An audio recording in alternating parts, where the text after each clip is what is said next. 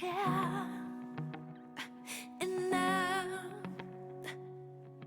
I'm trying so hard, but I can't shake it, shake it. Ooh, no. Ooh, no. I can't shake the memory. I can't fake it, fake it, fake it, fake it. Ooh, you remind me of something. You remind me of something. Something that I used to feel myself. Something that I used to feel like a heartbeat racing, like a new beginning. You remind me of something else. Something that I used to feel. Something like what I've been missing. Oh, like what I've been missing. Oh, something like what I've been missing. Oh, so long I didn't know the difference. Ooh, till you came around to remind me of what I've been missing. Sleep inside this dream, trying to wake up, waiting for something to come and rescue me. Give me a reason, yes. And now I'm trying so hard, but I can't shake it, shake it. Ooh, no. Ooh, no. I can't shake the memory. I can't fake it, fake it, fake it, fake it. Ooh, you remind me of something. You remind me of something. Something that I used to feel myself. Something that I used to feel like a heartbeat racing, like a new beginning. You remind me of something else. Something that I used to feel. Something like what I've been missing. Oh, like what I've been missing. Oh, something like what I've been missing. Oh, so long I didn't know the difference. Ooh, till you came around to remind me of what I've been missing. Oh, it almost slipped away. Oh, oh, but on my darkest day, you remind me of something. You remind me of something. Something that I used to feel myself. Something that I used to feel like a heartbeat racing, like a new beginning. You remind me of something else. Something that I used to feel. Something like what I've been missing. Oh, like what I've been missing. Oh, something like what I've been missing. Oh, so long I didn't know the difference. Ooh, till you came around to remind me of what I've been missing.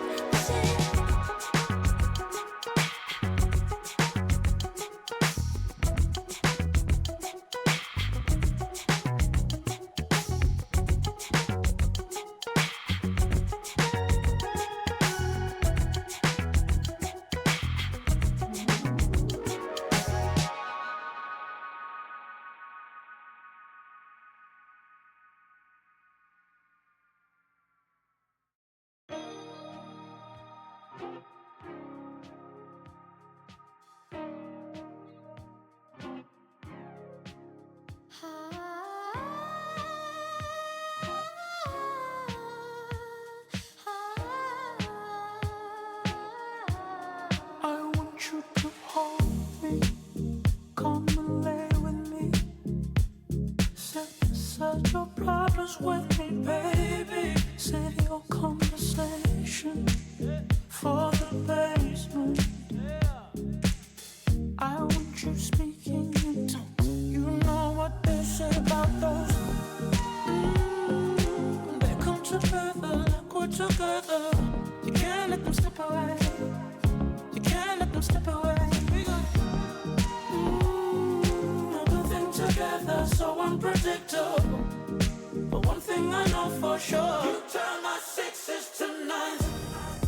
Frequently fly. We can't deny. Speeding tonight. I know I weaken when I look in your eyes.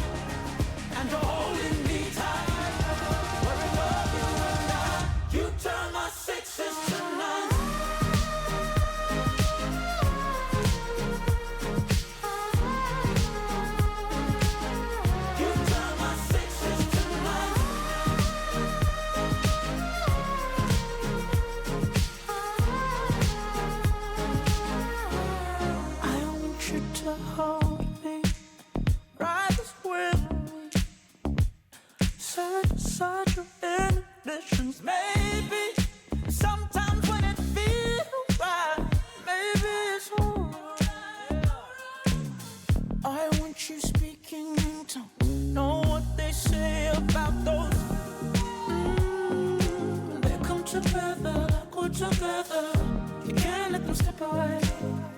You can't let them slip away. Everything together, so unpredictable. But one thing I know for sure, you turn my sixes to nines. Frequently fly, we can't deny. No. Speeding tonight, I know how we can when I look in your eyes and you're holding me tight.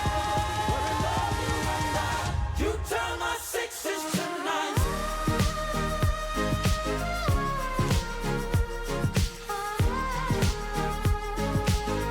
You turn my sixes to nines.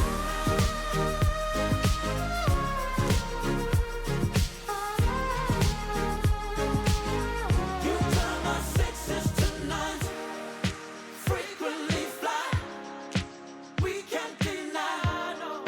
Speeding tonight, I know how we can when I look in your eye and you're holding me tight.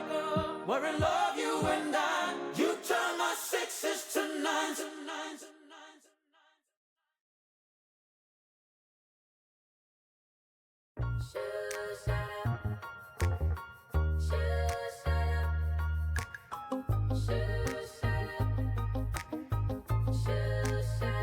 She's a sexy little mama, just like her daddy taught her.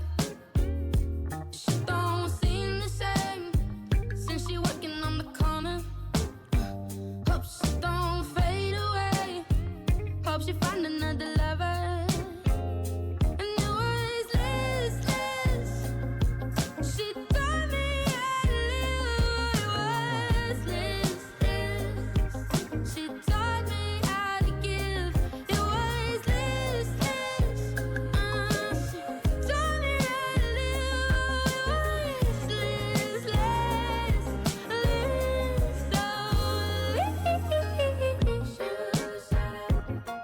yeah. Baby, baby, baby, baby, baby, baby. Woo. She don't eat alone. She goes home alone. Too much time alone. Time alone on the phone. And nobody calls. Nobody calls. She gets lonely. And she wants to hold me. But I don't hold things. No, I'm too lonely for that. Whoa, traveling cars. Catch me vaping orange juice. I take them all. I get lonely. So I go shoplifting. It's better than sitting. Crying in my kitchen. Where nobody calls. Nobody calls except Liz. She taught me how to live. It was Liz. She taught me how to give. It was Liz.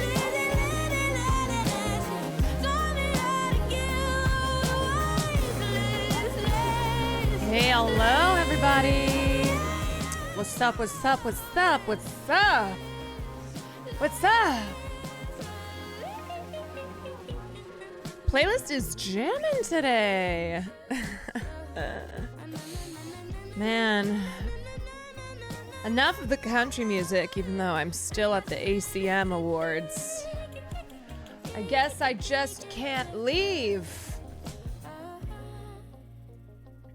You know, I'm so confused where I am that I forgot to return my outfit that I rented for the ACM Awards because I've never left. Because I'm still there. Was Farley here? Farley. Come do your job. Farley, come here. Yeah, come say hi. You know your job. Come here, and then you can leave. Come here. Mommy. Oh. Come, mommy. And I have the paid promotion. I swear to God, I keep taking this stuff off. I don't know how to. Why? Why won't this work? Every stream is paid promotion. Like, literally, I could keep changing my Go Live notification to not at the ACMs.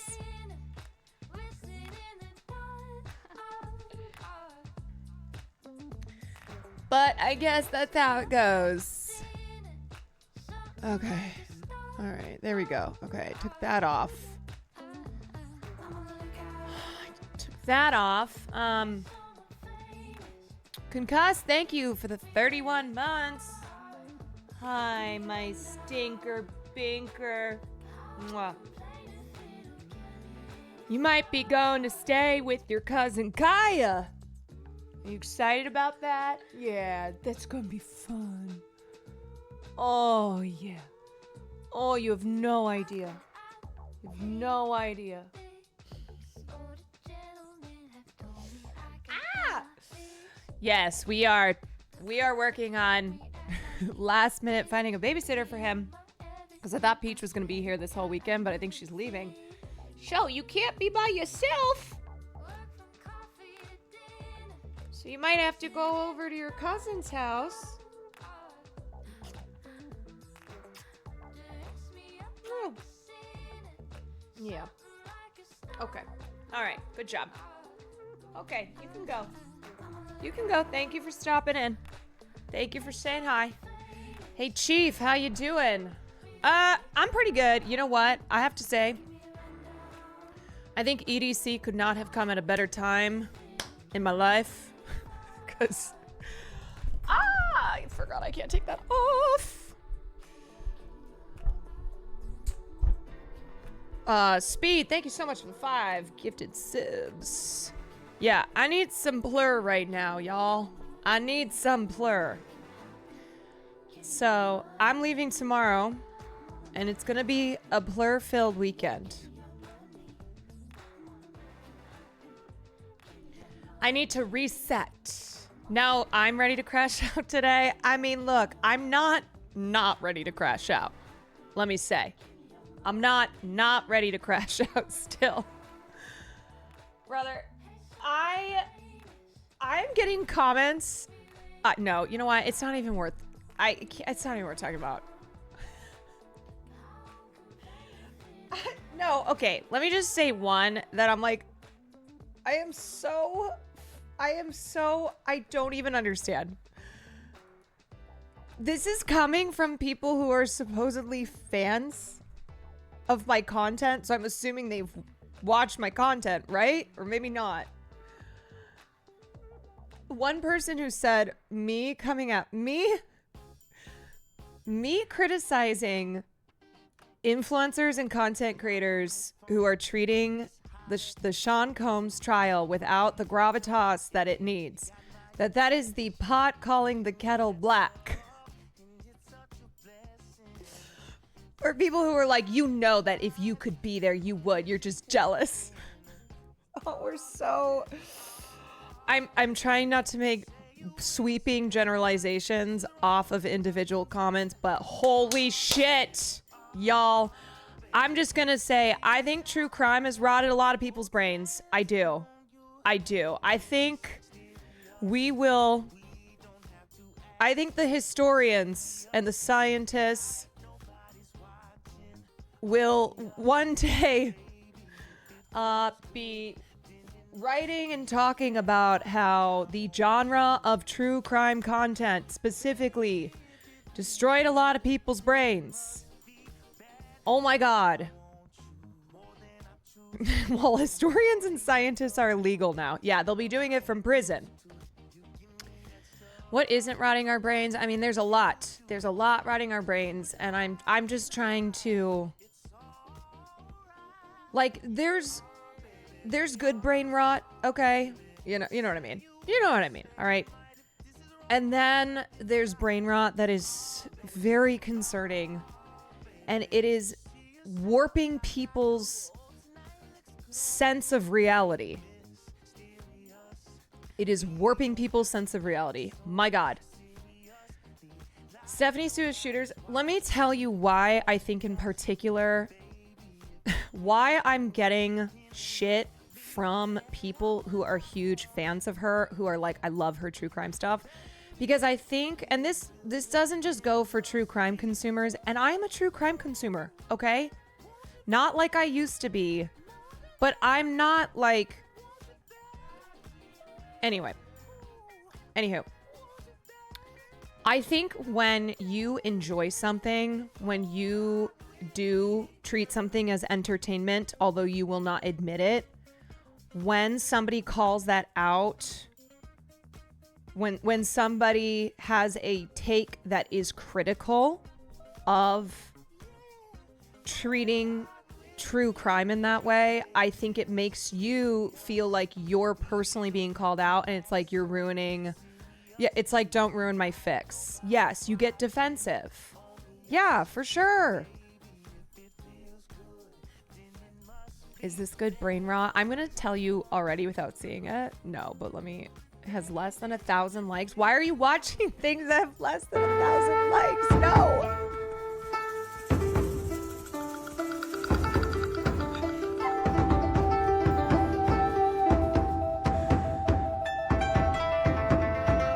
Why is this a loaf of bread? Why is this a baguette? This is, you know what, Ashley? Here's what I will say. This is better brain rot.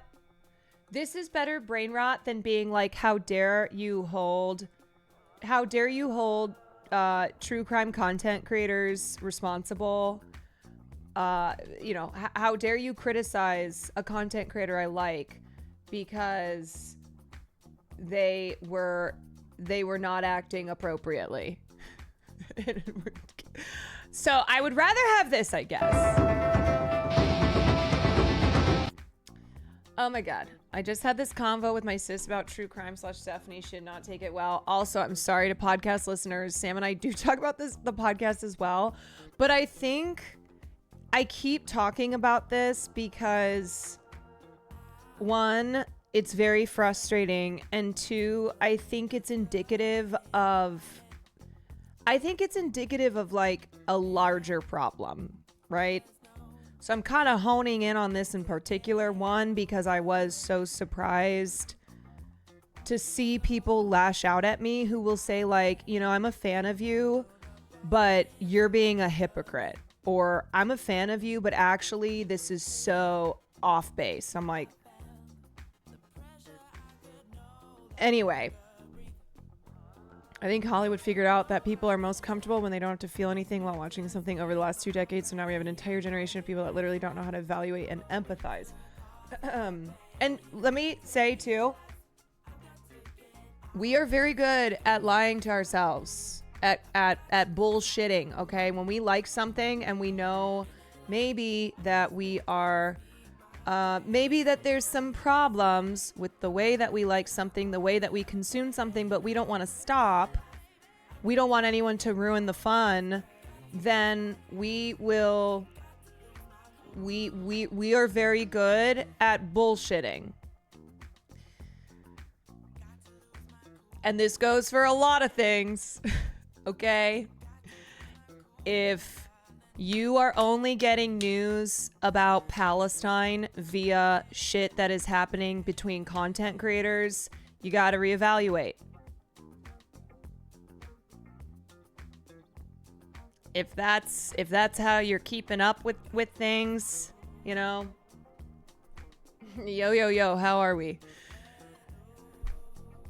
We're good. As I said, I'm so ready for some Plur this weekend. I'm ready to touch grass. I'm ready to be under the big sky and to get a little Plur because I'm not feeling so positive this week. What is this Plur? Plur is peace, love, unity, respect.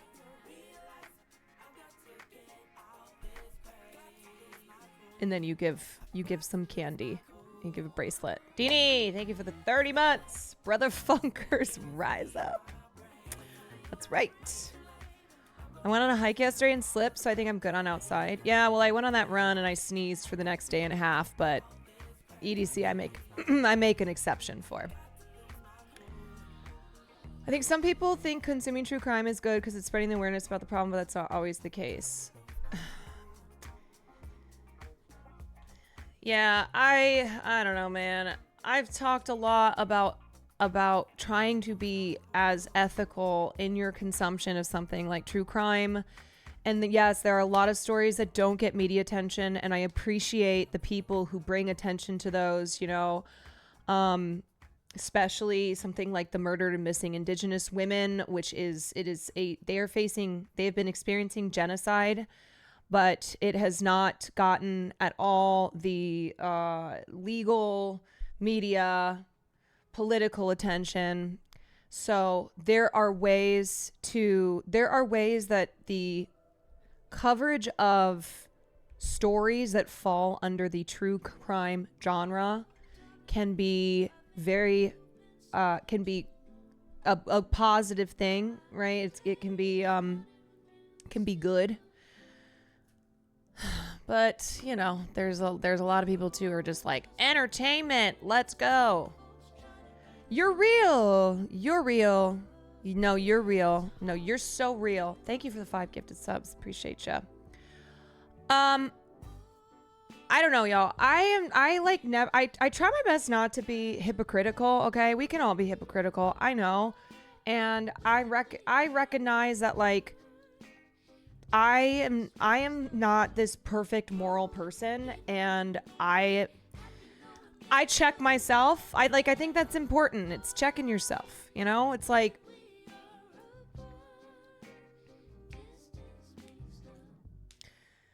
you got to check yourself and be like, am I doing like some cognitive dissonance here? I don't know. I'm not excusing or agreeing with what others are saying. I think people are being defensive because the way Stephanie's videos have changed. Yes. So like bringing up mukbangs and stuff means nothing to these people because that's what they're watching. Right. And that's why I kept being like, okay, I wish people would understand that I'm talking about these videos, and I think they can be evaluated on their own, minus everything else that she's done. Right. And I think a lot of the defense was coming from, but she's gotten so much better. She puts a lot of work in. Great. I'm so glad. I'm really happy to hear that. But I think it's also important to note that this is a person who did that once upon a time. And because she was called out on how callous it was and inappropriate, like, it forced her to change. But it means that, like, this is a person who has made mistakes before. And all I'm saying is, like, please don't do this. Okay? Like, this is not a good look. Your other stuff is you know, good on you for getting better, for approaching this with more care.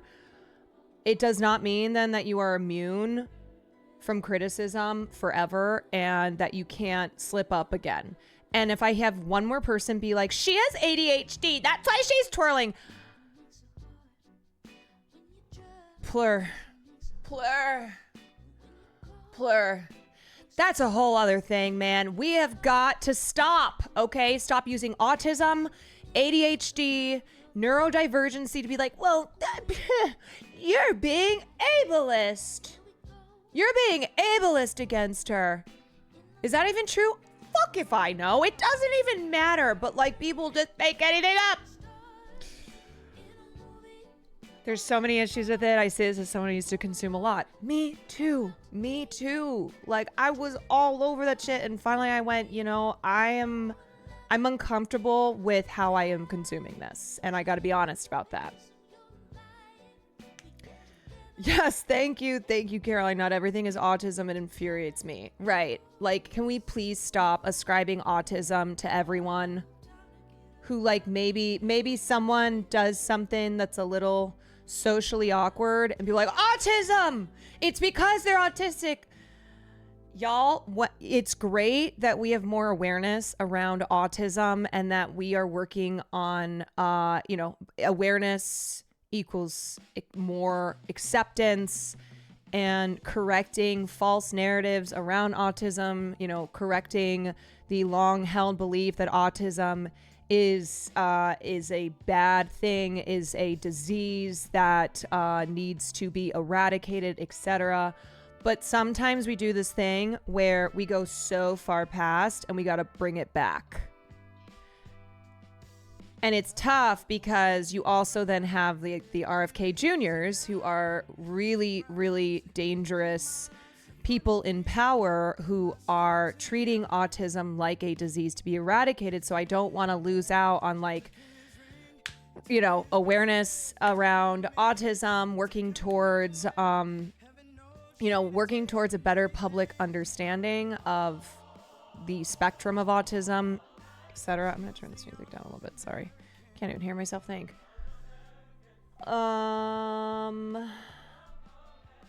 Yeah, someone with ADHD excusing her shit behavior by saying she has ADHD is actually ableist. Lamau. Like I said, I have to stop talking about it, but I've just seen some of the craziest. You know what always sucks? It's like when the calls coming from inside the house. When it's people are like, "I love you, but you're being ableist," and it's like, in this situation, I'm going to say objectively, no, I am not. No, I'm not. Or like I'm a fan of you, but man, you're the pot calling the kettle black girl. Okay, you do this too. Like,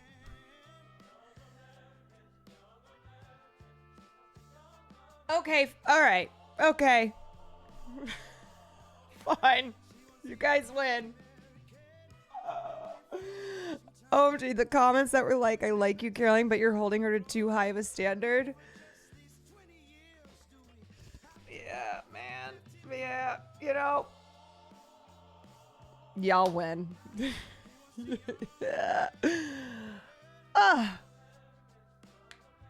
Also, people think smart and talented equals autistic. For example, Norm Finkelstein's a lifelong Palestine scholar and historian. He isn't autistic for knowing a fuck ton about something when it's his job. Yes, I think not ascribing or not diagnosing somebody with something just because they're exhibiting behavior that seems to not be of the norm. And I see that a lot on the internet where they're like, whoa, okay, that person knows more than the average individual.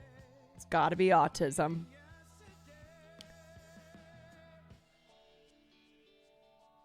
Big fan of you, but your refusal to watch Shrek 2 is ridiculous. You know what? That's fair. All right. I'll take it. I'm autistic, and the person who assaulted me I'm so sorry, was an elder. Autistic. Autism and morality are different. You can be a bad person, be autistic, and deserving to be called out for your moral wrongdoings. How 4chan's full of autistic people. They're dominant. Not. Yes, we know that. We know that. You know, your identity, your if you are, you know, neurodivergent, if you have mental health issues, these are not things that are ever an excuse for bad behavior. Wait, who was it again? What was the drama on Book Talk that I covered one day? It was that author, that white author who was review bombing the books of mostly black and brown authors who were releasing sci-fi fantasy books around the same time as her. It's crazy. I mean, there's always a lot of crazy shit happening on Book Talk, but anyway, and then she put out Kate Corain. Yes, thank you. Kate Corain put out this whole thing talking about her addiction issues, like just the whole list of things that she has that were obviously excuses. You know, she was trying to use as an excuse for doing something fucking crazy awful like that. Like, I'm sorry. Your addiction made you review bomb black and brown authors to try and ruin their book debuts? I don't think so. Anyway, there's a lot. Was she the one who pretended to be black? That was a different one. There's a lot of Book Talk. There's a lot of shit that happens in the world of Book Talk. It's sometimes hard to keep them straight because there's so many wild. There's always something wild happening. Kate Corain was specifically doing the drugs that made her racist. Lemons, thank you for the 3 months. Speaking of book talk, I already know what this is because I think Jordan and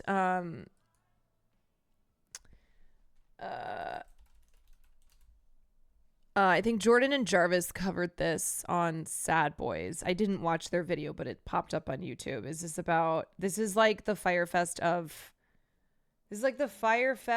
of a book festival, right? A Million Lives Festival. Yes. A Million Lives Festival in Baltimore, a bookish event that was supposed to include many things that were not delivered. They're doing Firefest everywhere, y'all. There's a Firefest in every industry. Oh yeah, I saw the Sad Boys about this. It's so crazy. You know what? I will bookmark this for a rainy day because we got shit to get into today. Namely, I would like to try and watch FD Signifier's video, which I didn't realize was almost 2 hours, but I'm sure it's worth all the 2 hours. But I wanted to watch that because this week it's like the trifecta of Tory Lanez, DDG, Diddy. And I think that's also why my blood pressure feels so high right now. My blood pressure feels so high.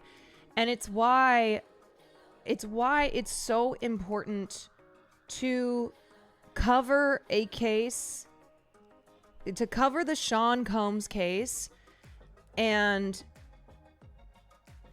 be placing a lot of emphasis on this culture we live in that enables abusers, and how also rappers / streamers like DDG will weaponize their audiences to go after a person who is, who they have victimized. We see this all the time. We see all the time how people with a platform will weaponize their fans. And especially if you are in the Aiden Ross world, my God, those people are already primed to be so disgustingly misogynistic, homophobic, transphobic, etc. So they don't give a fuck about the facts. They don't know what that word even means.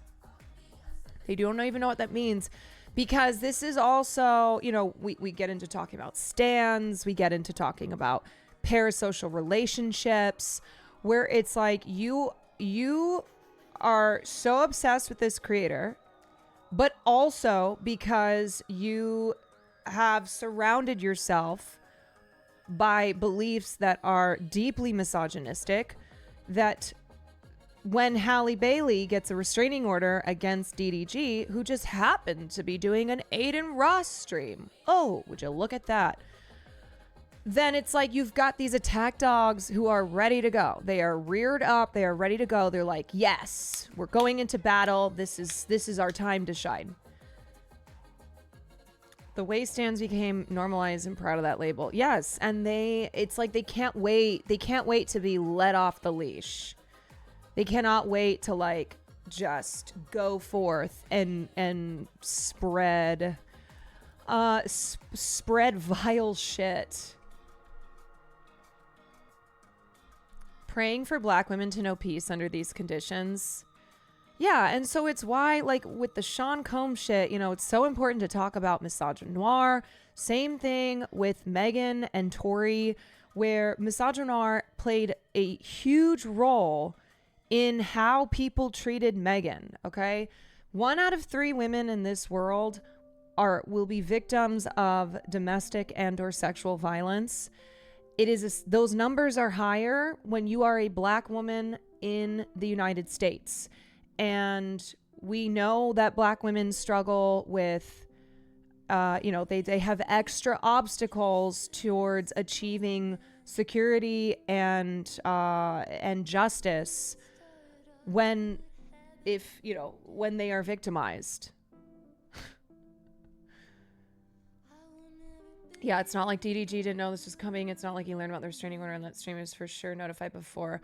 I will just say that I think, you know, I think there was potentially a tactic in streaming with Aiden Ross to ensure that his mega fandom, who are more than happy to go online and scream about DDG being a victim, about women being whores and bitches and liars. That's a lot of people to have on your team, you know, going forward, filling up the internet with filth. Meg's documentary had me bawling. Even with the court ruling, people still side with Tory because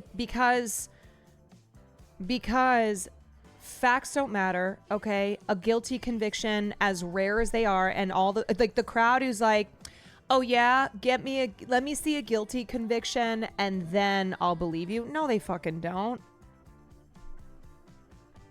It's blood sport. It becomes this parasocial team sports thing, but also we cannot forget the deep roots of misogyny and misogynoir that are, that are at the core of cases like these.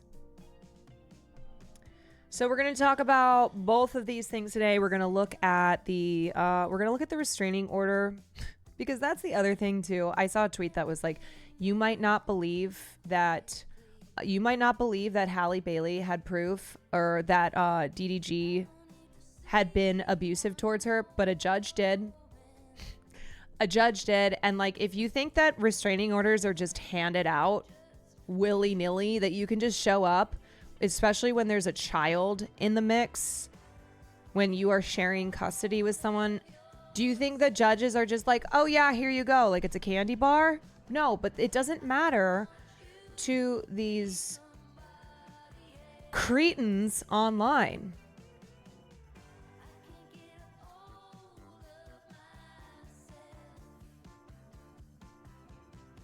If a restraining order has to be given once there's enough evidence isn't enough, no one will believe them, sadly. Yeah. So we'll look at that. We will look at day 2 of Cassie testifying. I'd like to watch the FD video. What else do we have here?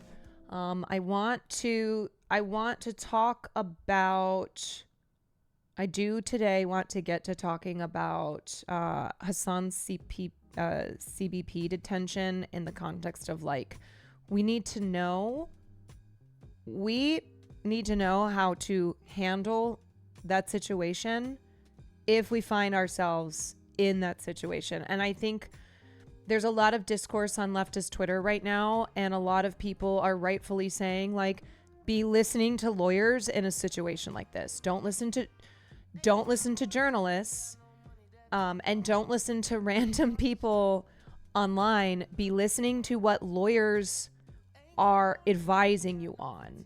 Like, this really is one of those moments where you have to prioritize.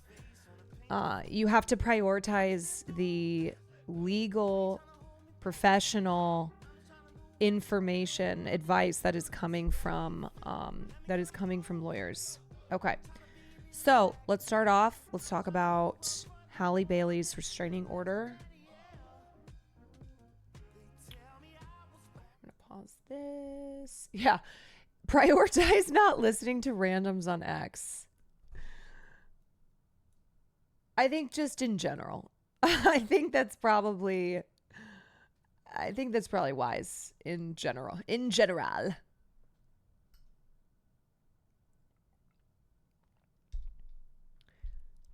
I had people to try to text me today with a gotcha about the Tory case because they can't fucking read, and nobody can read these days, and I pretty much curse them out. They don't care how they look when they react disgustingly to situations like this, to women in their life.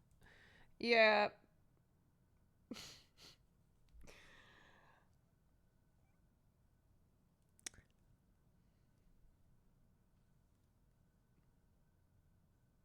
You know, you would think that because this shit happens all the time, that maybe people would go, man, this shit happens all the time.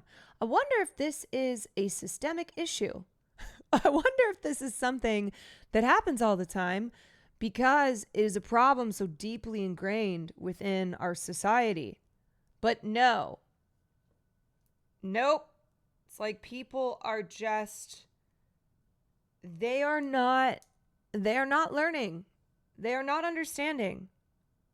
They don't seem to give a shit. So we're going to talk about like why you should give a shit and why, here's another instance of a celebrity woman. Okay. She is a black celebrity woman who has been famous since she was 11 years old.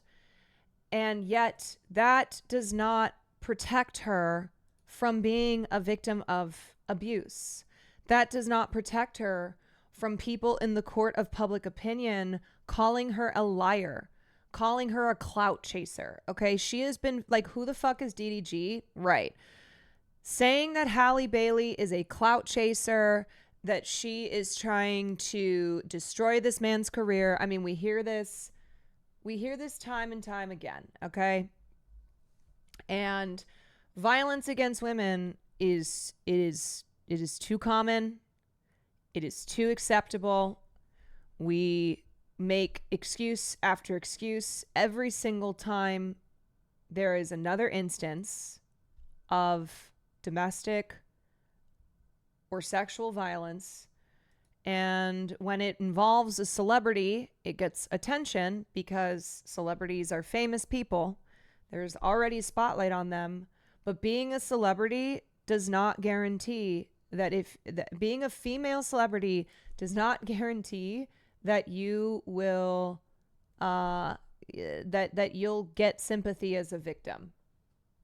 And God forbid you are a black woman like Megan Thee Stallion, like Halle Bailey, and you make allegations against you make allegations against a man, maybe a former partner, maybe not, and the response to that is the response to that is we see it every time. It is so vile.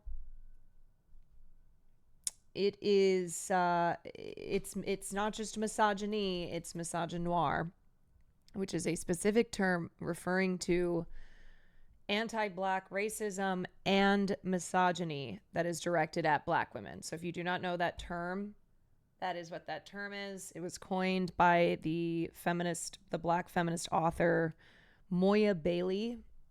She coined that in I think it was like 2007 or 2008. And it's the intersectionality of anti-black racism and misogyny that is directed towards black women. And she was, she writes about black transgender and cisgender women in America, and the vicious anti-black racism, anti-trans, and misogyny that black transgender and cisgender women in this country deal with. Okay, so Halle Bailey, yesterday the news broke that she had secured a temporary restraining order on Tuesday against rapper DDG, who's also a streamer, and he was literally streaming live. I'm sorry to show you a clip off of Twitch, but this is the moment that these two were together. And I want you to see already, like, I know this isn't going to shock anybody, but see already how they react to this and how you know that their audience is going to react to this and go forth and cause chaos. Why are they saying GGDMB? Alright, I'm looking at her story now. What? Oh, fuck. Fuck all that. Don't even. That can't even be real. Fuck all that, bro. Fuck all that. But that can't even be real. That's the thing. But don't even. But you remember we talked about last night? Fuck all that. let me say something. It's not. No, I'm saying, but Remember what we were talking about last night? Fuck all that. I don't know where that even came from. Yo, stop these fake allegations. This is a father. This is a real person. It's a good human not being. even- but I don't But hey, understand. bro, we on stream, bro. Come on, like I gotta be Just the don't celebration. don't do it, bro. Come here, come here. Don't even make no Fuck sense. all that. That's my real friend. We're not gonna do no false shit to ruin this stream. He's a great human being. He does a lot for a lot of people. He's a man. He's a father, and we're gonna respect him. We're gonna love him. WDDG, and fuck anyone that got anything to say. Fuck the fake narratives, my nigga. Stop the bull.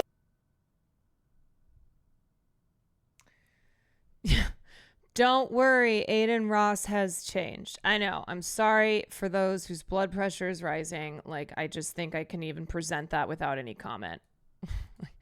That is a no comment even necessary. Okay, so let me explain a temporary restraining order. All right. So in California, there are 3 different types of orders that you can get when it is involving domestic violence. Okay, so there's an emergency protective order. We've had our quote of Aiden Ross on screen, I know.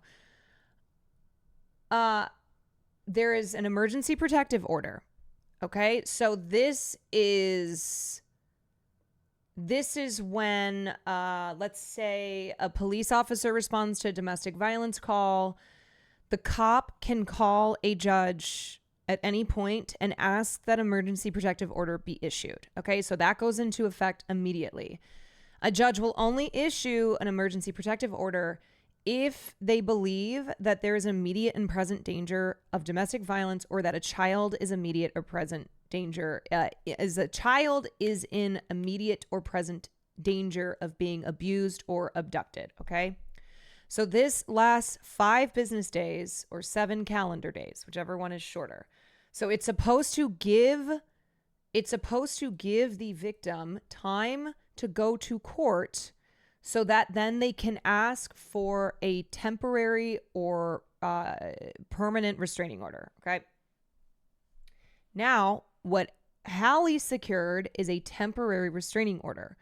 So this means that she has at least a couple weeks, I believe, in which time then she will return to court and have a full hearing. So if you are in immediate danger, if you need protection immediately, you can ask for a temporary ex parte restraining order, which orders the abuser to leave the home, have no contact with you, and offers multiple forms of protection. Okay.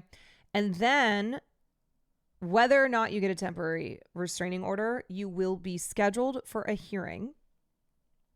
So you will have a hearing. You can attend in person or remotely, and then a judge can grant you a restraining order after the hearing that can last up to 5 years. So right now she has a temporary restraining order which lasts longer than the emergency protective order, and then she will either, request a request a restraining order that can last up to 5 years or not. I don't know. I don't know what she's going to do. If there's no termination date on the order, then it will last 3 years from the date that it is issued. Okay. So she alleged that DDG, who is the father of their son Halo, was abusive throughout their 2-year relationship and has continued to behave badly since they broke up last year. Now, as I said, you can't just get a restraining order of this nature without any proof. Okay? So there is proof that is required.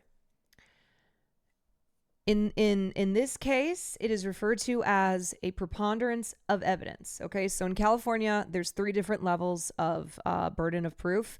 Preponderance of evidence is the lowest. And then you have clear and convincing evidence, and then you have beyond a reasonable doubt.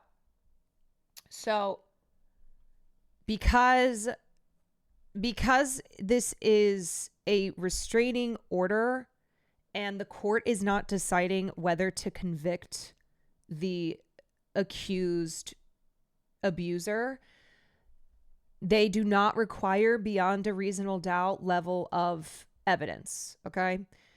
However, what is required could include medical records showing your injuries, criminal record of the accused, statements from friends, family, and neighbors, video footage of the assault, or text messages of verbal abuse or threats. So Hallie came in and she presented evidence to the judge, which included, we know, text messages and photos. And I don't know if there was testimony from any friends or family, but we know because TMZ and other outlets released pictures and texts. So she went in, the judge said, yes, this meets the burden of proof. I am going to issue you a temporary restraining order. So the reason that I'm trying to explain this is because if anyone tries to tell you that this means nothing, then they're a fucking idiot, all right? Or worse. Judges do not just hand out restraining orders.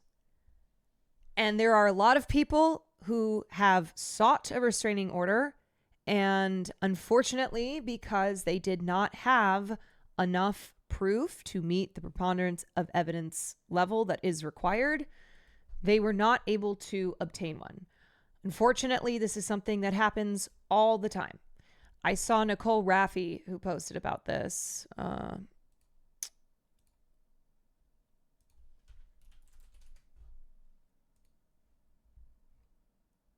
Getting a restraining order is no joke. I showed up to court with a plethora of evidence and was turned away almost immediately. DDG can rot. Yes. And I saw quite a few individual anecdotes from people who were like, hey, just FYI, as someone who's had to fucking go through this, and I know that this is not something that just gets handed out. Fuck this guy. He has been tarnishing Hallie and painting her as a bitter baby mama. No, every insult in the world is on his side. Yes, he has been very intentional with going on stream, with going on social media, and defaming her, saying horrible things to rile up these young, misogynistic, incel viewers who proliferate these communities, like within Aiden Ross's, so that he has an army, because he's been trying to destroy her. Okay, so they split up in October, declaring at the time that they were still best friends. Their son was born in December of 2023. Bailey had worked very hard to keep her pregnancy off the radar. Throughout our relationship and continuing to date, Daryl has been and continues to be physically, verbally, emotionally, and financially abusive towards me, she said in court documents reviewed by The Times. I am seeking orders to protect myself and our son Halo from his ongoing abuse. The TRO was granted by a Los Angeles County Superior Court judge. Bailey indicated in court documents that she was concerned for her safety and that of their son. And she asked that DDG be ordered to stay away from both of them. No advance notice was given to DDG because Bailey was afraid he would retaliate with violence or by taking their son out of the area. That is why you saw him react to the news that a restraining order had been granted to her when he was live on stream. DDG appeared to find out about the restraining order Tuesday in the middle of a profanity-laden live stream, prompting his co-streamers to decry what appeared to be a phone alert as fake news. He is temporarily prohibited from approaching Bailey and his son or contacting them through any means, including electronic. In her declaration, Bailey accused DDG of bad-mouthing her to his millions of fans on Twitch and YouTube whenever he, quote, wants to cause upset. He claims I'm withholding our son and that I'm with other men. As a result, I then receive threats and hate on social media. That is his intent. Make no mistake. Okay? These guys with these platforms, with these audiences, who are the type of people who are more than happy to send rape and death threats to a woman who they perceive to be an evil bitch. Like, they weaponize these audiences. They weaponize these fans that they have. Why do you think there are so many people who are afraid to say something about Adin Ross? Because they see his community. They know how they are.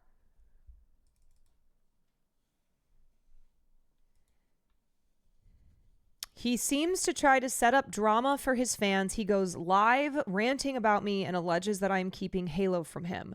This is false. I have requested a set schedule, which he refuses. It's also so fucking insane, of course. Like, not that there's any logic here, but his streamer buddies and their fans being like, we need to stop these false narratives. He is the one who goes live and says these things about her. She's not a live streamer. She is not out here doing and saying the things that he's doing. He does that because he is trying to control the narrative.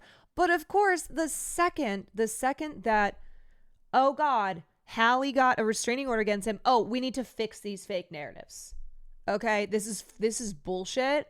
We have to, these fake narratives that are hurting a good man. And it seems like every time he's with his son, he uses him for stream content. And in the past, Hallie has said to him, like, I want you to stop using me and our son in your content. He's the one that goes on to defame her. She mostly just stands silent. Yes. Salem, thank you for the 5 months. She also said he frequently calls her bitch and says that she is evil. She also detailed one physical altercation from January of this year.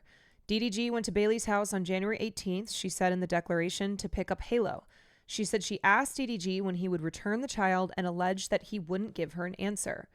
The discussion continued as I walked with him outside to assist to put Halo into the car seat. I was buckling the baby into his seat and physically got into the back seat to adjust the car seat.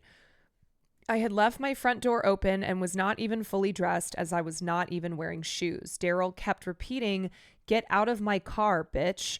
Halo was crying. That's a whole other conversation that we need to have about how these guys use the word bitch is in really the foulest way. They use it with like the intention of it being a slur as a way to reduce women, to control them. Bailey said she was nervous leaving the baby with her agitated ex and repeatedly pleaded with him to stop calling her a bitch. Then the argument escalated, she said. Literally treating women as dogs, seeing women as dogs, as animals to beat, to control. That they're not as smart. They're not as smart. They're not as powerful. The next thing I knew, things got physical between us. We fought each other, wrestling and tussling. At one point, Daryl was pulling my hair. He then slammed my face on the steering wheel, causing my tooth to get chipped. I then stopped fighting back as I was in a lot of pain, Bailey wrote. I wanted to get out of the car with Halo, but was now stuck. Daryl then said that since I would not leave the baby in the car, he would take me with them. He drove quickly towards his house. When we arrived at his house, I was crying and told his family what had happened. I begged his family who were there to help me figure out a schedule with him. They just said, leave Halo and go. I left hysterical. I had bruises over my arms and a chipped tooth. And those are photos that were provided.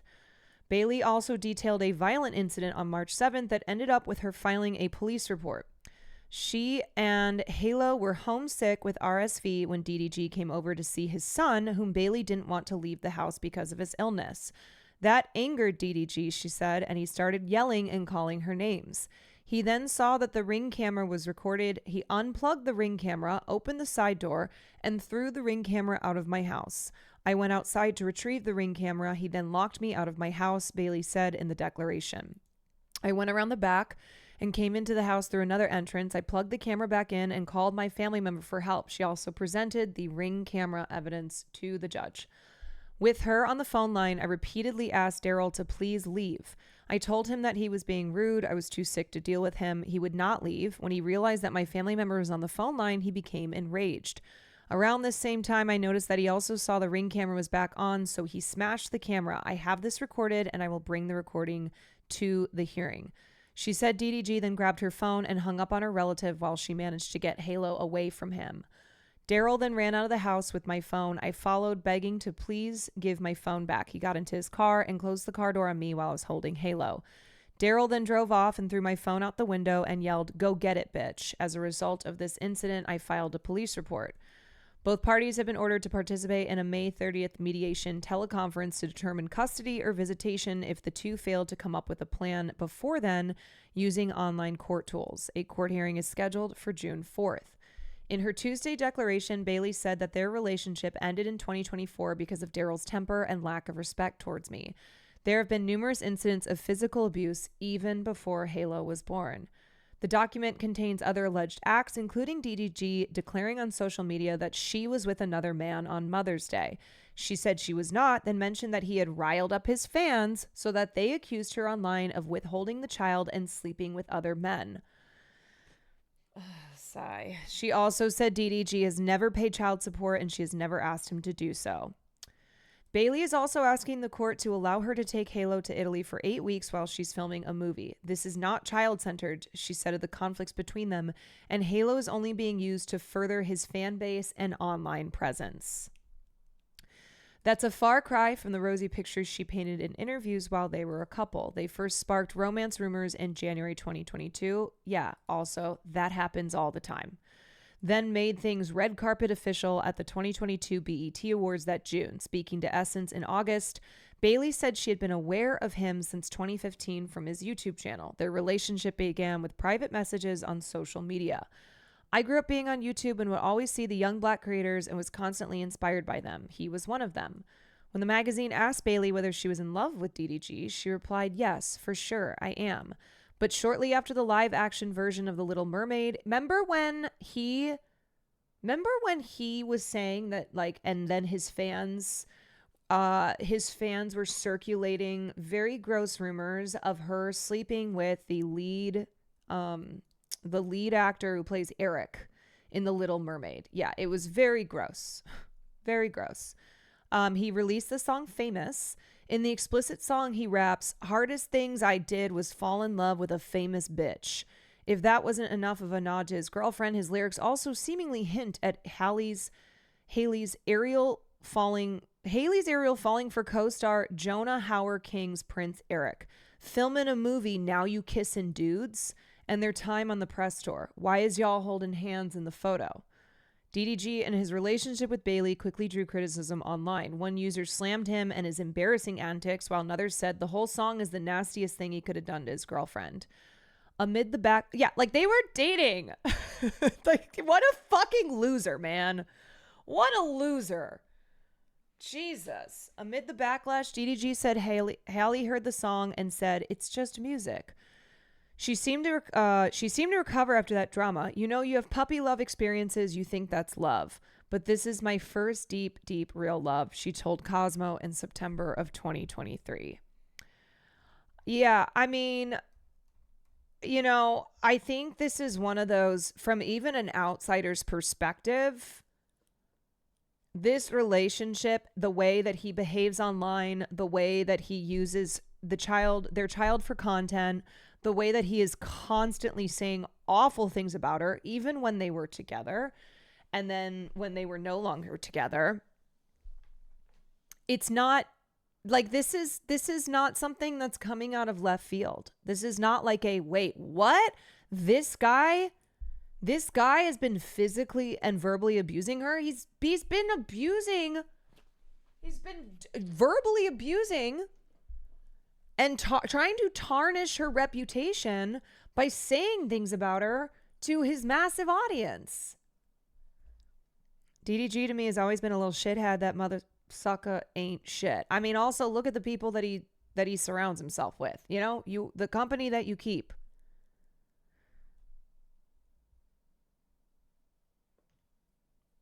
DDG's ex, Ruby Rose, also said he was abusive years ago. Yes, and you know, sometimes what happens is that one woman comes forward and she is she is not believed. She is treated like shit. Sometimes the current woman who is in the relationship with a celebrity who's been alleged to have been an abuser will publicly defend their, their partner, and then it will turn out that they are also victims of their partner as well. We call this the pattern of abuse. And it's also why, I really want young people, I really want young women to have the tools and the understanding about what abuse is, right? What abuse entails, to be able to protect themselves, to do what needs to be done, to not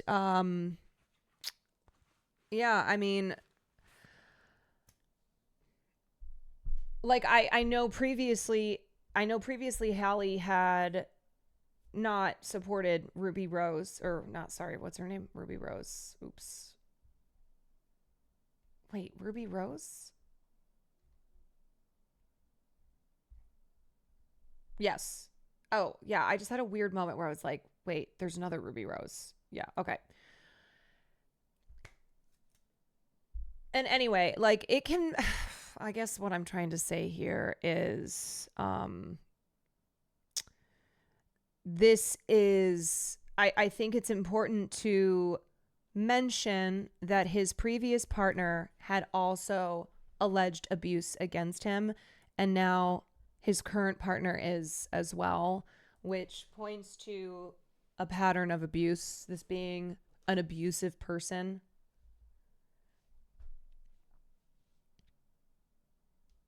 Yeah, I don't know. I think the earlier that this is why education is so important. It is so vital that younger generations are growing up and having the language, the awareness, the ability to recognize when they are in an abusive situation. We need to normalize talking about abuse and how it happens. 1,000%.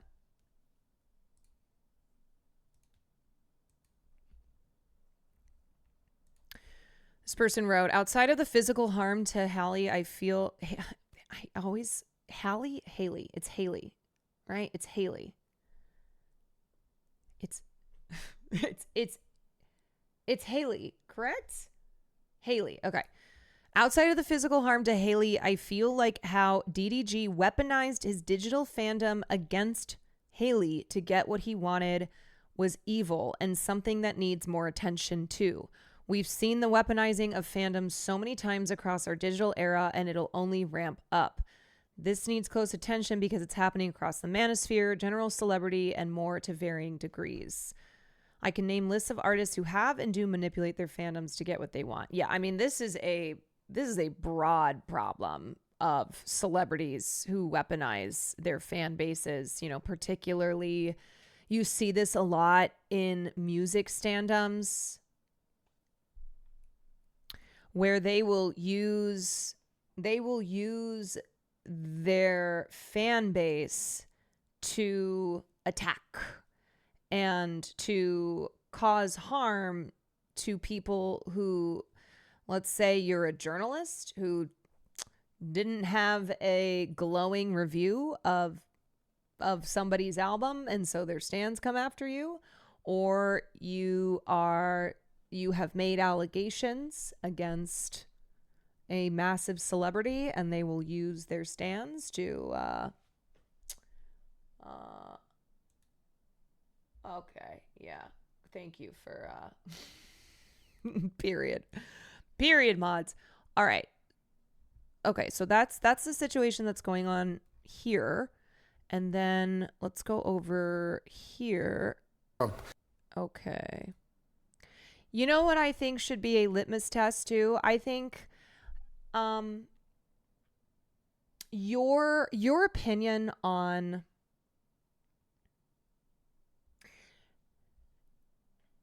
Wait, now I'm saying Haley. It's okay, Hallie. Wait, no. It's not Haley. I was saying it right. It's Halle Bailey. Because then there's Halle Berry. And I remember it's Halle pronounced the same with similar last names. Halle Bailey. God. I had it right the first time. It's not Haley Bailey. No. Old Man Tullius, thank you for the 5 months. Sleepy Boy Tony, thank you for the Prime. Taramu, thank you for the Prime.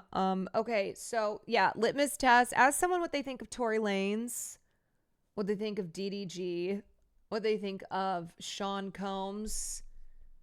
You know, because we're seeing similar defending, where it's like, if you're defending DDG, you're probably defending Tory Lanez.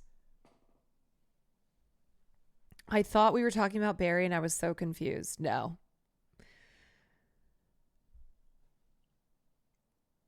There's Halle Bailey versus Halle Berry and Ruby Rose versus Ruby Rose with a Y.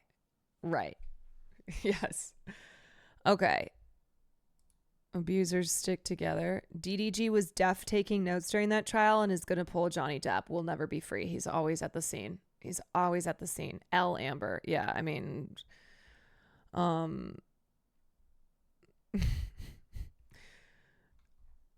Yepperoni. All right, so this is from day 2, Cassie Ventura's testimony. So she is the star witness for the prosecution. We covered day 1 of her testimony yesterday.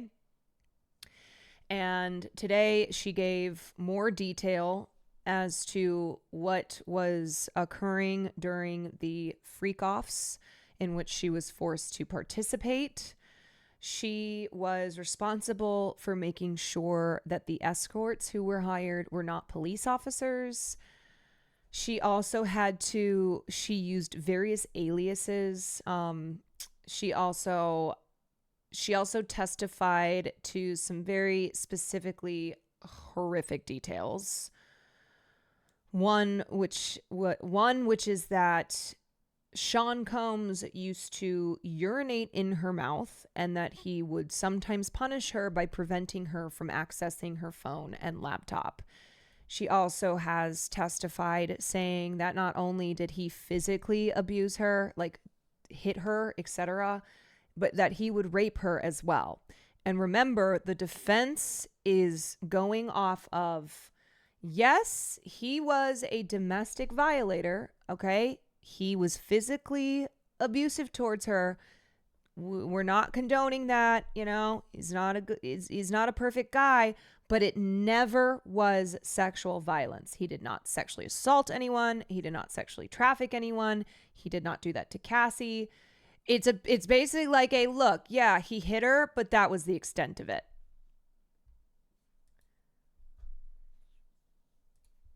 Combs is back on the stand for a second day in the music mogul's criminal trial. Cassie Ventura shared shocking allegations of abuse during her testimony yesterday, and she also gave graphic details on the so-called freak-offs and then broke down in tears when asked about how she felt about the alleged event. I wish they could just use photos. The courtroom drawings are like so strange. I wish they could just use photos when video footage is not allowed in a courtroom. Ventura said they made her feel disgusting and humiliated. Combs has Dragon pleaded Army, not thank you guilty for the to all 24 5 months. charges, including sex trafficking.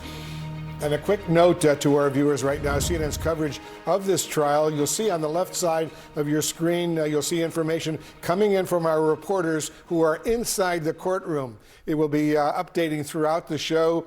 That's because there's... Also, I think it's really important to understand. There are, of course, people who are still supporting Sean Combs, all right, who will say well, Cassie was with him for 11 years. Well, how come he was able to do this for so long, yada, yada.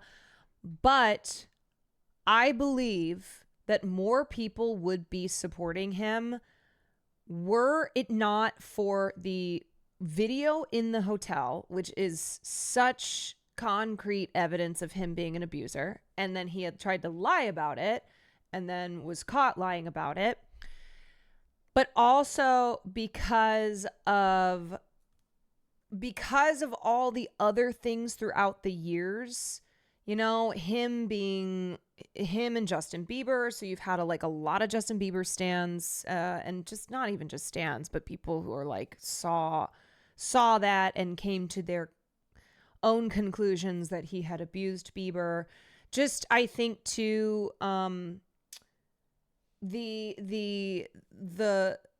the crazy parts of it that have stuck out because they're so, they're so ridiculous sounding, like the 1,000 bottles of baby oil. I think a lot of people are looking at Diddy like, oh, he's a weirdo. You know, I'm not going to defend that guy. Of course, there are still defenders. But I do wonder, you know, I do think cynically, had that video not come out, would more people have said that Cassie was lying and that they settled the lawsuit and that was evidence that she was lying, etc., that she was just trying to get money. In all seriousness, do you legit think he could be convicted not guilty? I mean, like I said yesterday, I can't say. I don't know if he's going to be found guilty or if he's not going to be found guilty.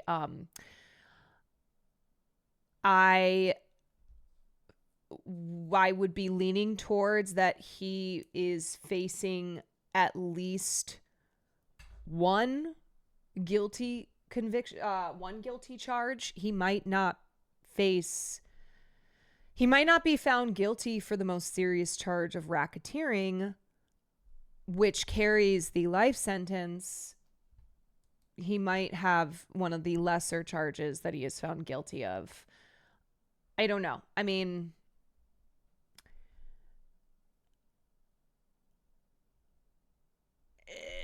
don't be surprised Law Shake can get him off on the dumbest stuff. I think a big part of it is going to come down to, obviously, is the prosecution going to be able to show that this evidence, like with the evidence that this went beyond domestic violence, that this was not just Diddy slapping Cassie around, but it actually was, there was a lot of sexual violence, that, these sexual acts that he forced her and others into were non-consensual. It's just going to depend on if the jury, maybe already coming in with presuppositions, are going to feel that the evidence is strong enough, that Cassie's testimony is strong enough, that they don't want him to walk away. There's no video or audio recording allowed in federal courts. All right, let's bring in CNN senior legal analyst Ellie Honig and former federal prosecutor Elise Adamson. Great to have you both here. So Ventura is still testifying. This is her second day. Right now she is. I still can't wrap my head around why all the other celebs kept this hidden all these years. Is it like some secret celeb code shit, the everyone knew angle? Let me explain to you. So one is there were various people who were wrapped up in what Diddy was doing. Now, to be clear, the Diddy parties, like his famous white parties, not every party of his was this shit going on. It was specifically what he referred to as the freak-offs, okay?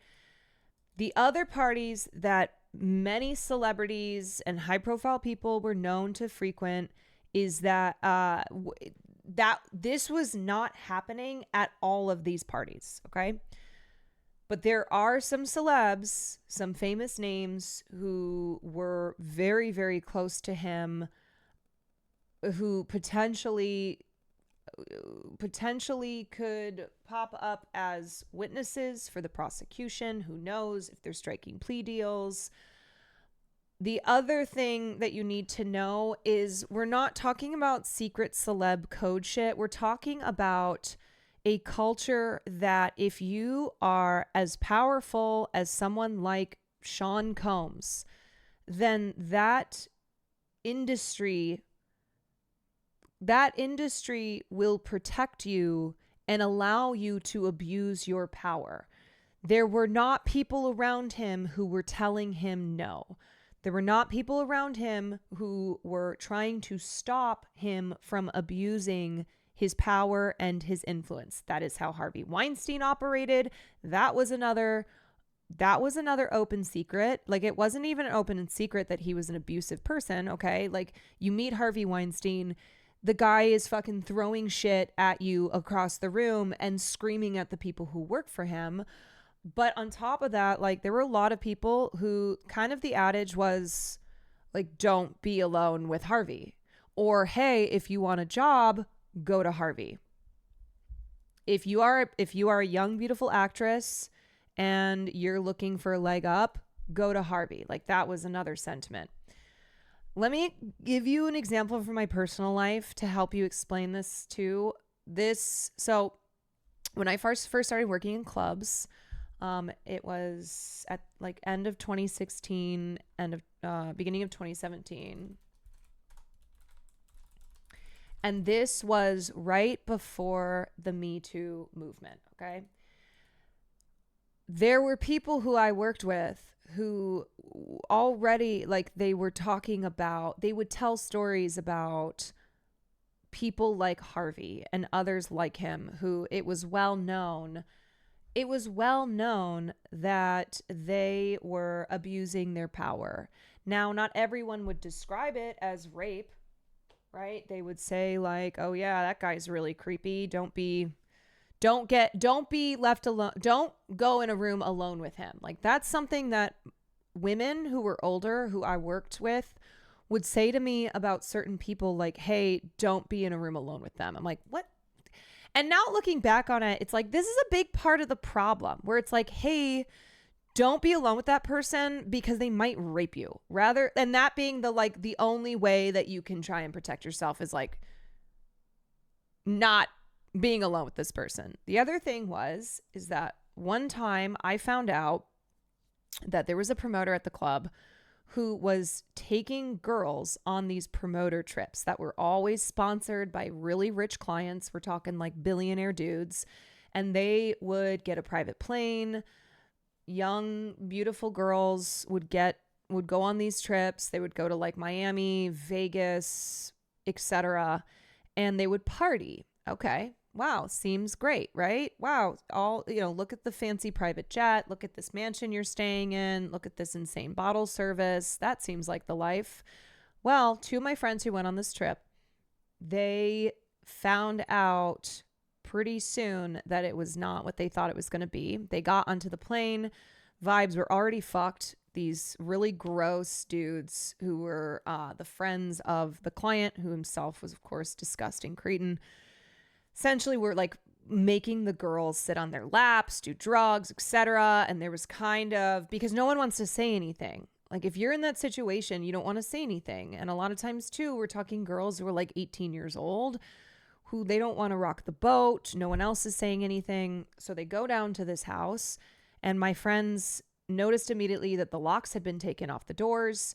This promoter went up to them and was basically like, please just go, essentially trying, like, he was somewhat of a trafficker, I would say, and he's like, I'm gonna get in trouble, like a pimp, a wannabe pimp kind of. Yeah. So my friends realized what this was, it was essentially a like quid pro quo being presented to them. Hey, if you want to stay in this house, if you want us to pay for this really fancy trip, if you want a seat back on the private jet, then you're gonna play nice, right? You're gonna like flirt with these guys. You're gonna sit on their laps. You're gonna kiss them, maybe have sex with them, etc. And so my girlfriends left in the middle of the night. They literally got their suitcases, crept out in the middle of the night, used like all of their savings to buy flights back home. And when I found out about this, of course, it enraged me. So I went to, sorry, this is a really long story.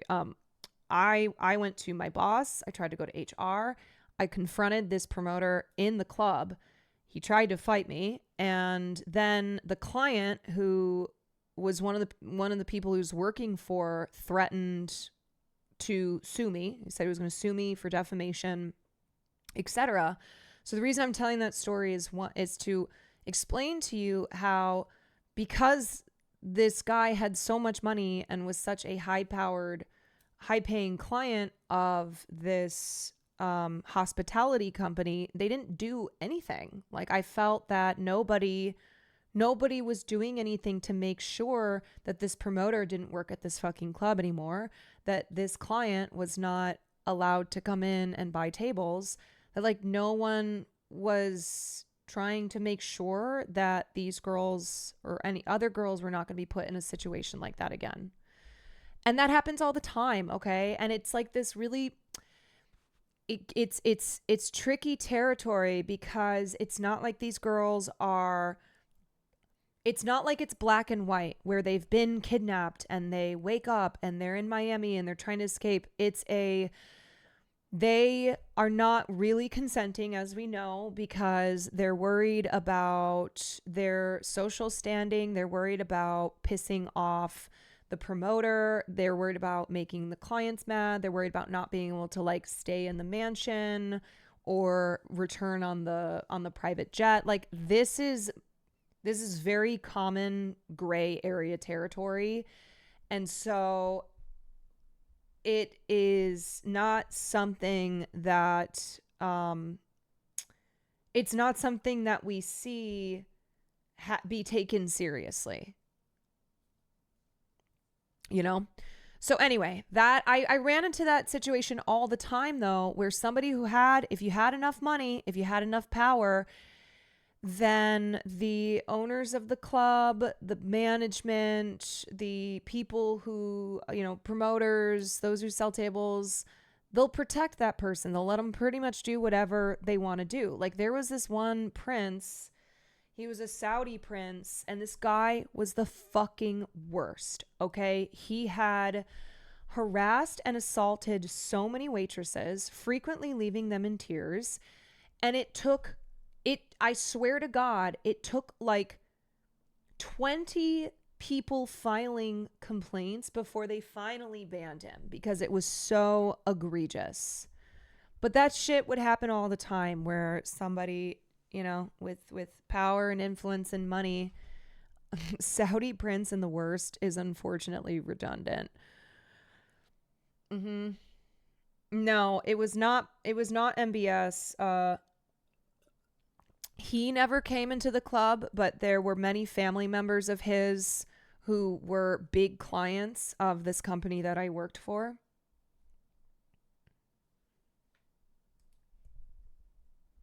There's a lot of people. There's a lot of Saudi princes. They have a lot of money too. They have a lot of money. And they would throw that money around. Is talking about that Uber ride home after the video we've seen from the hotel, where Diddy is seen pulling her, attacking her. Tell us about her testimony and why that video is so important. Well, so this is more corroboration. This is more support that prosecutors are trying to build in to Cassie Ventura's testimony. Of course, the surveillance video of the hotel assault is the most important piece, but now we're seeing the prosecutors use some other pieces of evidence: selfies, text messages, emails, things that were on Cassie Ventura's phone, because they want the jury to believe her unconditionally. And I want to make an important point here, that the defense argument is that, yes, this was domestic violence, but it's not racketeering, it's not sex trafficking. But it's important to know, and I think prosecutors are going to argue this, those things are not mutually exclusive. It can be both. In fact, one of the things prosecutors have to show is that there was force or coercion. And so that beating, if I was the prosecutor, I would argue, yeah, you bet it's domestic violence, but it also goes to the sex trafficking and racketeering. Because the argument could be made that from the prosecution side is that was a form of coercion, that exactly. Perhaps she was afraid that she would get beaten up, and that is why she did some of these acts. And we should note, she talked about the selfies where she had a swollen lip and a black eye under her sunglasses. So clearly the prosecution is trying to draw that out. Wolf. And it's interesting, Elise, because right now we're being told by our reporters who are inside the courtroom. Yeah, so hopefully the jury hopefully the jury can see that, right? The prosecution lays out their case and the jury goes, I understand that. Where maybe there's not hard evidence, because it's very hard, as we know, in cases of sexual violence to have evidence of the assault or the rape. But if they can make the connection that he was physically abusive to her, which was used as a means of coercing her into these horrible things that she is saying that she was forced to be a part of. That Cassie Ventura reviewed a binder of more than a dozen photos that were shown, and clearly she was upset. She said she typically reached out to escorts to arrange these freak-offs because it was her job, and she felt she would be punished if she didn't do that. Yeah, that's incredibly important, because remember, the defense opened on the fact that Ventura was a willing participant. That's their theory of the case, that she was Combs's lover and she wanted to be there. And so the prosecution had to grapple with the fact that Ventura was the one that was arranging some of these. Do you have any idea how long this trial will go on for? It's expected to go on for 8 weeks. Freak-offs.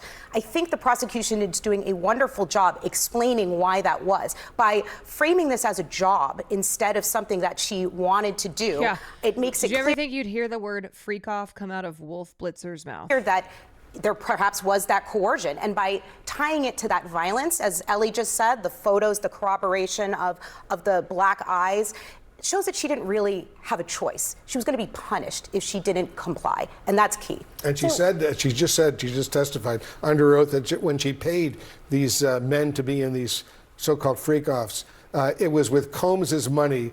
That's what she's saying. Yeah, I think the argument prosecutors are trying to make here is it sounds a little strange, but the freak-offs are not about the sex, or at least the sex is not what's relevant to you, the jury. What's relevant is those freak-offs show the element of coercion, as Elise was saying, and they show that there's some organization at play here. Remember, this is a racketeering charge, the first charge here, and that means that there was some sort of organized enterprise that was committing multiple crimes. So prosecutors need to show this was more than whatever sexual proclivities may have been, felt here by Sean Combs. There was some organization here with respect to people and methods and payments, and I think that's what prosecutors are building on. And also another important point, you have the racketeering and the sex trafficking charge, and what I've noticed, and she just talked about it, was the fact that some of this happened across state lines, that it happened in different states, and that is key in terms of the sex trafficking charge. Also, she's talking right now about, in January 2016, that Combs sent her a text that he wanted to have a proper FO, freak-off, where they didn't take ketamine. Of course, drugs have also been a big part of all of this. What do you make of that? Well, first of all, the crossing state lines is what gets us into federal court. It sounds like they're going to have no problem establishing that. This happened in... Also, can I just say, between the Halle Bailey situation and the Sean Combs and Cassie as a witness in the Sean Combs trial, it's like people are bashing Cassie for staying, and then they are bashing Halle Bailey for leaving. So maybe the common factor here is that they're women. That maybe that's the bashing is coming from the misogynoir that these two women have been dealing with. Like, okay, if you leave, then fuck you. If you stay, then it's your fault. And then people are coming after Meg because someone else stabbed Tory. Yeah, Meg is responsible for everything that happens to him, but he's not responsible for what happened to her. California, New York, New Jersey, Florida, and elsewhere. Yes, so the point with the freak-offs, and we're going to have a proper freak-off and that kind of thing, and the drugs are part of the persuasion. The drugs are part of the coercion, the threats that make this more than just sex or even more than just domestic violence. And if I could just add, I mean, that's what Ventura said, that she had to take the drugs to dissociate so she could participate. That doesn't sound like willing participation to me. It probably won't sound like willing participation to a jury. It's interesting, Elise. Right now, Cassie Ventura is 8 months pregnant with a very visible baby bump. We've learned that the defense asked the judge to have her seated in the witness box before the jury came in, arguing that her pregnancy would prejudice the jury against Combs. The judge said no. What do you think of that request? Yeah, look, Wolf, I knew the defense had to try, right? Because they're not going to view her as this 22-year-old girl who set up all of these meetings. They're looking at her now as a 38-year-old mother. And it could possibly invoke some sympathy in the jurors. Listen, jurors are human beings. They're going to feel things, but you can't hide the fact that this is a pregnant woman. And so I think the judge rightly said no. She's going to be able to walk to the witness stand, and she's not doing anything to inflame the passions of the jury. I don't hear any reporting of her really playing up her pregnancy, but they're going to have to contend with the fact that Cassie is a person. And from everything I've heard from the reporting, she is also testifying very well, very credibly and emotionally. And she's there with her husband, who's inside with her as well. And just now we're being told by our reporters in the courtroom that Ventura testified that she tried to avoid kissing the escorts during the so-called freak-offs because it felt too intimate and made me squeamish. That's what she said. And explain to our viewers in terms that we can use here on CNN what these freak-offs were. Oh boy, that's quite an assignment. What they were. Can Wolf just at least call them like maybe FOs? FOs. Or were these extended, sometimes for a day or 2 days, sexual gatherings. They would usually do them in hotel rooms. Sean Combs would arrange them and engineer them. He would tell Cassie what to do. They would bring in male escorts. One of the things Sean Combs would do is watch Cassie with those male escorts. There were all sorts of lubricants involved. There's baby oil. It's part of this case. But again, the thing that's really relevant to this trial is not whether one agrees or disagrees with the sexual proclivities or is offended by it, but were these voluntary activities? And I think the prosecution's point, as Elise was saying, is the more extreme this conduct was, the less likely it is that Cassie Ventura would have consented to this, and that she was doing it because she felt forced or compelled or under a threat. Yeah. How should the defense approach questioning Ventura during cross-examination? Yeah, so remember, Pamela, she's pregnant, and that's relevant because of the sensitivities involved in that. At the same time, I think you have to get to the core issue, right? You could, as Ellie said, take what she said. Hey, this happened, that abuse happened. You can believe your eyes, they're not lying. What I want to focus on, ladies and gentlemen, is the issue of a 10-year relationship. And there came a point in year 2 where he brought up to you, that is Sean Combs, that we want to do this. We want to be a little freaky. We want to get other people involved, right? You had an opportunity to say no. Did you? You had an opportunity to walk away in year 3. Did you? Year 4, year 5, you continued with it. Is that right? In fact, you paid some of these performers and you wanted and were enjoying these experiences, right? Okay. And so the issue really involves force, fraud, or coercion. And in fact, you called one of the male sex workers back up to re-engage in activities, and you, quite frankly, enjoyed it. So it's important to note, Pamela, the issue really is not about a person's sex life on trial. Jurors are not there to be the morality police. They're not there to police whether or not someone has a sex life we agree with, we think is appropriate. We may think they're sick and demented. The issue is it a federal offense? Where's the fraud? Where's the coercion, right? Where is it that there was a gun put to your head and you said, hey, you need to do this? You could have opted out of the relationship, the defense will say, on several occasions. Did you do that? Oh, well, he was affecting my career. Okay, but, right, there are other people besides Sean Combs that you could potentially have relied upon, that you could have potentially gone out with, right? You guys, just to be clear, he is not saying this, obviously. He is explaining, and I think it's important because this is what is going to happen when the defense, when it's the defense's turn. It's going to be very nasty.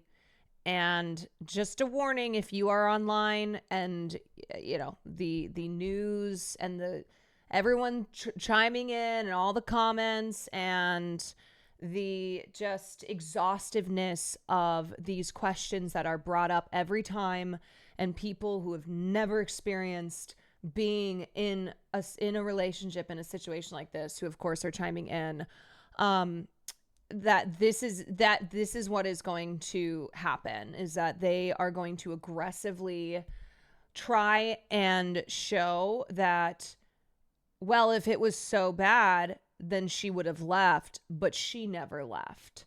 And so that is preying on our cultural beliefs around abuse, that somebody who stays in an abusive relationship, it's not an abusive relationship because they're staying. And that's why covering this case and all the conversation around it, it's important that we are constantly refuting these harmful stereotypes and beliefs around what abuse is, what abuse looks like, how abuse victims should act, and if they don't behave a way that is what a lot of people think would be normal for a victim of abuse to behave like, then they're actually not. Then they're actually not a victim, that they're lying about it. It took like a dozen blow-up fights for my friend to leave an abusive partner. Even when I talked through it being abuse, that shit is complicated. It is so complicated. There is no one way that abuse victims act in regards to the abuse they're experiencing. And there is also not a blueprint for what is correct and what is not correct. I think a lot of us misunderstood that he wasn't being genuine. No, I get it. It's triggering because if you don't understand that, like, he's not saying this himself, he's basically being like, so this is what the defense is going to do. They're going to say this. They're going to say this. They're going to say this. I'm just saying, too, that when the defense takes over, it's gonna be nasty. Okay, it's gonna be a nasty time online. I mean, it's a nasty time online all the time. We're seeing this shit. We're seeing people say these things about DDG, all right, and Halle Bailey. We see this around. I mean, unfortunately, there are just too many instances of domestic abuse and sexual violence cases. So the bottom line is, yes, there are a lot of sensitivities, Pamela, in this cross-examination, and a lot of things I said where people may be throwing things at they're cross-examining her on Friday, I think. Tomorrow's Thursday. I think on Friday they're cross-examining her, and they're absolutely going to be asking these questions. TV screen. But at the end of the day, keep your eyes on the prize. The defense attorneys would say, not about sex, not about salaciousness, it's about criminality. Yep. Okay. All right. Let's dive into. Oh, awkward. FD Signifier's video. It's bigger than Diddy because it is, and that's what I don't want to be lost here. And it's why I have been railing against treating this case like a form of entertainment. Because one, that's just gross on its own. Two, because what we're talking about is an issue that is systemic. It is endemic in our society. It is these systems that protect and enable abusers, and we have to understand this in order to be better. We have to progress as a society, and it begins with education and awareness. Not to mention that there are victims who aren't even aware that they're in an abusive relationship until after they're out of it. It's very complicated. There's more than just physical abuse. There's also emotional, verbal, etc. Yes, I have friends who have said it's not something too where it's not like someone who's in an abusive relationship is drawn to abusers. Okay, that's another myth, that the idea that if you're in an abusive relationship, that it's never a one-off, that like this is the type of person you're drawn to, that it's a pattern of relationships. I know plenty of people who have been in abusive relationships, happened one time, and it was not a pattern of being in abusive relationships. And so it was hard to know that that was happening too, because they had the mentality of like, well, that would never happen to me. Like I would never, that happens to other people, but not me. How could I have ended up in an abusive relationship when that's not been the type of people that I found myself in relationships with? Like that's not a pattern for me. Anywho, it's very complex. Okay. It is a very complex thing to understand media and popular culture has done a lot of damage in the in the myth around who a rapist is. It is not a scary stranger in an alley, right? And yet a lot of people believe that rape is only rape when it is a stranger doing it to another stranger, when most of the time it is somebody that you know. It is somebody that is in your circle. Most violent crime is someone you know. Same thing. I mean, violent crime in general, you know? It's why, like, people who are true crime brain rotted, where they're like, oh, the crime I have to worry about is getting murdered by a stranger, being the victim of a serial killer. And it's like, actually, you are more likely to be a victim of a crime committed by somebody that you know. And that is usually in the realm of sexual violence.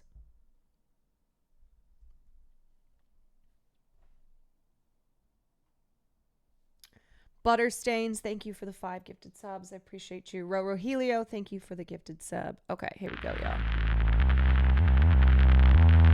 Sean Diddy Combs files another request to get out of jail. His attorney citing new evidence they claim will reveal the prosecution's case. Lawyers are making a bombshell allegation.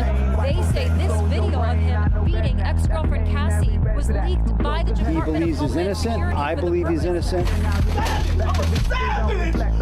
I know y'all take it like, well, that was hardcore. That's cruel. But that is the game you in. I am sorry. That is the game you decided to get in. Sean Combs is already fighting multiple sex assault allegations, each one more disturbing than the next. I like you have to know. His latest accuser says he was 10 years old at I the don't time. like just to win. I want to win over and over and over. I want to be at the end of the day, I want all Sean of us Diddy to Combs' be investigation. New surveillance video shows Combs being taken into custody in a Manhattan hotel last week. Next, give me something else. He took me out of a dangerous game. I mean, I was selling drugs real hard. When I got the record deal, all I got cut short. So it's like he Jesus to me, you know what I'm saying? Because he just saved me. Can't you do it? I can do it. I can do anything. You know, the game has been elevated. As we can tell, there's no expense being spared. We are a big black billionaires lunch. Yeah, you understand? Right. And we here together, and we're gonna keep staying together. We getting tighter. You know what I'm saying? And united we stand. And ain't nothing else to us. Black excellence, right? Oh, yeah. It's bigger than religion, hip hop. It's bigger than the government. If you are here for the detailed breakdown of all the salacious, horrifying crimes of one Sean Puffy Combs, I just want to warn you up front, this video will disappoint you. I don't say that as a way to undermine the crimes and accusations toward the man. I think the things he's been accused of are very serious, and I think he did pretty much all of that shit. Allegedly, right? The things he's accused of are so serious, in fact, that I think it's actually more important for me to spend my time and energy to address them in a more in-depth and nuanced way. Also, there are plenty of people who have gladly made videos doing it right now where it's all about the salacious details, okay, who are not doing what FD has chosen to do with this video. I haven't even watched it, but just what he said right there, where he's like, I'm going to get into like the bigger picture stuff here. This is not about like the ins and outs of the horrifying details that make up the many civil suits and the current criminal trial against Diddy. One thing that always happens with these types of stories, these types of events, is that everyone gets really riled up to rightfully pillory a bad guy. And going back through the history of human civilization, be it public canings or guillotines or entire towns watching alleged witches being burned at the stake, or white Southerners taking pictures of a public lynching of an accused black person, there's a kind of gross cathartic engagement that people have always had with watching someone go down. But unlike many of those situations throughout history, it's not often where everyone, no matter their ideology or background, that they can come together, sit back and say, yeah, this motherfucker had it coming. And I want to be clear, Diddy most definitely does have it coming. But I find myself needing to do more than make a video explaining that. What I think is more important is discussing how Diddy got to the status he was in the first place and how that status protected him from pretty much well-known crimes he was committing behind the scenes to a lot of people, both physically, sexually, and financially. Sean Diddy Combs, Puff Daddy, P. Diddy, he has a lot of names. I'll be using a lot of them interchangeably, is the most recent in what is sadly a growing tradition of famous, powerful black male entertainers from my era being exposed as predators and abusers as he faces federal sex trafficking charges. And this is coming off the heels of numerous women suing him over sexual misconduct and abuse allegations of various forms, with the most notable being his ex-girlfriend Cassie, to whom he paid out a $10 million settlement last year, requiring her to at least agree not to speak on her experiences with him. This did not stop a tape of him brutally attacking her in a hotel hallway from being released to the public, which had the effect of finally, after literal decades of people saying he was a bad guy,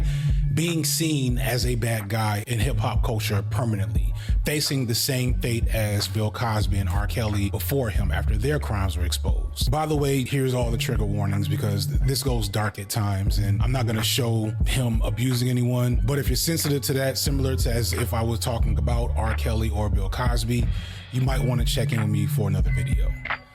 That said, this is different to me than R. Kelly and Bill Cosby.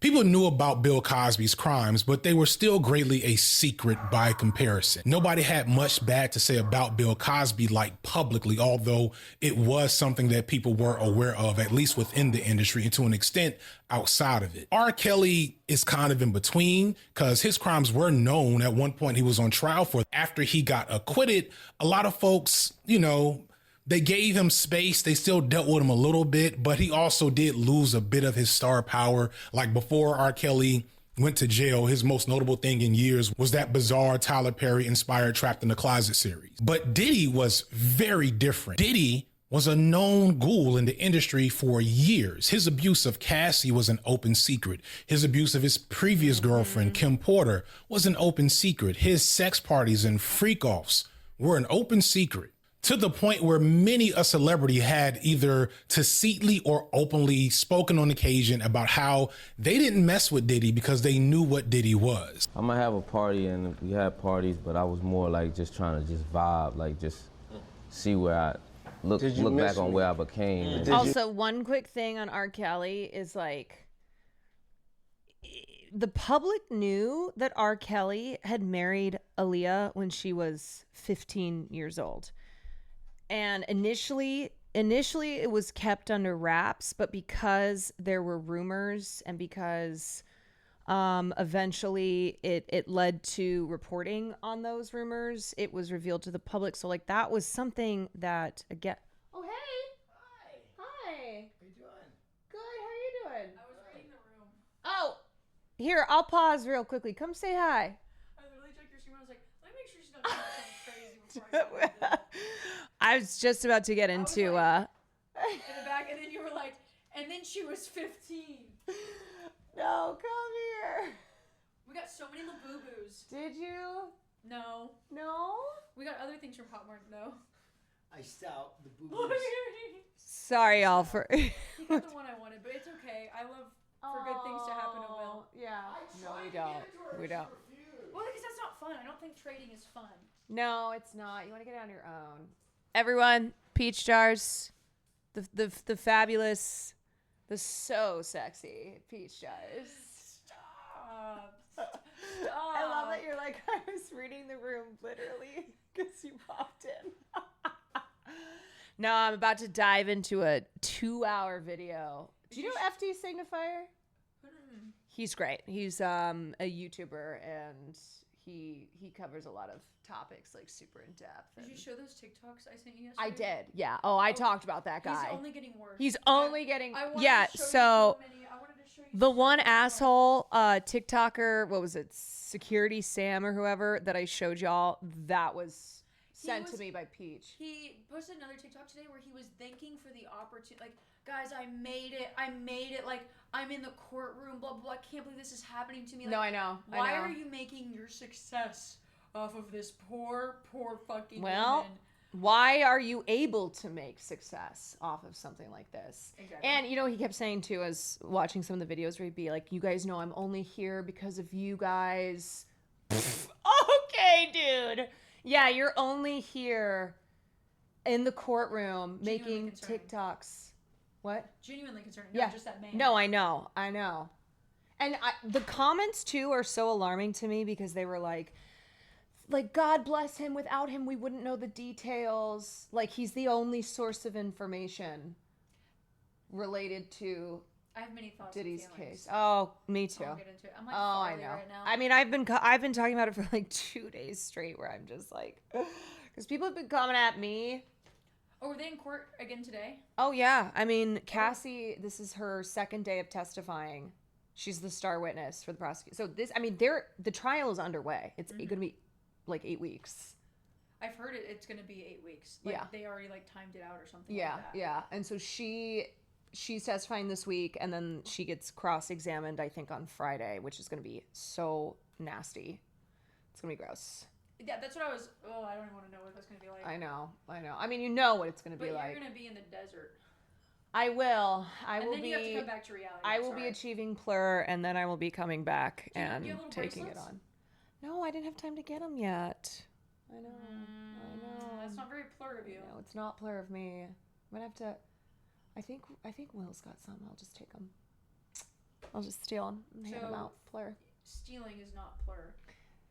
If it's from him, it is. Oh, okay. It's fine. Isn't that the best? I like it. I I was about know. to pull a Farley on this.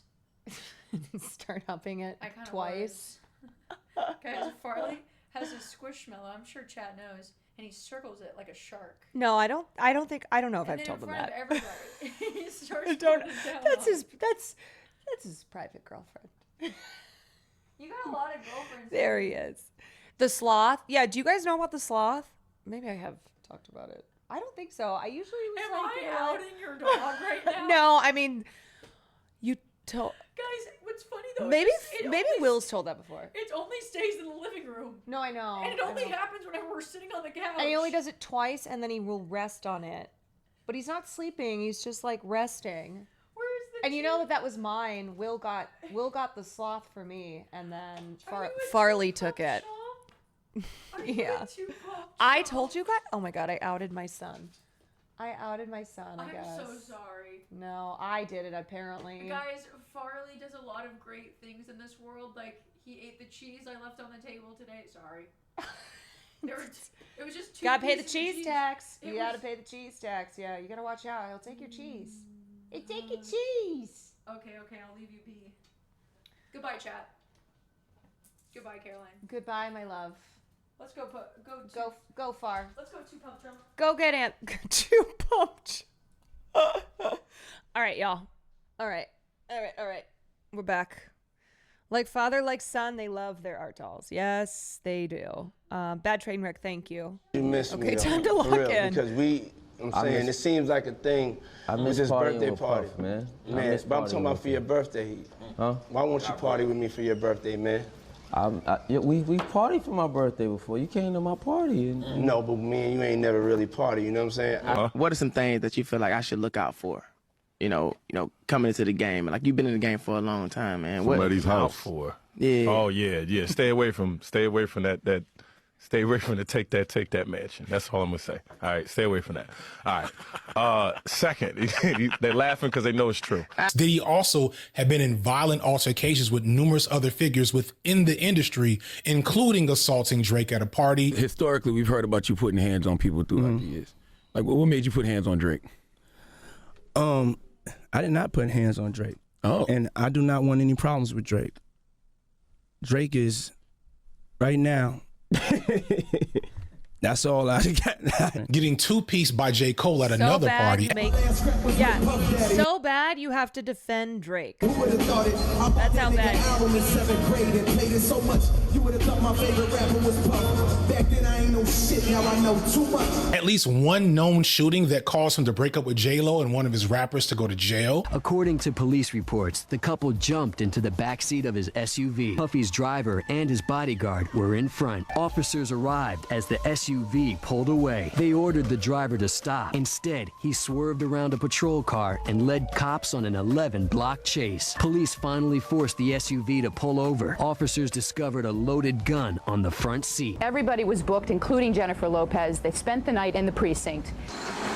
He was also responsible for the poor fate of numerous other rappers under him. There is a long list of rappers and singers who curse his name openly over unpaid royalties, bad contracts, or just being cheated out of money. His penchant for abuse and cruelty was basically the main character of numerous reality TV shows throughout the mid-2000s and on MTV. Point, your will go back.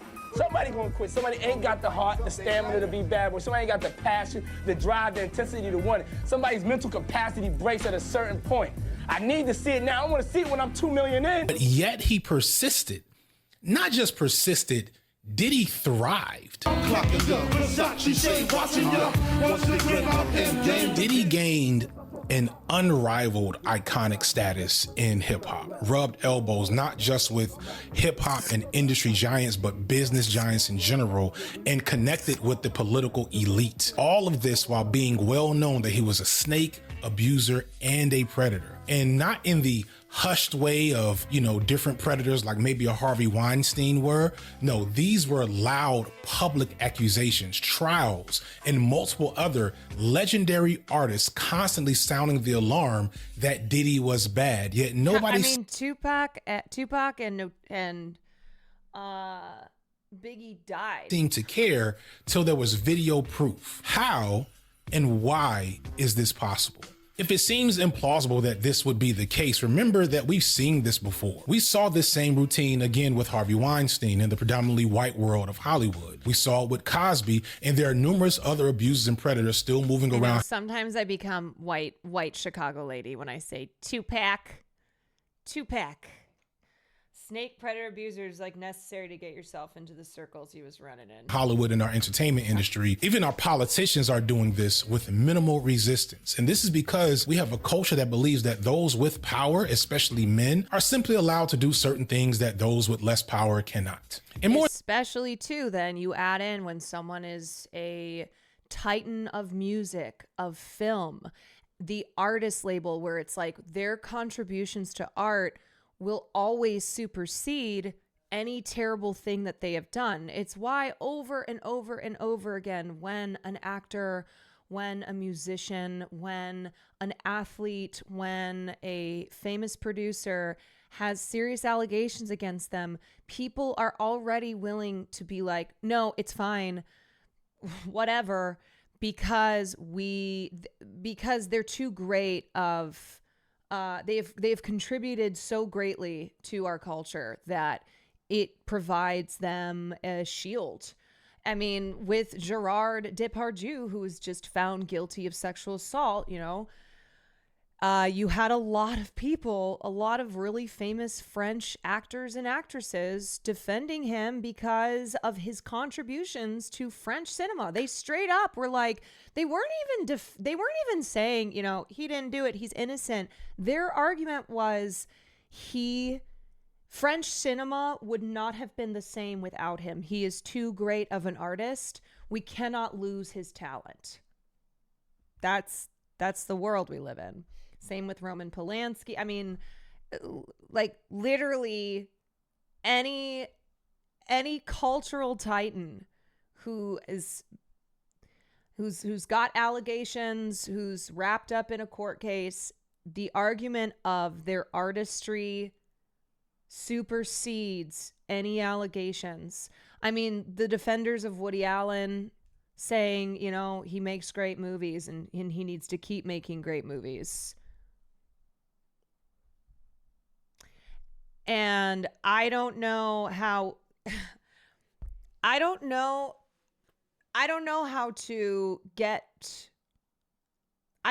to destroy that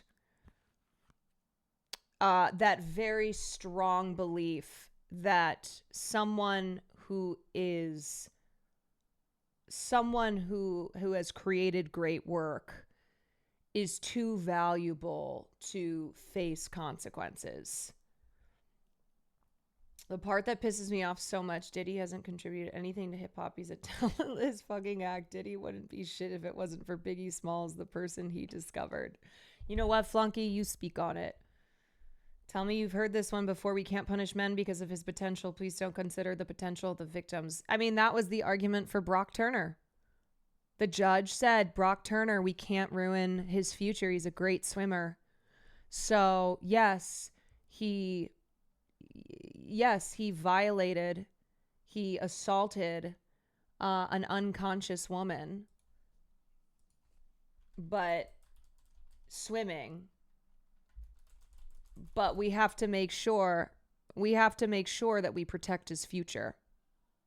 More than anything, that is what I'm going to talk about. Not just the horrors of Diddy behind the scenes, although it's going to come up a bit, but more to peel back the onion on how and why Diddy was able to exist in the first place, both as a legend and game changer in hip hop, a mogul and executives at the levers of power in the entertainment industry, as well as a monster. It's not about the art, it's about the money. No, it's about both. It just depends on who's making the argument, right? It's like the people who are making a lot of money off of somebody who's been accused of terrible crimes, like, of course they don't want their money being threatened, or someone who's doing terrible things and they have yet to be, they have yet to face consequences for it.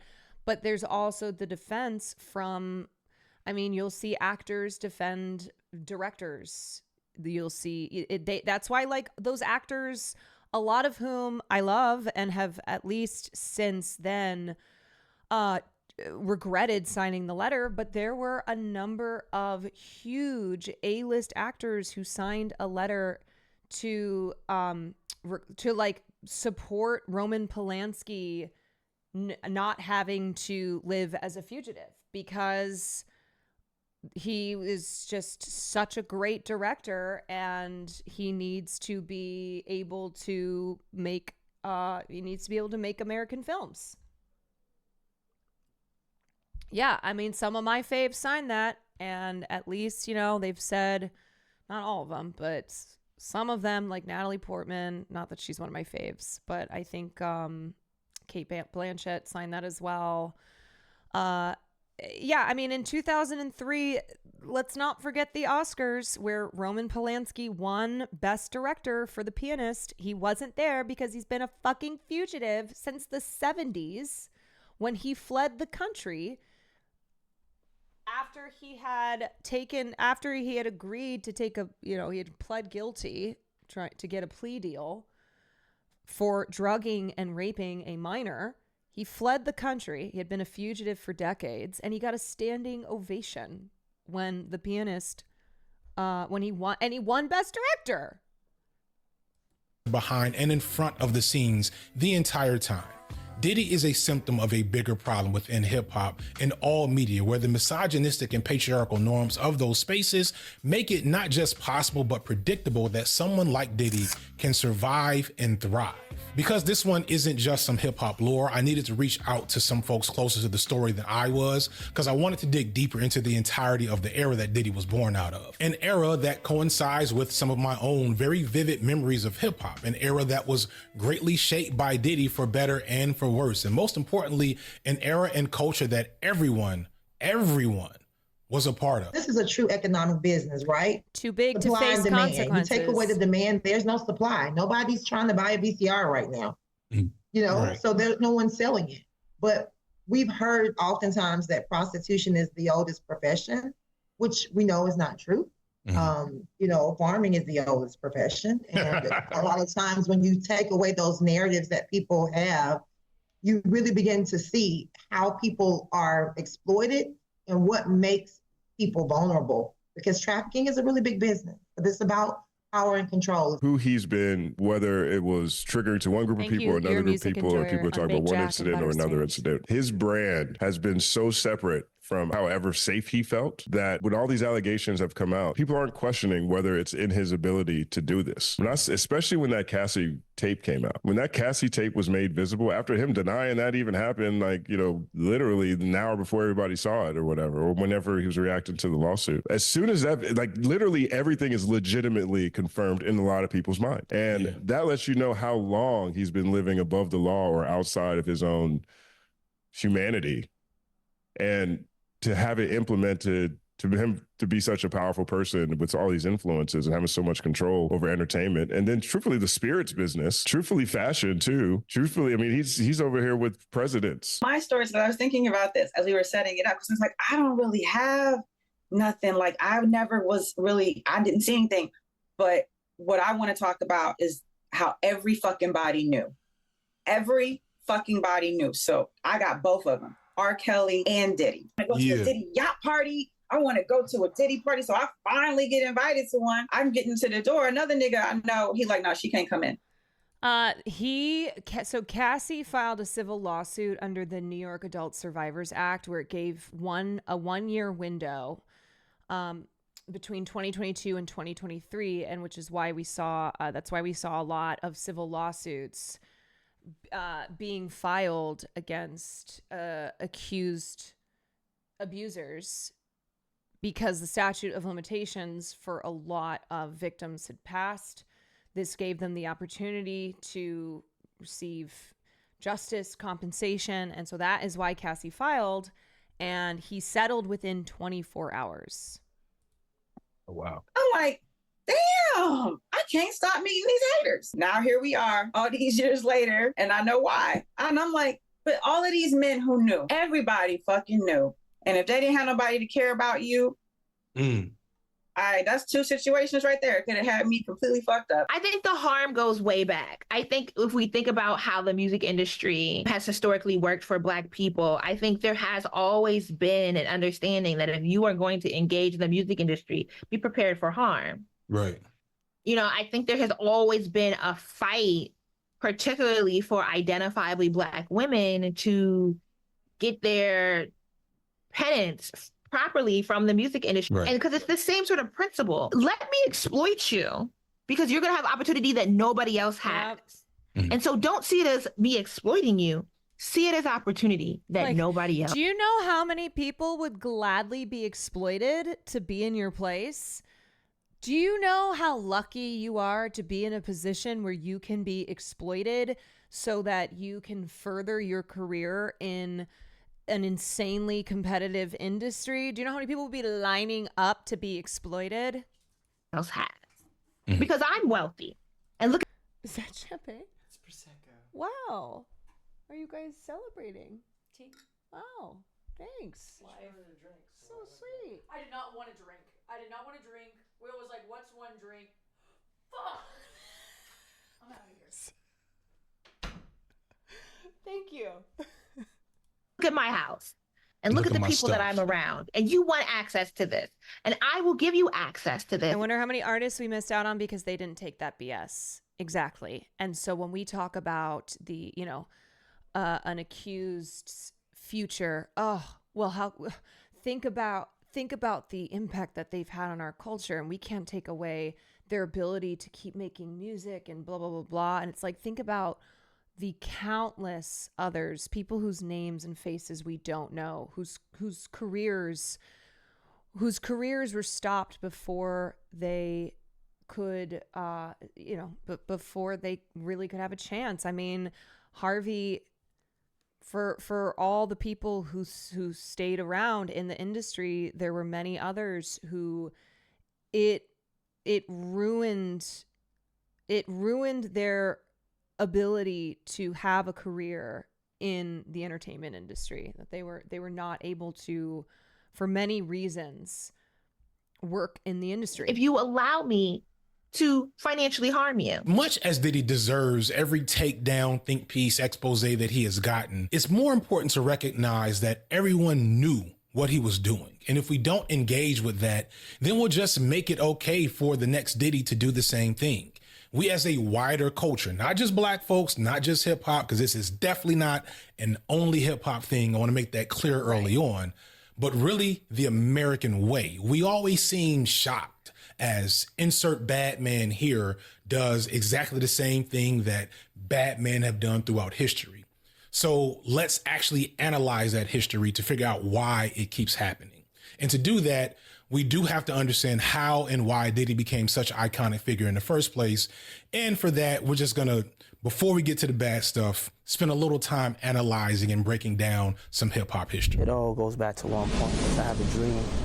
A lot of times people see your dreams as they crazy. You going for your passion you have for your dreams may make you act crazy. You trying to reach your goals for your dreams, you're driven, you know. The dreams you have are so visionary, they may call you a genius. But it's just, I'm a dreamer. I love closing my eyes and dreaming. I don't really deal with reality when I deal with trying to work towards the future.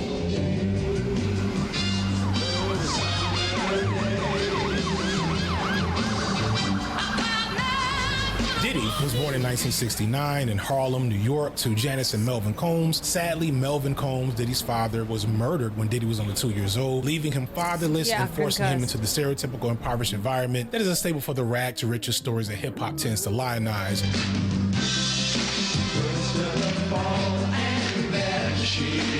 Although Diddy did eventually move to a much nicer Mount Vernon suburb later in his life, still, we're talking about the 80s when crime and urban decay in New York was at an all-time high. Our modern news media likes to sensationalize urban crime today when actually crime is down in America compared to the 70s and 80s. Thus, Diddy came of age in New York in the thick. Wait, no, it can't be though, because all of these people have crossed the border. It's been an open season here. Like, if you want to come into America, come on in, and they send their criminals over, and if you live in the suburbs, you better watch out, okay? Because they're coming to commit crimes. The police have been defunded.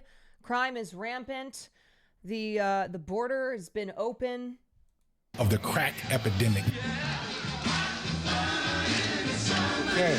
More commonly known as crack, because it's cheaper to buy. You're sitting there talking, and next thing you know, out of the dock, gunshots just start going off. War did continue in the streets, and Americans on the front lines had their own battle-hardened reaction to the new strategy. It's not something I've ever heard Diddy speak on, but it's hard to imagine that even in Mount Vernon, he didn't have his fair share of struggle and horrors that were very close to him. All that said, it seemed like he was shielded from the worst of those things. Diddy attended a private Catholic school and managed to attend the prestigious historically black college Howard University in Washington, D.C., where he would make a name for himself as a local party promoter, and this eventually made a path for him to get involved with the exploding hip-hop music industry in the late 80s. Started basically in college, Howard University, and I started doing internships.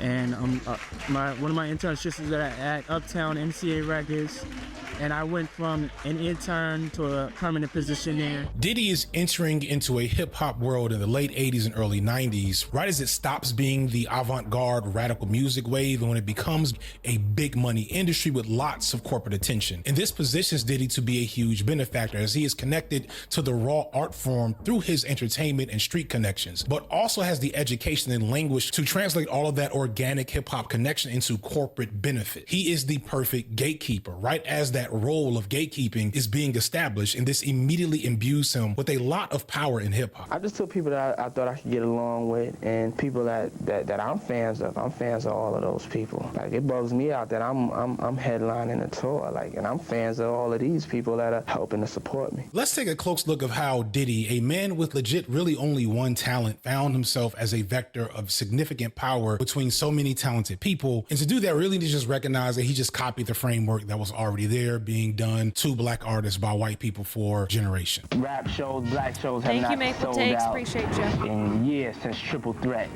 And I'm telling you right now, it's easy. If we just do this couple of things, you're gonna sell records, and at the end of the day, you're gonna be going and playing to packed houses. The music industry has, for most of its existence, been an industry deeply rooted in all the awful parts of capitalism. I talk about capitalism a lot, but for those of you who are new here, I want to explain a few things to make sense of how exploitative this industry and capitalism is. Diddy, dirty money. Let's go.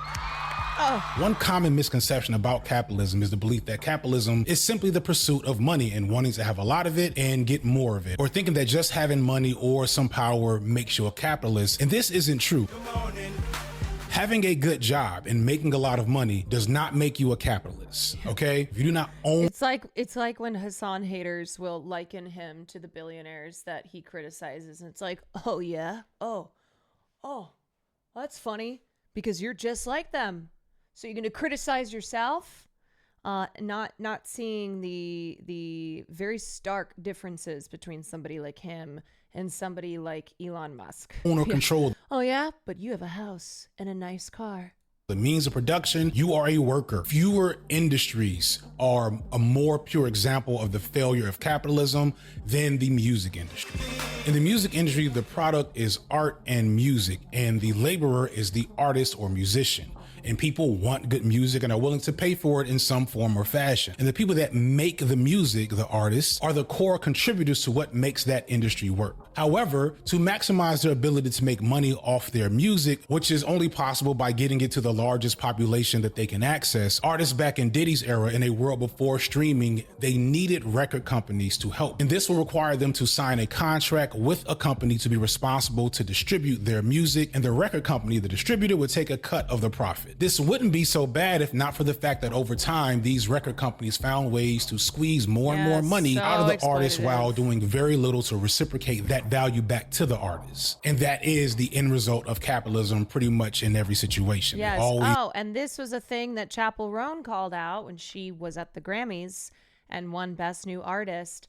And she was referring to record companies, these massive, massive corporations that have a long history of exploiting artists, the laborers, the people who are producing the work, and the companies that are getting the profit from that. And how when she called that out, it brought the corporate dick writers. It brought the corporate dick writers out to condemn what she was saying. These ends with, how can I make more money by getting more out of someone else? One of the ways that the record companies did this high level of exploitation of the artist was through ownership of masters or publishing rights. So you might make a song, write a song, and that song belongs to you. But in order to sign that record deal and to literally put that song on a record back in the day, the record label would require you to sign over rights to publish and distribute that song, so they get the most significant cut of the song's actual purchase on the market. In some cases, it would be 50 to even 100% of all money made off the purchase of a song when it came to actually selling copies of the song the artist made to the people that want to hear the artist song. This sounds ridiculous and unfair, but record companies understood that they had all the leverage, and they would offer a one-time check to a hungry, starving artist in exchange to get full rights to their publishing and masters. And many artists, especially rappers, didn't even understand how that worked. Especially with a like you, when I help get your ass out of a situation and you looking at me in my face telling me you ain't gonna do something. I can see if I told you to go rob a bank, you know what I'm saying? I'm doing some, I'm gonna get some cheesecake. You got that much ego? Go do your thing, man. Don't sit here and be talking about it, man. Be fly about it. Get your swag on, walk that way. However, industry rule number 4080, if you know, you know. You ever wonder why so many of your favorite artists go broke and claim bankruptcy? Why so many rappers seem to not actually have what they say they have in their music? Why musicians are touring in their 50s and 60s just trying to stay afloat? This is because so much of their worth, so much of the value that they brought to the world was stolen by these record labels. It's the epitome of capitalism as a system. The real value bringers in the system, the ones that make the entire industry possible, get the least amount of return on their own talent and effort. And for many of them, their best situation is putting themselves in a position to one day be the exploiter themselves. That's why so many rappers start record labels back in the day. But we're getting into territory I'll touch on again later. Just understand exploitation is a core factor of this entire story, and it's why Puffy is who he is. When it comes to hip, also it's why huge artists will disappear, and you'll go, where the hell's JoJo been? And it turns out it's that she was locked in a nearly decade-long fight against her label because she had signed an exploitative contract when she was 12 years old, and her career essentially disappeared, stalled out.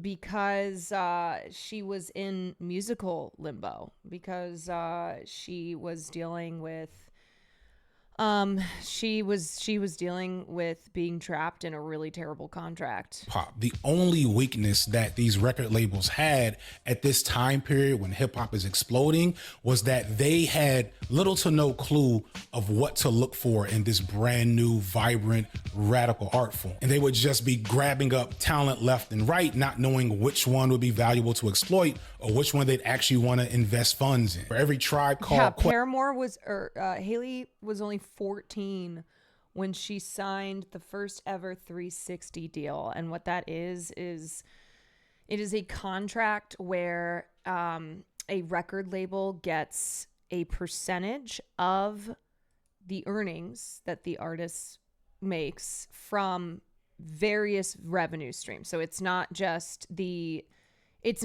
music. It's not just the sales from their music. It could be their merchandise. It could be their ad deals, etc. Yes.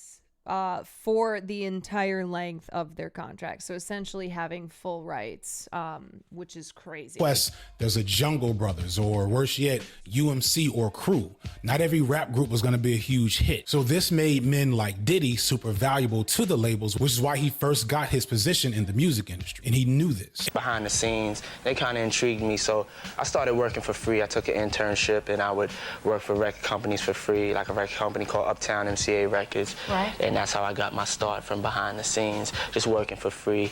And then when a job came available, I was like one of the most likely candidates and I got a chance. See, by the late 80s, as What are my thoughts on the Twitch contracts? I actually think, from what I know of the Twitch contracts, those were actually beneficial to creators because Twitch signed these massive, massive contracts.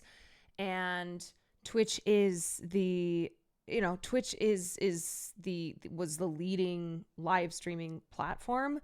So really it was more so like the YouTube contracts that streamers took, which also paid a lot of money, but because of the issues with YouTube live streaming, they ended up, like, as soon as their contract was over, went back to Twitch, as we saw. But Twitch paid out big money, and then they stopped doing those contracts, which actually kind of sucked for creators.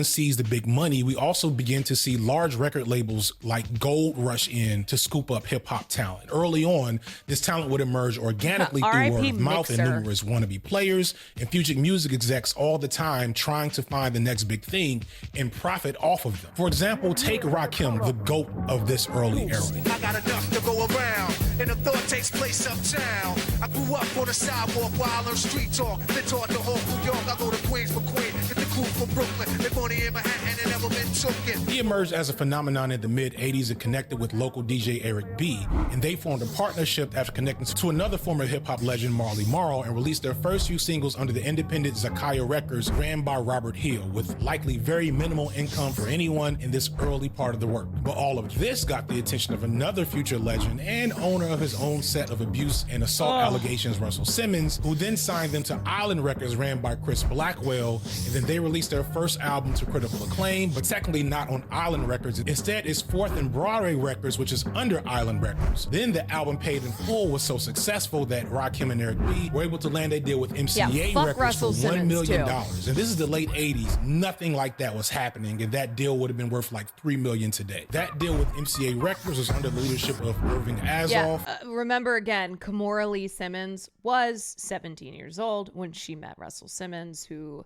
is a monster. And man, there are just so many examples of young women who meet these titans in the industry and are in, they say, well, we didn't start dating till we were 18, which still is like gross, 18 years old, and he was he was not 18. Where Rakim would stay for the next 6 or 7 years. Look at all these faces and names involved in capitalizing off hip-hop way back in the late 80s to the early 90s. And notice how the faces get wider when the money gets bigger, and less is going to the people closest to the art. This is what made guys like Diddy very valuable, because Diddy's only true talent was as a party promoter, which foretells some of his future crimes. His parties were able to bring in lots of people with money and power, lots of girls, lots of drugs, lots of talent, and lots of wannabe entertainers trying to get on. Yeah, now you had a party out in the Hamptons, I guess. Yeah.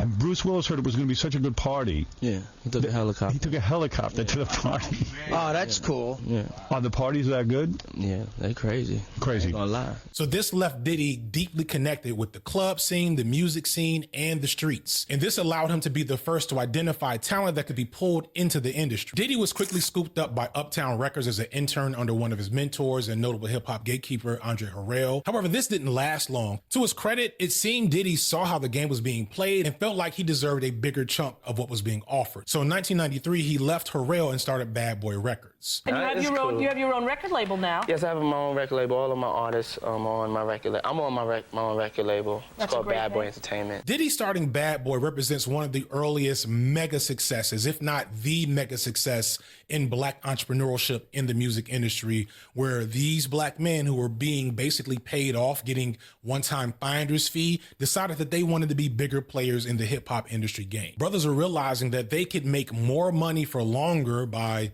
and this would be a running theme, exploiting their connection to the artists by just partnering with these larger companies. Thus, we have Eazy-E with Ruthless Records in LA, Rap-A-Lot with Jay Prince in Houston, and of course, Def Jam started by Rick Rubin and Russell Simmons. Diddy wanted to be in that same category. However, Puff wanted to be different. He wanted to be bigger and better than that category had to offer. Puff understood hip-hop as a star-making vehicle. He saw the future in a way that nobody else did up until that point. To a great extent at this time, even as it's starting to get bigger, it's still very small, and hip-hop felt regional and insular and very self-referential in comparison. It was still at this point very inwardly focused. Rappers and hip-hop fans were trying to one-up and impress each other, as was typical of hip-hop's competitive origins and really black culture as a whole. There was money there, but nobody was really thinking about how to expand hip-hop to its maximum capitalistic potential. How to make it mainstream. This is still an era where rap music isn't even being played on most radio stations and music TV channels, even the black ones. Nobody is thinking of hip-hop as a global phenomenon except Sean Puffy Combs. I can't deal with what a reality is supposed to be. I have to take it to where I see it could go, where I feel it could go. I have to dream, no matter if I succeed or fail. I can never be afraid of dreaming. I think that's what's got me this far. This whole thing is a big dream to me. Puff's goal was to have the biggest party possible. He didn't just want to be hot in New York, he wanted to be hot nation and worldwide. He didn't want his label and artists to compete with other rappers. He wanted his label and artists to compete with rock stars and pop stars. And most uniquely, Puff didn't want to just be the label executive behind the scenes. He wanted to be front and center as a key figure in the promotion of his company. Puff didn't just want the money, he wanted the money, power, and respect. This started out slowly. So it was essentially how do we take hip hop and rap from this niche and turn it into this massive mainstream cultural force? With his first big breakout at Craig Mack and the mega hit Flavor in Your Ear. You won't be around next year. My rap's too severe. Get my flavor hit your ear. Here comes a brand new flavor hit your ear. However, before that even fully played out, Puff had already started to focus his efforts on one Christopher Wallace, aka the Notorious B.I.G., aka Notorious Big, Biggie or Biggie Smalls, and put Big on the remix to that mega hit and released his first album, Ready to Die, before Craig Mack's first album, Project Funk the World, had even released.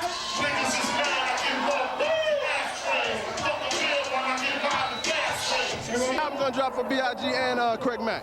September 12th is B.I.G. September 21st is Craig Mack. As such, Funk the World received minimal push and publicity only because Puff knew what he had in Big and Ready to Die. That album was immediately labeled a classic, and Big was instantly crowned the new king of New York. Diddy had knocked it out of the park on his first at-bat and had done so in a way nobody had expected. See, Big was a rather unlikely superstar. While in private, most people that knew him described him as being magnanimous and charismatic with a bright personality, and his music presented this incredibly engaging and sometimes dark but always enthralling voice and figure that painted vivid pictures with his words. But in interviews and in public, Big was relatively subdued. So I just stay more in the business side of everything instead of being a nigga that's gonna get drunk at the bar and fuck all the bitches and just stay at hotels all night and just trick a whole lot of money. I stay home with my wife and watch my money. Further, Big was not the type of guy, not the type of star, even in rap, that people were expecting. Up until that point, guys like Rakim, LL Cool J, Big Daddy Kane, they came through with really good looks to go along with their superstar personalities and personas. Rock stars had the rock star aesthetic. And of course, we had R&B really up until that point for years prior, and they would often make girls swoon and throw underwear on the stage just at their presence. But to quote Big, "Heartthrob never, black and ugly as ever." But this left a really interesting role for Puff because he wanted to be valuable, he wanted to be present, and because Big didn't have that charismatic presence on screen, Puff became that for him. I was so used to seeing Puffy face forward as a part of Bad Boy, just in general. Right? I mean, you had the 95 Source Awards, you know, where Suge Knight calls him out, and then he talks about unity. Any artists out there want to be an artist and want to stay a star and don't want to have to worry about the executive producer trying to be all in the videos, all on the record, dancing. Come to Death Row. He'd been omnipresent in all the Bad Boy videos. Yeah. He was in all the interviews, but it always felt like it was kind of both of them to me. It almost felt like they were a bit of a duo. Yeah, except one of them was being just Rakim, but like right. not really. Right. One of them was responsible for ad-libs and hype, you know. If you saw Big, you saw Puff. If you were interviewing Big, they were interviewing Puff. If it was a magazine cover or music video with Big, it was a magazine cover or music video with Puff. We banging, baby. We making music strictly for the streets. We appreciate your support, and it's all good. You might want to look at this. You know, it makes sense that It makes sense that Biggie was the first artist to sign with Bad Boy Records because I think Diddy needed somebody who was like Biggie, where he was this incredible artist, but he wasn't this flashy showbiz type character. He was pretty subdued. He was quiet, you know. He was the type of person that Diddy could be center stage with, and in fact take the stage from him. And he profited off his death, of course. As exploitative, and you should. There was an underlying feeling that Puff was just there to leech off Biggie's ability and talent, and it was, but it was also iconic, and it worked. Puff didn't just help create a star just through his presence, though. He also guided the music, and in doing so, popularized an image that shifted the whole genre. I'm going to oversimplify this next part, but let's talk a little bit about hip-hop sampling and break beats, all right? Just follow me for the hardcore hip-hop nerd shit for a second, which, I mean, if you're watching this in this section, what else could you actually ask for? 1, 2, 1, 2, 3, oh. Feels so good. In the early 90s, rap music was still dominated by gangster rap, as well as the more purist adjacent stuff like Tribe Called Quest, Public Enemy, etc. But all of it was still very sample and breakbeat heavy. And by sample or breakbeat, I'm talking about small sections of other songs that hip hop looped together.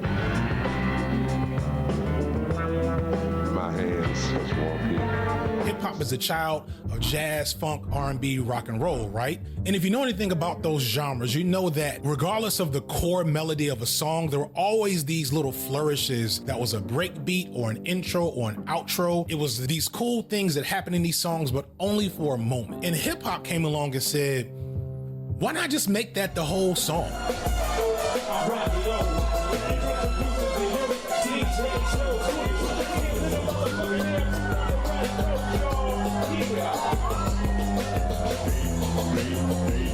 Why don't we take this 10-second, 20-second piece of a song that everyone knows and loves and loop that shit into its own melody? And that's what Kool Herc did back in '73. And that's really one of the true amazing but overly simple pieces of magic that hip hop gives us. These niggas talking out of their neck, don't put no coffin out of yo. I'm way too paranoid for it.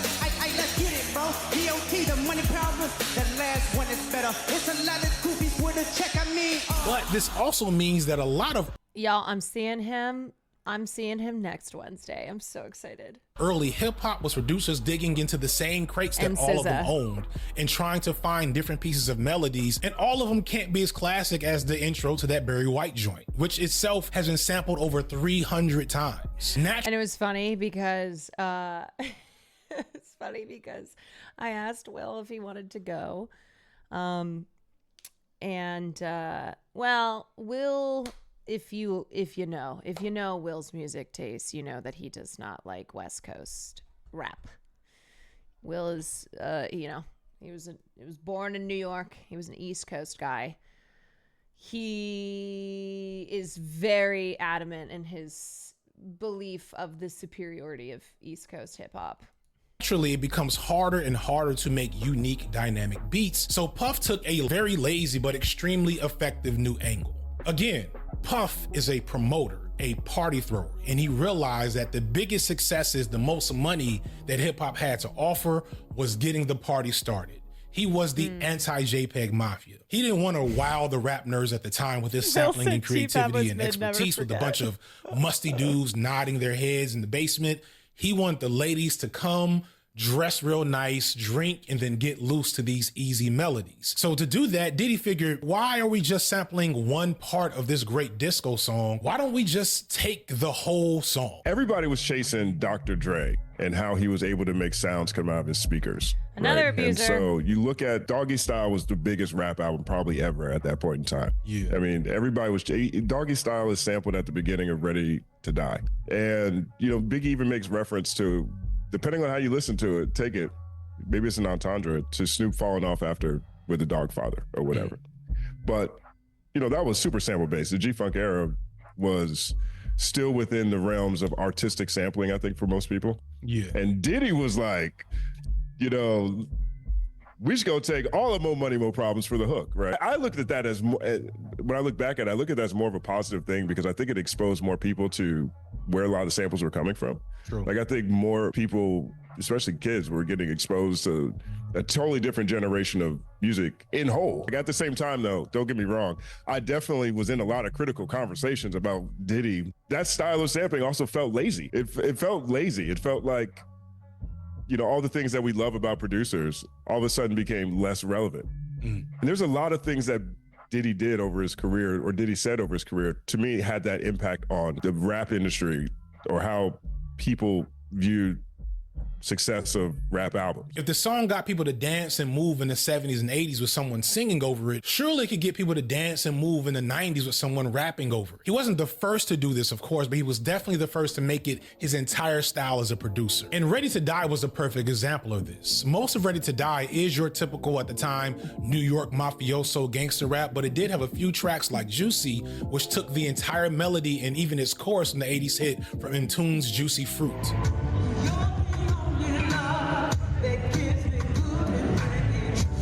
Then the second single. A lot of people kind of thought he came up with these songs like Elon Musk. Well, that's because Elon Musk is a fucking idiot. Big Papa followed the same success by sampling the Ozzy Brothers Between the Sheets. And the final single, One More If Elon Musk thinks something, I think it's safe to assume that he is wrong. Chance is actually a remix of the original album version. The album version of One More Chance is a traditional New York style hip hop track. The single version, however, uses a sample and the chorus from a DeBarge song of the same name. With these three singles being huge radio hits, Ready to Die was able to be a huge success that penetrated parts of the rap landscape that nobody knew existed at the time.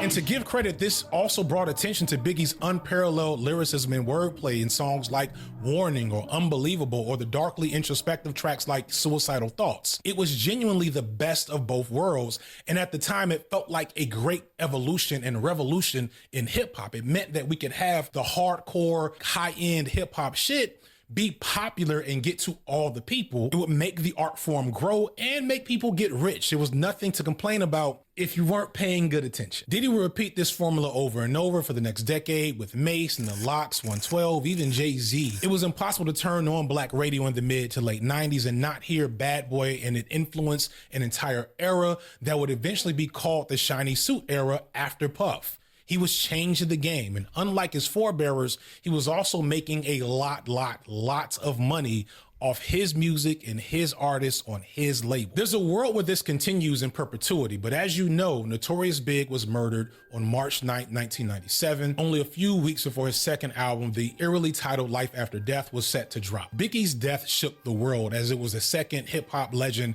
in less than a year to be murdered following the death of Tupac the previous September. There's a lot of stories about Biggie's death in the currently unsolved. Also, supposedly Biggie was going to leave Bad Boy. He was going to leave Bad Boy Records, but he never had a chance to because he was killed. Of nature of it, some of which cast suspicious light on Diddy. Big allegedly wanted to leave Diddy. This isn't fully confirmed, but strongly rumored. And considering how Puff would treat all his artists from that point on, it is plausible. It was this documentary that claimed, which we know wasn't true. Yeah, check this out. We don't talk about things that are nonsense. We don't even entertain nonsense, my brother. So we're not even going to go there, with all due respect, but I appreciate you as a journalist asking. Thank you. Because you listen, 7 years ago, I'd have been like, yo, did you hire somebody to kill Pac? But no, you do it like a journalist. Yeah. No, I mean, we wouldn't even get into nonsense like that. You know what I'm saying? It's nonsense. Which we never believed, by the way. Yeah, thank you. So many imply that Puff may have had something to do with Biggie's death. I didn't do the research on this theory, and I don't want to make this the focus of the video. What I will do is discuss how Biggie's death is one of the best things to ever happen to Diddy, and arguably one of the worst things to ever happen to hip hop. And you know, we still missing, ain't nothing. It don't get no better. A lot of people will say like time heals wounds. Big should be here. Tupac should. I was so used to seeing Puffy face forward as a part of Bad Boy, just in general. When after he passes and Every Breath You Take comes out, it actually felt. Well, yeah, of course this is what happened. Yeah, of course Diddy got to make a song for Biggie. Yeah, of course. Now maybe the how big that song got surprised some people. Like yesterday, we used to rock the show. I lace the track, you lock the flow. A few months after Biggie's death, Diddy released the song I'll Be Missing You, a sentimental tribute to his fallen friend. It was a huge hit, again using Diddy's formula of recycling classic, well-established melodies, this time being somewhat different, as instead of an old soul or R&B song, it pulled from the Police's classic ballad, Every Breath You Take. Caroline's almost halfway through the video. To be fair, it's because this section in particular, I will say I don't have, when it comes to my pop culture understanding, knowledge, history, hip hop is one that I have a lot of holes in. So I'm legit learning right now from FD. Like I'm learning as a lot of you are learning. When I was growing up, I was a Christian. And so when I got really into my Christian era, well, my mom was Catholic too. So like I was not allowed to listen to rap. I was not allowed to listen to hip hop. And so then that kind of, so I like missed out on listening to that genre of music. And I thought it was bad. I thought it was like, I'm bad if I listen to any of this. Grills was like the extent of me listening to rap. And then I got really into musical theater. So throughout high school, I was like a musical theater girly. So this genre of music plus the history of it is one that I'm not an expert in. My parents sent me to a summer camp where rap music and Harry Potter were legit banned. Yeah, I went to a school where Harry Potter and rap were banned. Caroline always struck me as a gangster rap expert. No, not at all. No. That has lost someone.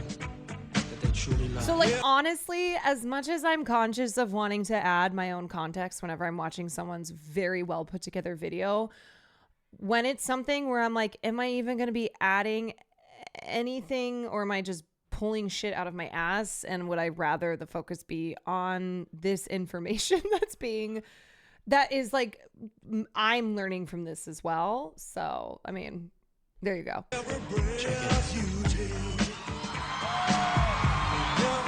It also won Diddy a Grammy and was the first rap song to make to the top of the Billboard Top 100, spending 11 weeks there. It was a fitting tribute from a friend to his fallen peer and celebrated as such. I never liked this song. I don't know how hot of a take that is today. I definitely wasn't saying it back then, but I legit don't think I've ever listened to this song all the way through on purpose.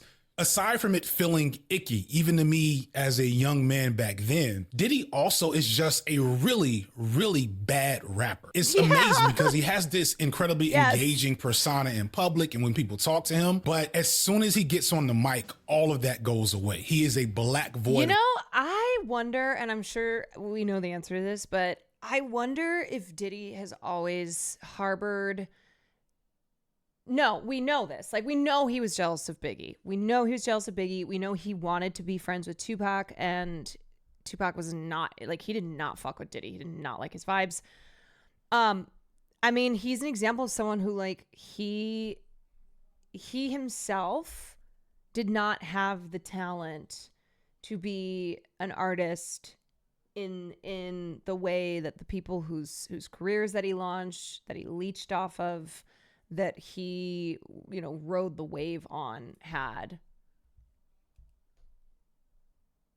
Charisma and magnetism. And it's apparent on this and every song from Diddy in this era. He got better over time, but just no. And then on top of that, it felt a bit this song for the eulogy from my brother who died back in the 2000s didn't age well.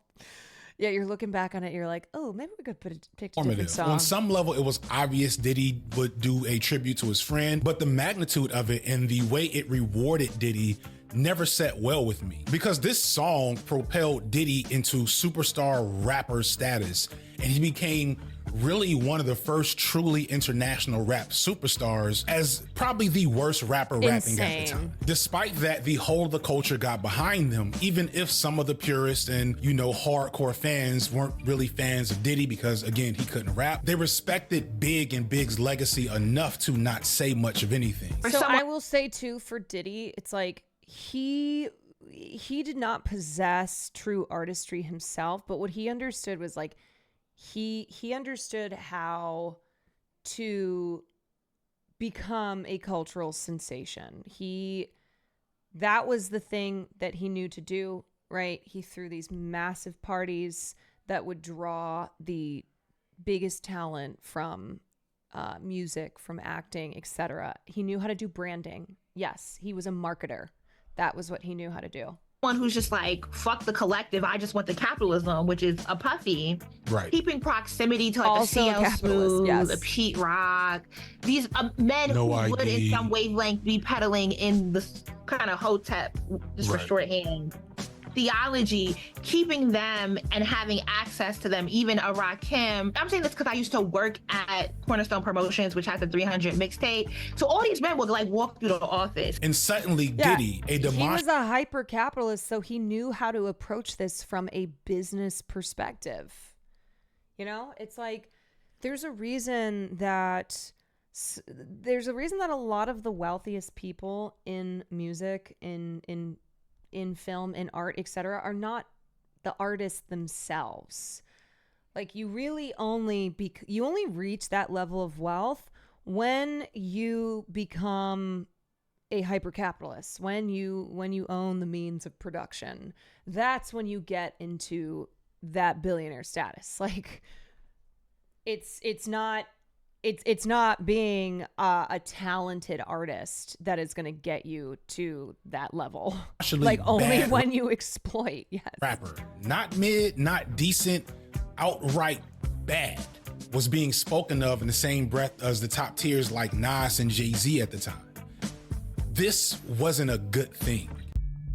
they're finishing Life After Death, and they had songs for No Way Out that were kind of in process anyway, right? So you get Life After Death that comes out, I think in March, maybe. I know he died. That. It came out like the week after he died, or maybe the week he did that he died, and then No Way Out is like June, yeah. And so that's fast because now you have 2 albums that are both number ones and both Classic have number 1 hits. songs and both have number 1 songs on them. You have Mo Money Mo Problem going at the same time as Every Breath You Take, right? You know, and so all of that it felt tragic that Big died, of course, but it was very logical for me at that same time. I don't think I even thought about it being nefarious in the same way. Now, of course, there was all the speculation. In hindsight, it feels very nefarious, especially very. A few months later, Diddy would release his first solo album, No Way Out, which also debuted at number 1, sold millions of copies. And even though it wasn't a traditional solo album, as half of it is more like a bad boy artist showcase,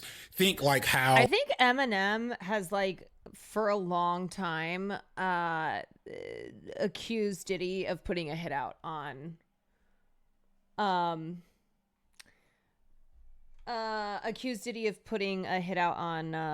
Biggie and Tupac. Like, he's constantly dissing him. I think even he put out a song last year, right? Did he put out a song last year where he was again saying that Diddy's connected to Tupac and Biggie's murders?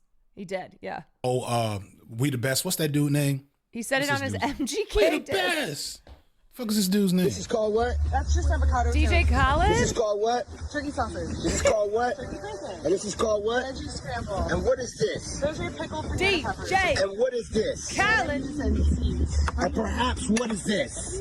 Water. Think of like how DJ Khaled does his albums, where he's not really doing anything specific except yelling in the background half the time. And Puffy did more than that. He did have several solo songs on this album, but pretty much all those songs are horrible. Regardless, it made huge waves in the rap world, with Every Breath You Take being the first single, and then this next single being All About the Benjamins. All About the Benjamins is one of those hip hop events where I cannot express to you the magnitude of the moment adequately. You just had to have been there. The song redefined the concept of street banger. The only songs I can think of that had a similar impact on the culture at once would maybe be like Rough Riders Anthem from DMX in 98.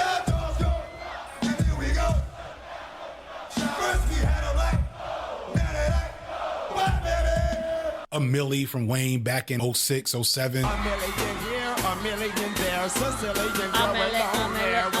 Okay, this song did have Bad a and Bougie from chokehold the when I Migos was a couple in of junior years high. ago. I feel like there's like a running joke with you being left off Bad and Bougie. I ain't left off Bad and Bougie. You think I'm left off Bad and Bougie?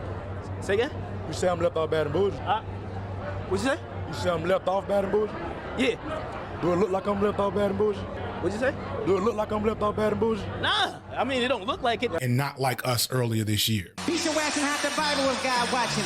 Sometimes you gotta pop out and show niggas. Certified boogie man, I'm the one that up the score with them. Like, if you're one of those people that's like, they're He a playing fan, Not he a Like Us fan, too he a much, fan. please believe me, you would have hated All About the Benjamins. What you wanna do?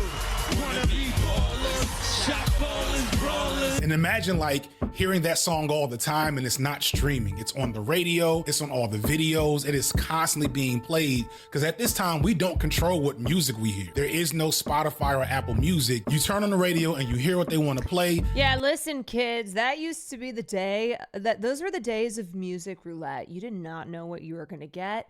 You put the radio on, and what you got was what you got, okay? There was no choosing the song, right? That's why we had to make mixtapes. We had to burn CDs. Eminem and his diss track, Kill Shot, but Kells, the day you put out a hit's the day Diddy admits that he put the hit out that got Pac killed. Yeah. No, he's been dissing Diddy for years. Tofu Shop, thank you for the 6 months. And they wanted to play All About the Benjamins, and we were perfectly fine. Drinking more liquor, dropping the pro digger. I'm with more sippers, watch my gold diggers. And unironically or paradoxically, or I don't know, Diddy didn't do much to this song. He's at the beginning, and it's like, all right, thank you, Diddy. You can get out the way now. And after that is Jadakiss and Sheek Louch from The Lox without Styles P for goofy reasons I'll let you Google. And then Lil' Kim jumps on, and she basically bursts an entire genre of female rappers to this day with the first line she says.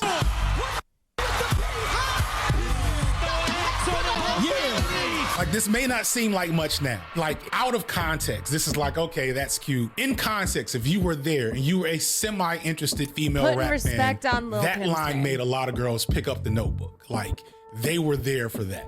And then, of course, it had Biggie with a verse at the end. So I didn't like Every Breath You Take, right? But this I got. Show the kids. This is how we had to listen to 30 seconds of music back in the day.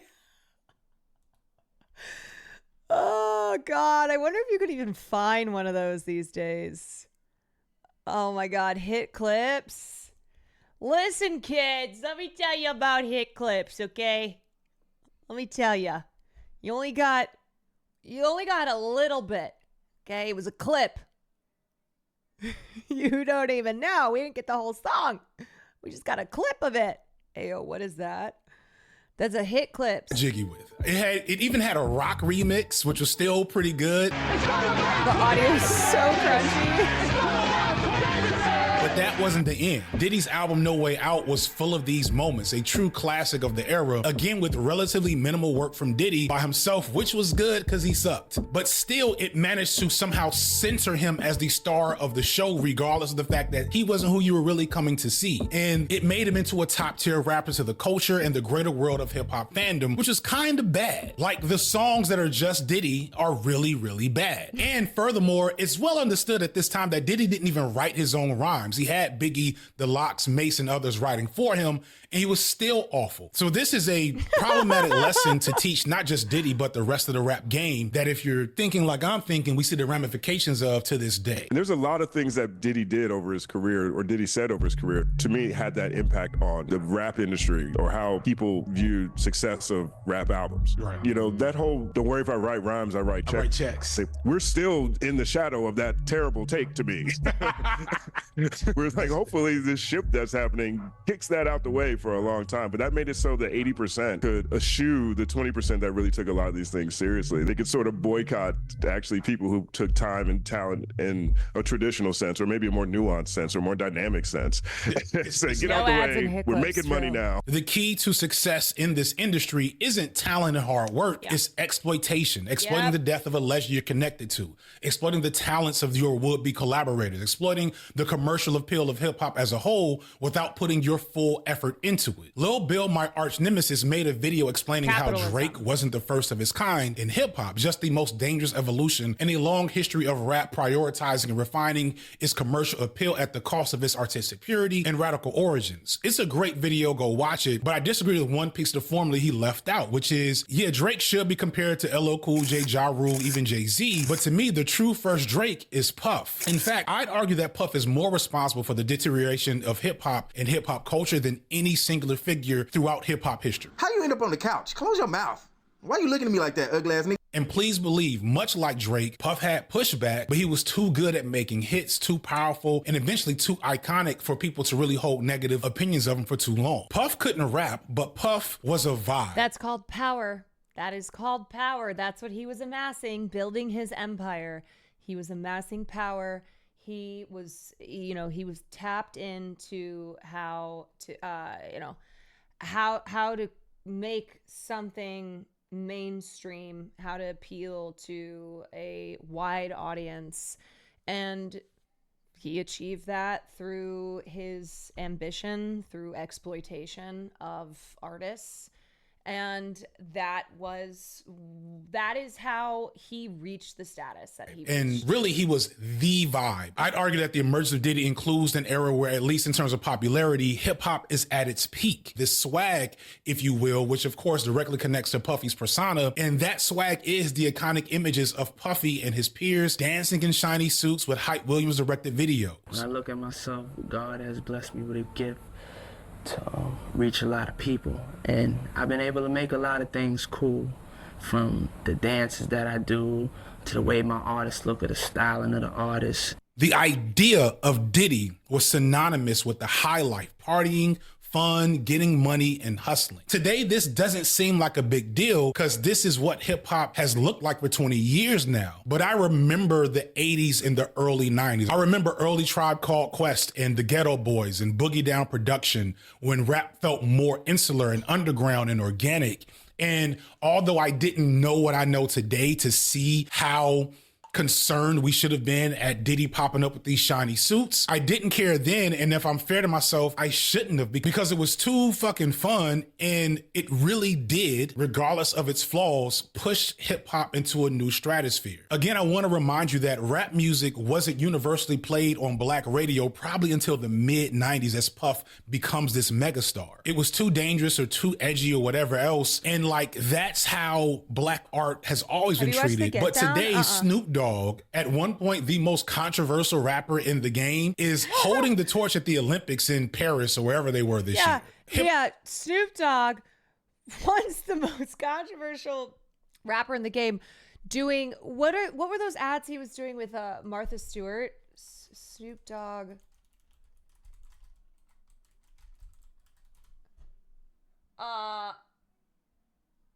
Yeah, I mean, just doing ads for Bic lighters. Snoop Dogg doing ads for Bic lighters with Martha Stewart. Perfect for candles and more.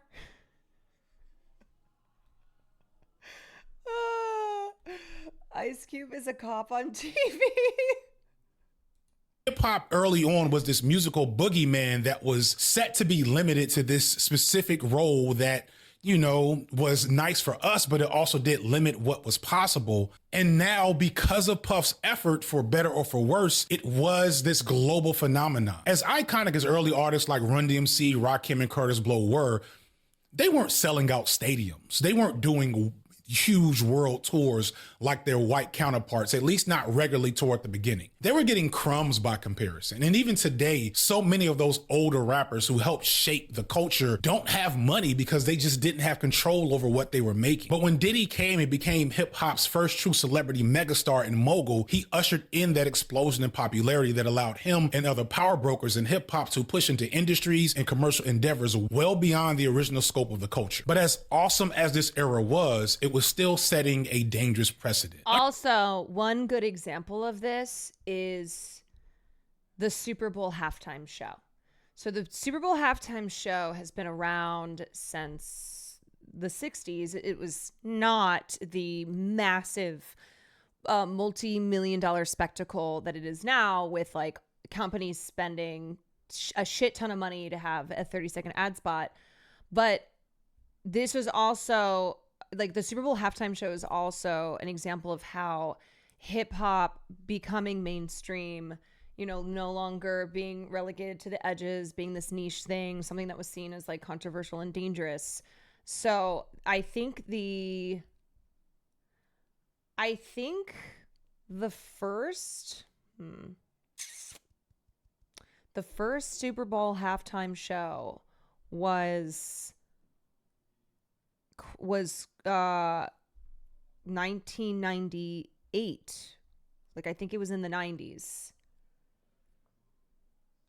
That's actually a really good trivia question. Okay, let's see. I was just doing Super Bowl halftime show trivia when Sam and I were doing covering the Super Bowl on the podcast, but I can't remember. Let's see who it was. Okay, rappers at the halftime show. This is the first hip hop Super Bowl halftime show, but not the first time rappers. Okay, sorry. Let me make the distinction between hip hop and rap at the Super Bowl. So, Queen Latifah. Wait a sec. Yeah, this is a good trivia question. Queen Latifah was the first rapper to perform at the Super Bowl halftime show in 1998. And then Nelly performed, and this was like such a weird Super Bowl halftime show because it had NSYNC, Mary J. Blige, Britney Spears, Aerosmith, and Nelly performing Walk This Way. Like, that is such a seemingly random mashup of massive talent in totally different genres of music. But I think that is an indication of what FD is talking about here, in how someone like Diddy brought hip hop and rap into the mainstream, and how, you know, then this became now when we see the culture around rap and hip hop, it's like really, you know, the high life, etc. There's a lot of different music genres and artists that will blend in with rap and hip hop. Yes, Michael Jackson revolutionized the halftime show. Yes, his performance was like is considered the revolution in the Super Bowl halftime show into like this massive spectacle. Understand that Diddy got this big because he learned the major key to thriving in a capitalist society. Exploitation equals money.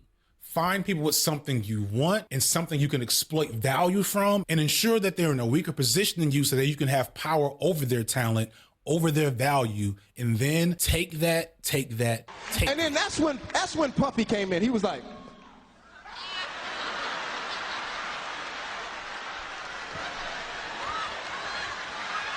Juicy Fruit, thanks for 4 months. Take that. Before we go too much further, I do want to be very clear about something. As I said earlier, the shiny suit era was amazing. Yo, what you know about going out here west? Redneck TVs, Tofu Shop, God, live it up, rock juice, big and chop, piece all clean it up. Sickle kid, bad boy. You know you made me feel so good. You know you made me feel so good. Where you at? It's great hip hop in any era, including today, but for my money, the 90s was hip hop's creative peak. I'm going to rattle off a list of classics from that decade, and it will probably be different from the last time I did this in a video. So let's just see East 1999 Eternal, Coming Out Hard, Moment of Truth, The Infamous, Aquemini, Philadelphia Half-Life, Lethal Injection, and so on. This is my most old head take.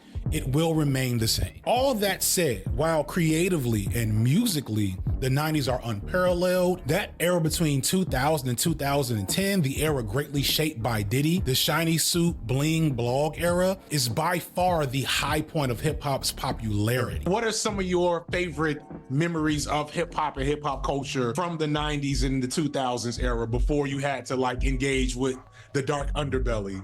You know what I mean?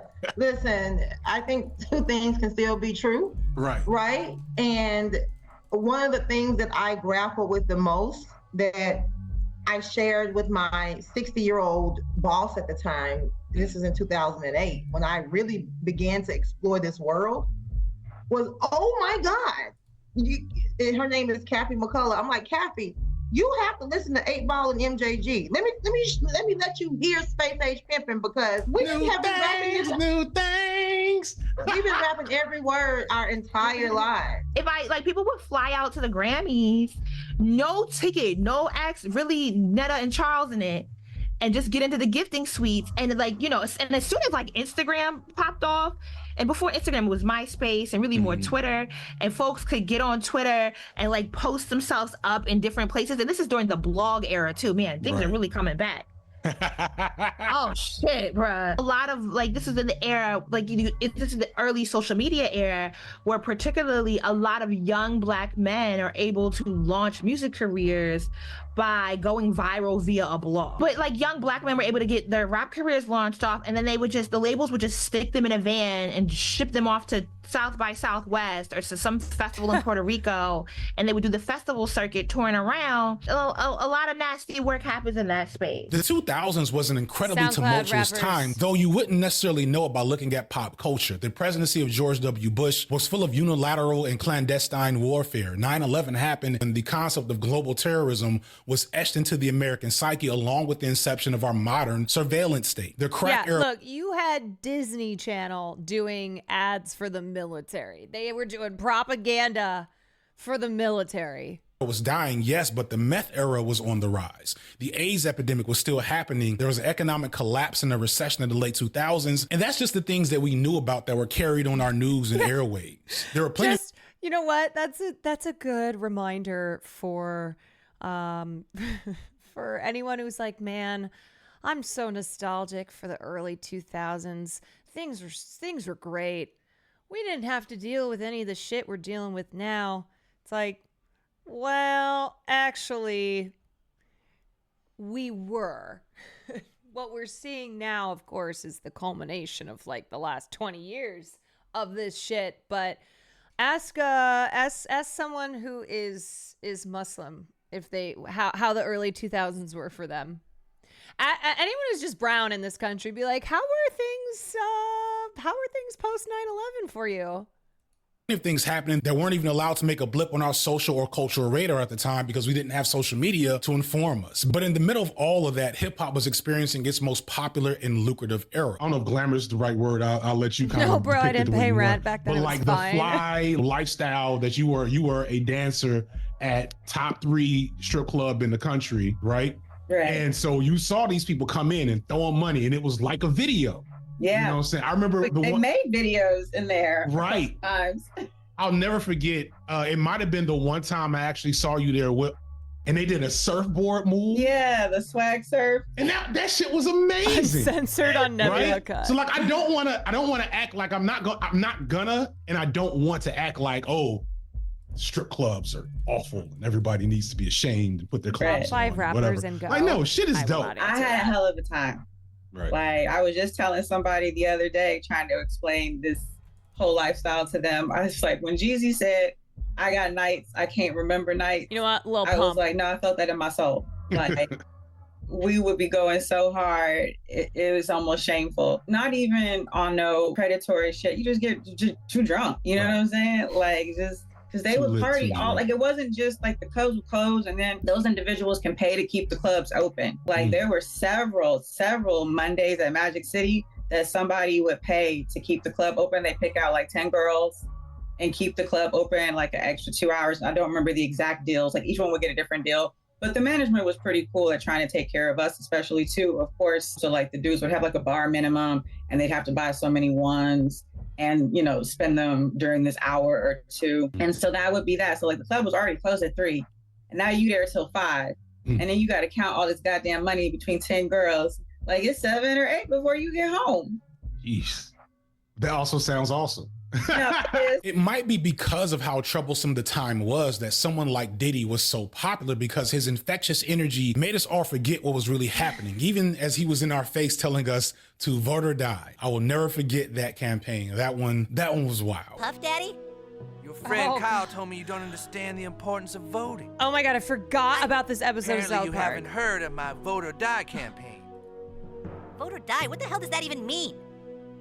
What you think it means, bitch. Diddy helped create an image of hip hop that was still full of bravado and swag and edge, but without the genuine danger or fear inducing radicalism that hip hop had in the previous decade. The resistance to hip hop died down and the dollar signs livened up, and suddenly commercially viable crossover rap made was it less everywhere. dangerous. Rappers that would have been much more street or gritty like a DMX or Cameron suddenly became more flashy and party oriented. There were a series of commercial hits from well-established legends like LL Cool J, Jay-Z, Snoop Dogg, and the criminally underrated Busta Rhymes. Newcomers in the 2000s such as Ludacris and Nelly and Lil Jon released mega hit after mega hit. And then there were a million different one-hit wonders that gave us amazing moments like Chingy, Murphy Lee, Slim Thug, D4L. Hardcore fans and purists even still got fed with the Lox and the Roots and Slum Village, Mos Def, Common, Talib Kweli, and early Kanye West. And even the women of hip hop had strong representation, as this is Missy's most dominant era, and we get great moments from Eve and Trina, and an underrated classic from Rod Digger that nobody talks about enough. And all of this is happening while Kanye and Wayne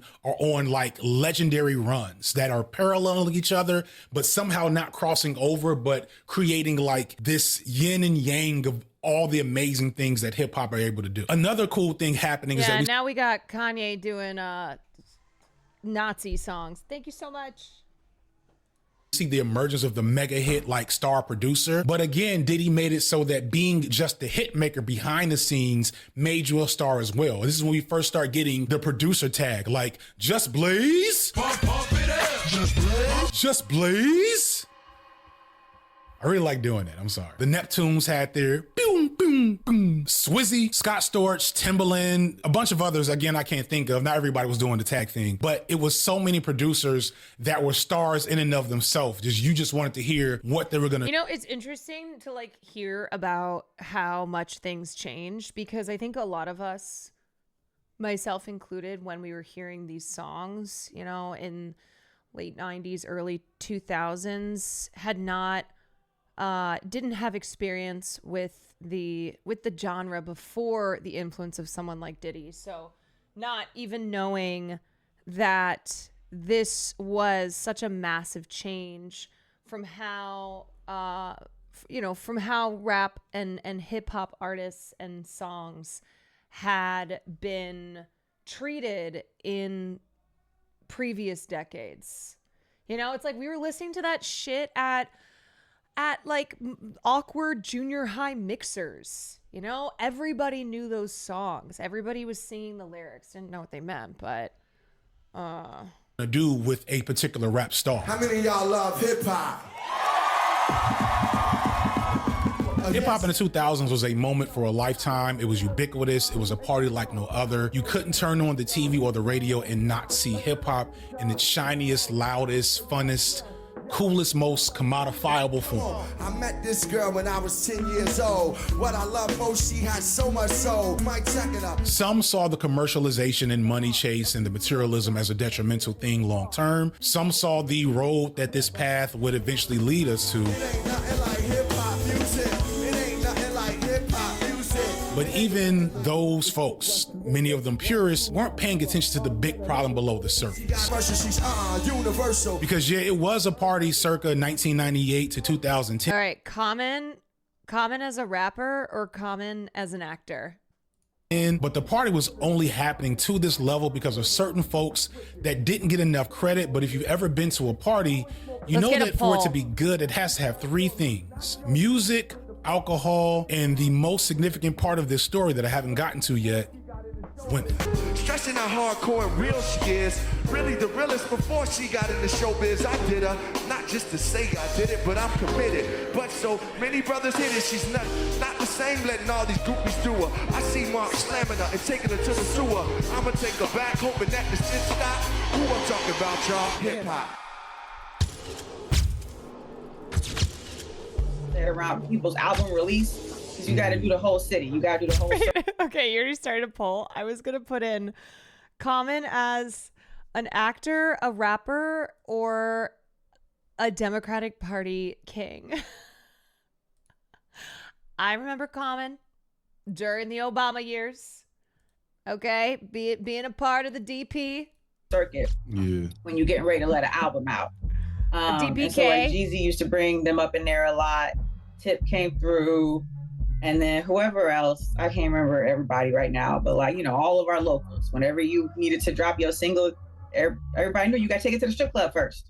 So actually, so that brings up a big point. We'll transition somewhat. Is like, I don't think people fully appreciate how intertwined hip hop became with the strip club. So it was both ends of the spectrums, because all of those strip club DJs worked with local artists. Like all of them had hoop aspirations too, right? As a dancer, you are a big fish in a small pond. Like you can't fit every bad bitch in Atlanta in Magic City. Like that's not the breadth of them. There were hundreds of thousands of just... Okay, you know what? Common actually based King. Common to headline benefit show for Gaza at Ramova Theater. This was when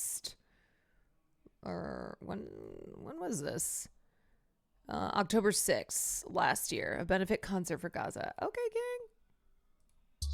Non-stripper girls walking around Atlanta who were absolutely beautiful. But when you walk into Magic City, that's my domain, right?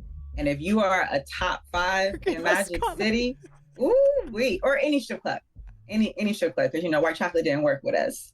So at Magic City, she ran her own shit at Strokers, and that's why she stayed there, because she ran that shit, and I respect. Like that's how you do it. It was definitely a reversal of power sometimes, right? Like those men are in there and they're overwhelmed with all the selections, and you pick what you want. And here's where things rightfully get uncomfortable. So let's start out with a little story. The year is 1999, and I'm 17 years old, sitting at home watching music videos on TV, because that's where we used to watch music videos. And suddenly it's this new video from probably my favorite rapper at the time, Busta Rhymes, off his most recent album, Extinction Level Event. And it's one of my favorite songs, Tear the Roof Off / Party Going On Over Here.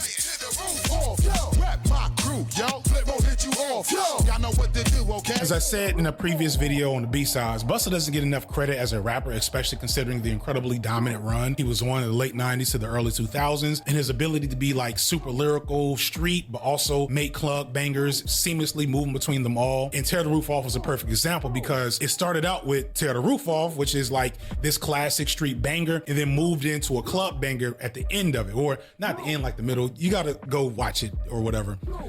But here's the thing, if I'm being real, I don't even remember the Tear the Roof Off part of the song. All I remember is Party Going Over Here for one particular reason.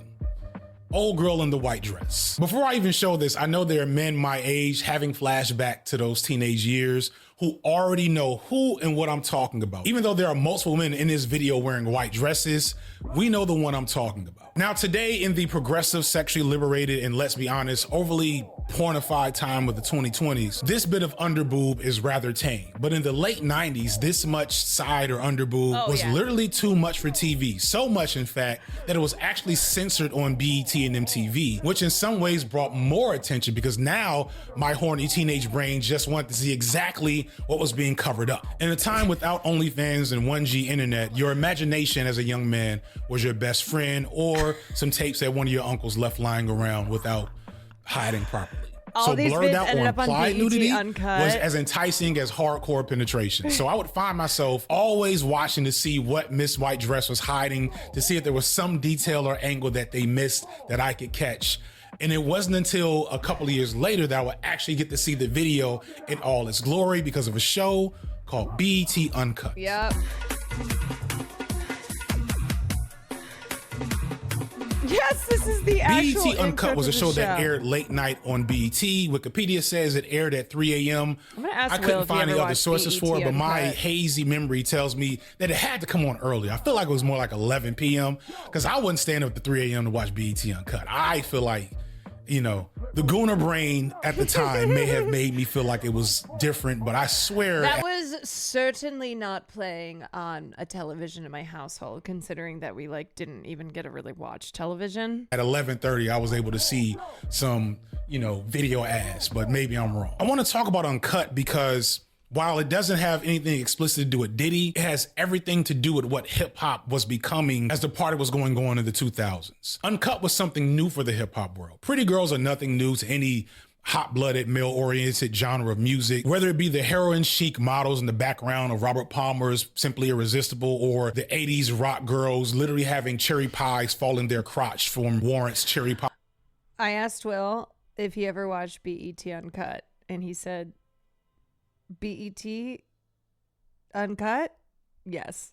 Video. And hip hop had its share of video girls way back in the 80s, but Tear the Roof Off and Uncut was an escalation and a change in the tone of things. Yeah, he goes, BET Black Entertainment Television? I was like, no, different BET Uncut. It's hard to perfectly explain the transition, but the best way I can put it is, while video models in earlier eras of hip hop were sexy and attractive, the video models that came in 2000, better known as video vixens for a while, were also sexy and attractive, but different. The vibes were different, and we gotta unpack why those vibes weren't that good. One of the best ways to like show this difference is just in the aesthetic. While it's expected that fashion trends will change over time, we're also talking about changes in their bodies and phenotypical standards. Older hip hop and R&B videos do have their fair share of lighter skinned women, but darker skinned black women were much more prominent and typical as main features in the media. Also, the bodies of these women erred on the side of thin and dancer-like, probably because a lot of these women were professional models and dancers. This still presented some challenges to darker skinned black women as it pertained to beauty standards, but it wasn't yet what fellow video essayist Khadijah Mbow labeled as the rise of the slim thick video girl. In the Vixen era, we saw the rise and focus on black women with some serious curves. Bodies had always been loved and appreciated in black culture, but not centered in the media, not seen as the epitome. Yes, it's not until you have non-black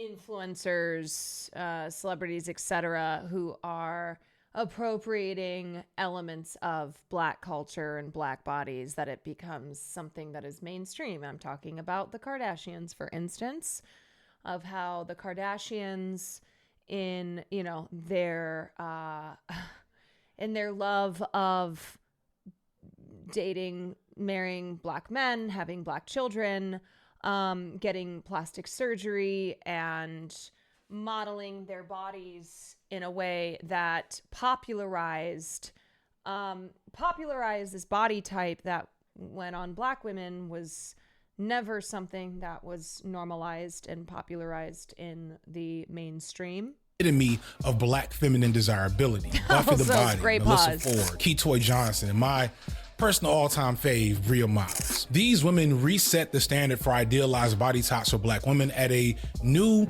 pretty much unattainable level. And you can argue that their popularity with these types of bodies in the 2000s is why we have a rise in certain surgeries for Black women today. In fact, looking at the bodies that we see with vixens in the 2000s and the early 2010s, they seem small and tamed compared to some of the extreme body proportions that we've normalized today. On top of the bodies, there was also the phenotype. Colorism, which has always been a thing in Black culture, became much more prominent in this era. Those dark-skinned women that were prominent in the 80s and 90s were pushed to the side or outright left out for lighter skin, smaller, more exotic features, and or biracial or ambiguous Blackness, which became the standard, making for an even more extreme erasure of dark-skinned Black women that's happening in the media right now. There were so many awful things with this era, and there was pushback. There's notoriously the story of Tip Drill by Nelly, probably the Shawshank Redemption of uncut videos. This song, which was meant to be played in the strip club from jump, so let's appropriately situated, if we're gonna try to be fair, features Nelly and his group, the Saint Lunatics. Name 4 Saint Lunatics. Name 4. Were there 4?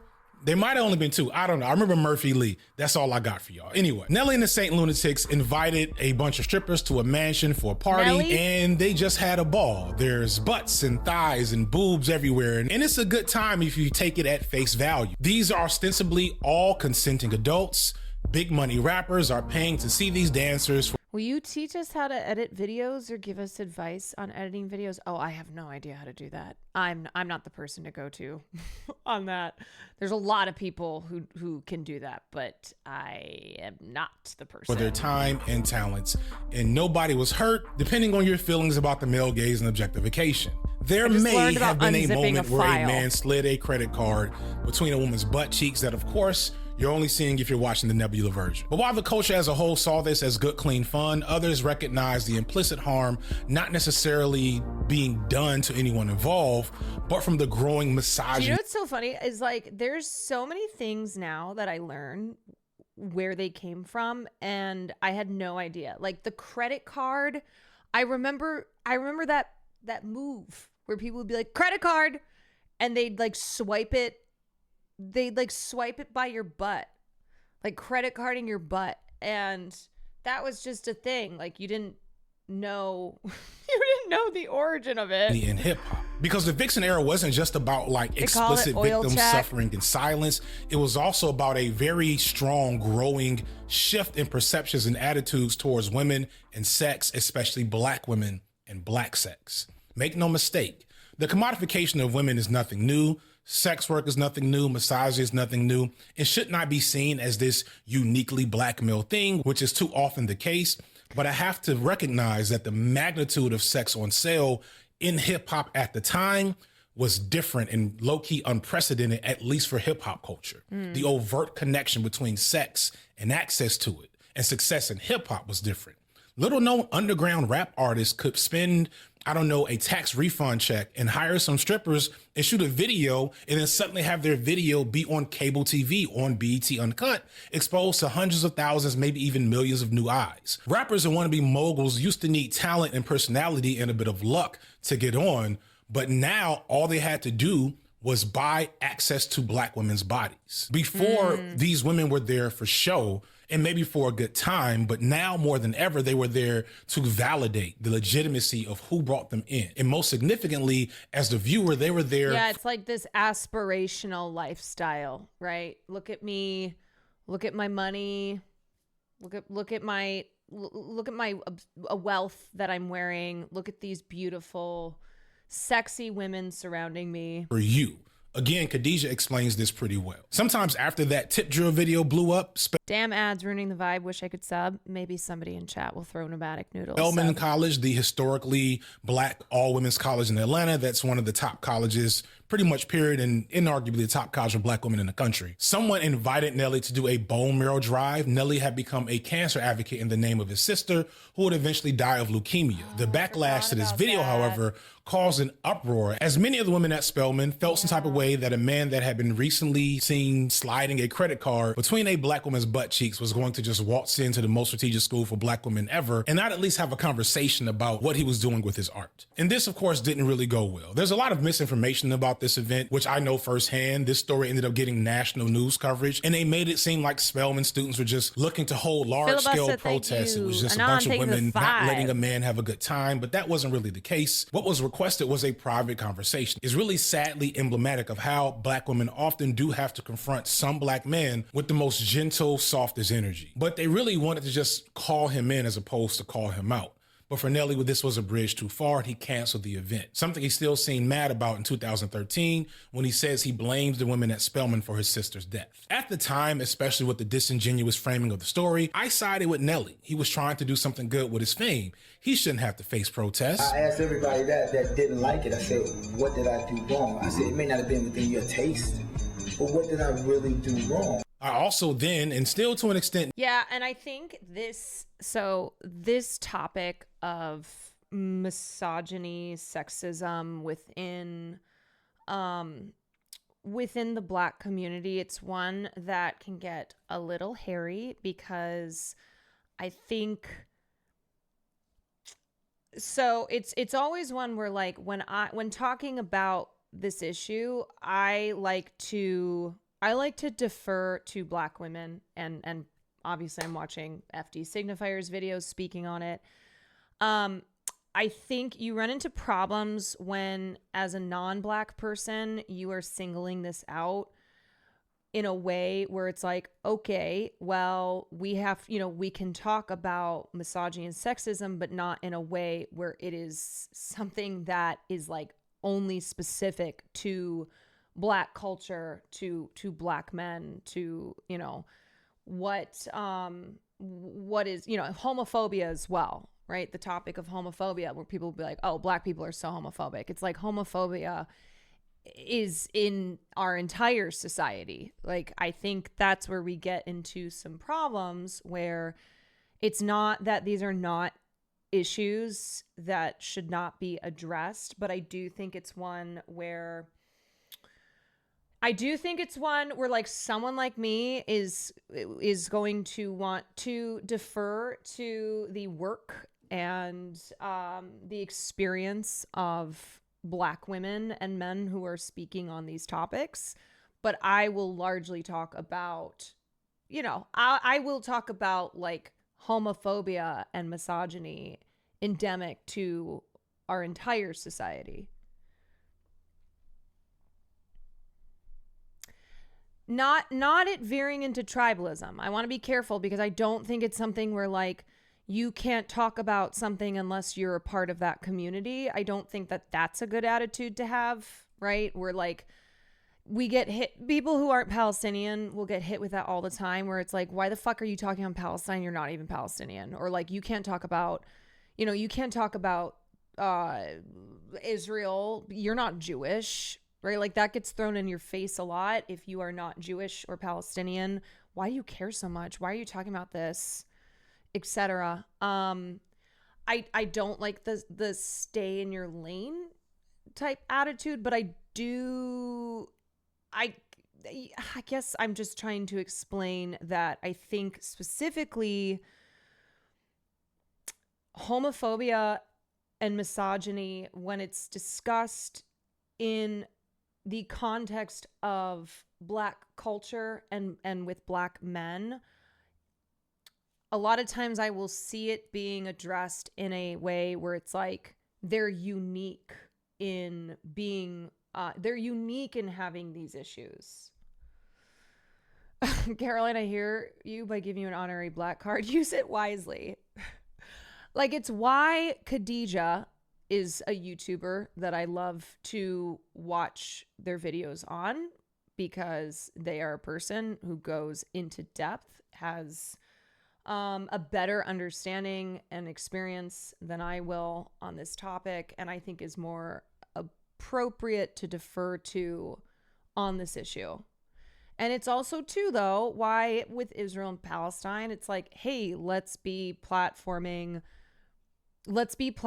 Palestinian voices, talking about their struggles, and this is who we're learning from,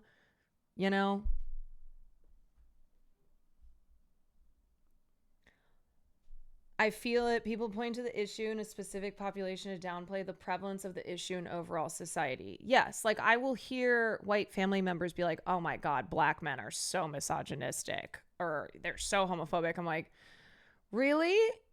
You, my Irish Catholic family member, are going to be saying that as in like, wow, what a problem over there. Good thing that we don't deal with that. Like, okay, do we need to get into it? It's almost in a way where it's like, oof, yeah, that's bad over there. It is rooted in, I mean, the reality is that like, white people saying that has its roots in racism itself, where it's like black people are animals, that they are inferior, that they are, all these problems within the black culture and community that has been, that this has been perpetuated throughout history by white America as a way to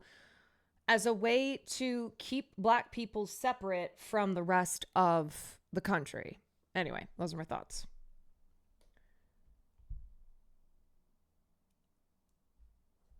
To women within various oppressed cultures and societies, be it in terms of race, class, caste, or anything, will always make you learn the most. Listen to marginalized women and listen to them well. Yeah, like I remember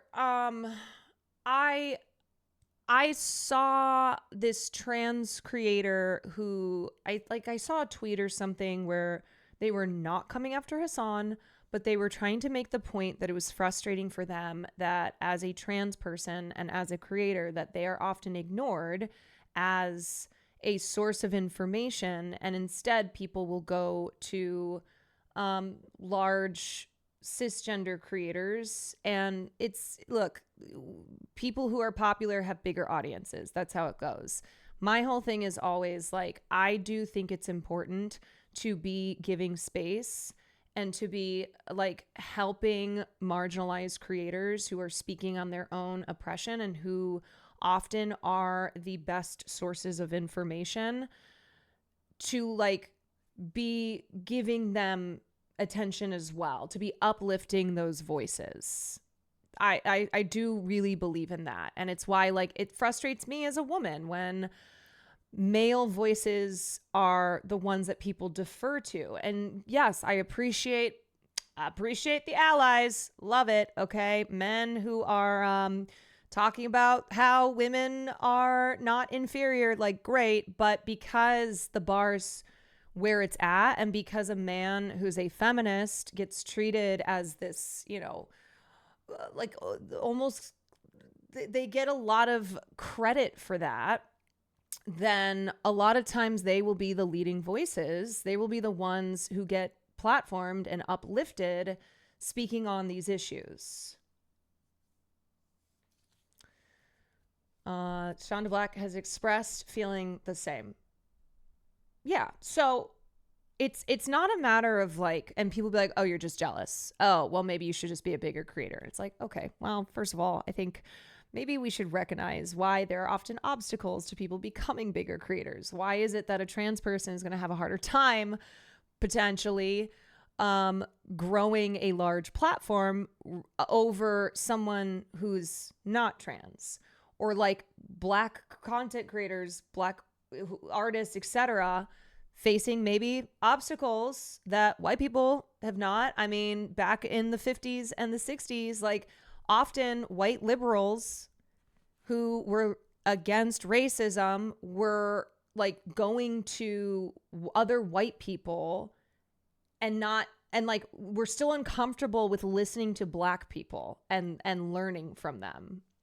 So I get it that there is this, okay, when you are a person who's not in that group, not in that community, there is a, you know, you have a privilege, you have opportunity to reach to people who do not identify with do not identify with a marginalized group. And so you can reach through to them, which is why it's important that cisgender people are allies, why men are allies, like, etc. You know, there is a power and a privilege that you have in not being a member of this marginalized group. But I just think that you need to expand who you're learning from, where you are, like just making sure that we're not only uplifting and allowing people who are not in marginalized communities to be the ones speaking on behalf of those who are marginalized, you know?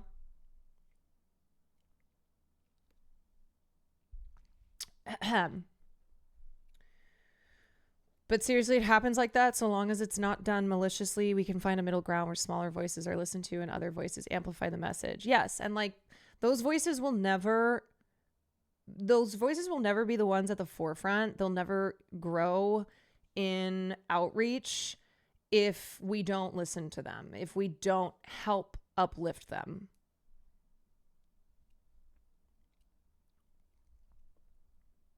You know, it's like for a long time in the film industry, because only white people were allowed to make movies. You had only white people, even when they were well-intended and even when they were not, you know, heinous racists, who were making films that were touching on, touching on issues of racism, who were touching on all forms of bigotry. And like they were telling the stories. They were telling the stories because they were the ones who were allowed in, because they were not gatekept.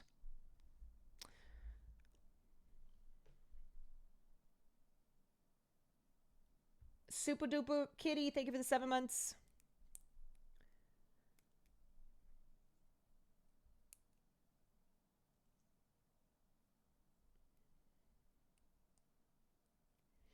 I don't hold the privilege people are using to help me against them. Like Hassan isn't the cause of these men not listening to me. I know he's trying to do. Totally. And that's what this trans content creator that I saw was. She was saying that as well, but people were attacking her. And I thought in a cruel and unfair way. And it's like, Jesus Christ, man, you're doing the thing. You're doing the thing. So y'all, you know what? As the viewers, as the consumers, as the people who have the ability to uplift a diversity of voices, that is something that is also on us, you know? So it's why it's like, you know, I would rather somebody watch a video by Khadijah or FD Signifier, who not only do I think do a lot better work than a lot of these other content creators, but are the two voices that I think you can really learn a lot from, and should be voices who are listened to and uplifted on issues like these.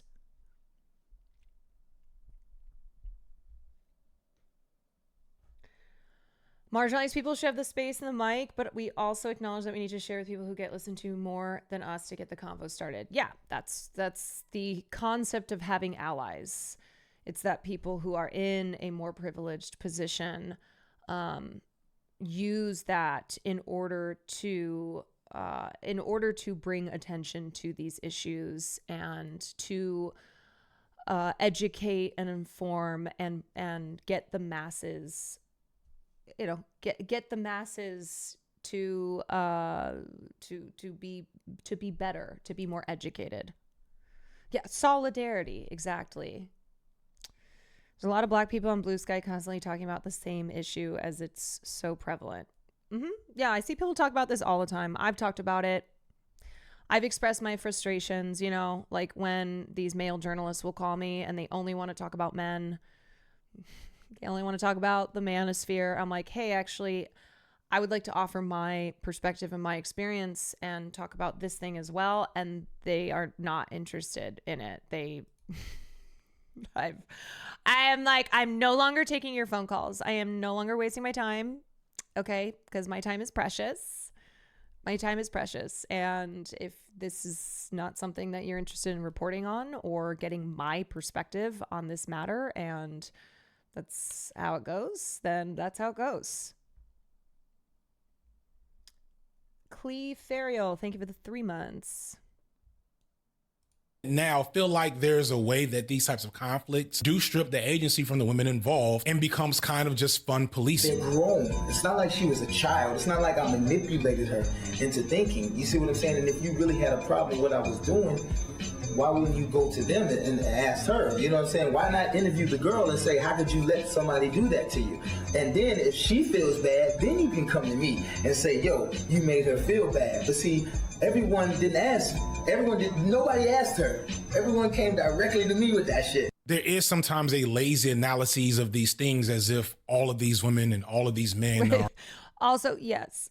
As far as like, sometimes I will let white people fight each other over racism so I can take a break sometimes. That's another thing I've addressed too, where oftentimes the emotional labor is put on those who have to, you know, this is their lived experience and it's exhausting. And it's why being an informed, educated, progressive person who can help to perform that labor, you know, you talk to your friends and family, right? Men, talk to other men, get other men to be better. So this does not fall on the backs of women who are, you know, have to deal with this on a daily basis. Cis people, get cis people to be better. Okay. This is exhaustive, emotional, physical labor. And it's yes, as you said, you know, sometimes I like to take a break and sit back and let white people fight each other over racism because it's exhausting. Are operating in a completely imbalanced power dynamic where the women can only be exploited, not actually having agency or enjoying what they do. In fact, this is a strongly believed rumor that from my time in school was absolute fact, but I couldn't find any corroboration right now. So I have to say this with a grain of salt.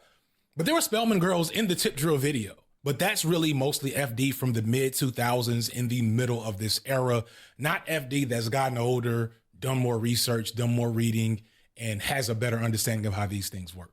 This is not the FD that actually worked in anti-sex trafficking and unfortunately knows that even good, clean fun has unintended consequences for other people you're not thinking about while you're having that fun.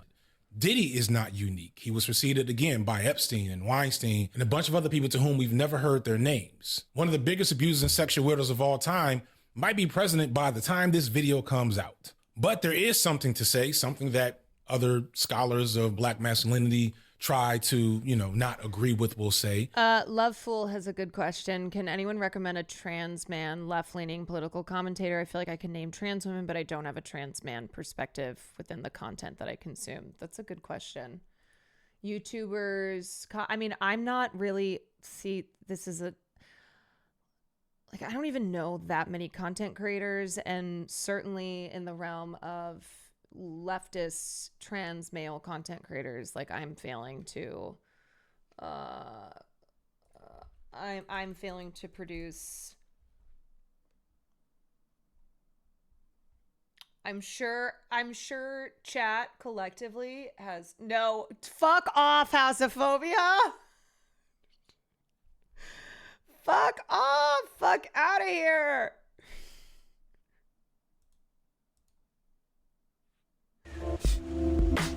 Okay, a lot of people have recommended Ty Turner.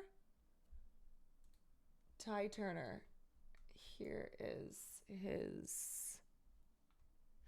The other thing too is like it's not even necessarily needing somebody who is doing political commentary. I think just in general, you know, find content creators of all kinds and help them grow in what they do, you know, unless they're a piece of shit, then obviously don't. But it's like not every trans creator needs to do politics, and a lot of them don't want to, understandably. You know, I think a lot of people don't want to do politics explicitly. So yeah, I don't even think it's a matter of like needing only trans creators who talk about. I think it's one of those that it's kind of impossible to not, if as a trans creator, to not have trans issues be some part of your content, because your life, your existence is just political. But anyway, it's like, yeah, just creators that are great too, but people maybe don't know about because it's harder to get visibility, etc. That recognizes that there are certain black men seeking to play out that masculine role power fantasy in the ways that we've watched white men do for generations, going all the way back to the James Bonds Jamie and Dodger's hairband great. era that we just saw in the 90s. Black men have often witnessed white men do pretty much whatever they desired with women while being blocked from any consequences. And black men are blocked from the economic and social capital to make such power possible. And while I think a lot of black men would argue they're not imitating white masculinity when performing misogyny and patriarchy with our own women, I think it'd be incredibly facetious, especially at a time when half the rappers were imitating mafia crime bosses in their music, to say that that wasn't an effect. What we see in hip hop with Puff and with all these other figures who may or may not be pulled down with Puff is the imitation of the patriarchal ideal, which comes with the idea that as a man with money and power and respect, I can do whatever I want with women as long as I have those three things over them. And even as I want to defend hip hop and always point out that culture influences art and not the other way around, I can't lie and say that being inundated with that imagery and that energy changed the way I perceive That's the world. interesting. Culture influences art, but not the other way around. I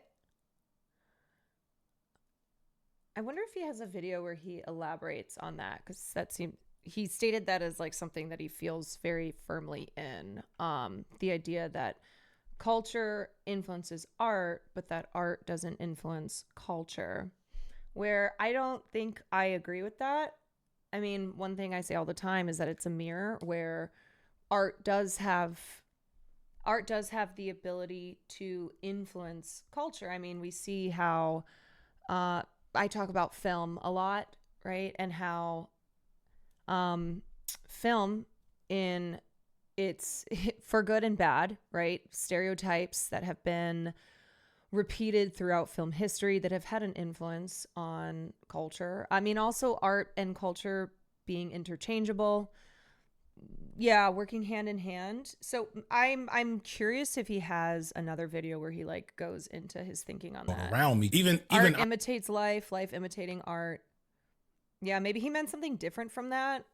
I think he's saying that artists put their culture into the art, but art doesn't create its own culture. It's an expression. Well, I would say though that there is an influence both ways. Anyway, whatever. I, as a guy that was never much of a ladies' man, still engage with women in a very specific and often bordering on toxic way. I remember being in college and harboring certain negative attitudes. I remember hearing things about girls and witnessing things that I thought maybe were wrong, but thought, man, I shouldn't say anything. That's not my place. And I'm not going to blame it completely on the culture that was surrounding me at the time. But I will say that that conversation that Spelman was trying to have to confront Nelly to help educate and shine light on the problems of this culture being unchallenged in the way we consume and perceive it, I definitely could have benefited from that then, and definitely benefited from that over time as I got older. I want to be clear, I am not alone, and I'm on the mild side of things, because so many people male and female, attached to this culture, attached to this industry, attached to the music, have way more skeletons in their closet than many of them would like to admit. Mind you, this is an industry being ran by the same people that started Freaknik at the time. I always have to bring up the fact that, one, I was too young to actually go to Freaknik. I just want to make sure that's clear. But if you're under the age of 30, I mean, dude, what I think there's a point there that I was making, like when I was talking about Sinners, where the influence of Black culture on pretty much every aspect of culture within America, but how because of racism, Black people being erased from their, from having the original footprint, and Elvis being a good example, where it wasn't until Elvis started doing that style of music. Here's this white man who very much so is a reflection of what white America is comfortable with in their consumption, and how he skyrocketed to massive fame on the art of many Black artists who came before him. So yeah, I mean, I don't know. I guess it's like Black art having an influence, but often because it has been appropriated, because it has been stolen and repackaged. please understand. Black culture is our biggest export, yet we get cut out of the recognition. Yeah, like that is historically very true. And these are your parents I'm talking about. This is who was in charge of the culture at the time. Atlanta is the strip club mecca. And when I was in college 25 years ago, if you were a stripper, you went to the next state and you hid it. You didn't want anybody to know, and you were doing it because you needed money to pay for college. That was what my understanding was. Right. It is a celebration now to be a dancer, and I don't think it's necessarily a bad thing, but I do think that that was because it was accepted and glorified by the hip hop community. Had it not been accepted or glorified by the hip hop community, it would remain in its own space as a place where wealthy people go and spend money and have a level of entertainment. The thing about the adult entertainment industry is that young people and vulnerable people automatically get caught up in it. There's no real separation of those economies. Like you would like to separate it, but you really can't, to be honest, because you get caught up in it. I always thought the Me Too movement would never be able to dismantle the urban music industry. Explain. Because when the Me Too movement was popping off, it was very white woman centric, and it was very woman good, man bad. And I think the Me Too movement is another example, because Tarana Burke, a name that you should know if you do not, Tarana Burke, who is a Black activist, she coined Me Too. She started this movement in 2006 as a way to help Black women, particularly young and vulnerable Black women, to have to have their voices and their experiences be heard. Of course, it never became mainstream until white actresses who had been victims of Harvey Weinstein in 2017 tweeted out #MeToo. She's an amazing woman. I got to interview her. She's so, I deeply, deeply admire her. But yeah, like just bringing up Me Too, a perfect example is that it began by this woman, Tarana Burke, but it was a decade later that it became a global movement and, of course, a viral hashtag when Alyssa Milano tweeted out #MeToo and was encouraging women to like tweet about their experiences with abuse and harassment. But it also was like, and it also kind of, white liberal feminism, reducing it to men bad, victim, women as it's supposed to be to a movement for all victims of abuse. Of course, we know many victims of abuse are women and girls. No, Alyssa Milano was the one who tweeted But Rose McGowan was also one of the major voices in the Harvey Weinstein case. My favorite quote from Bell Hooks is patriarchy has no gender. Mm-hmm.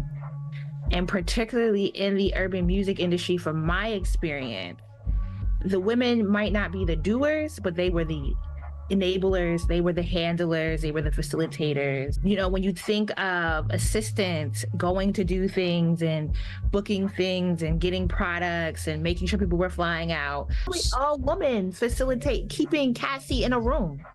It is a woman doing some of the more violent work that keeps people entrapped into these cycles. We've all been hearing the whispering about who about to get questioned next.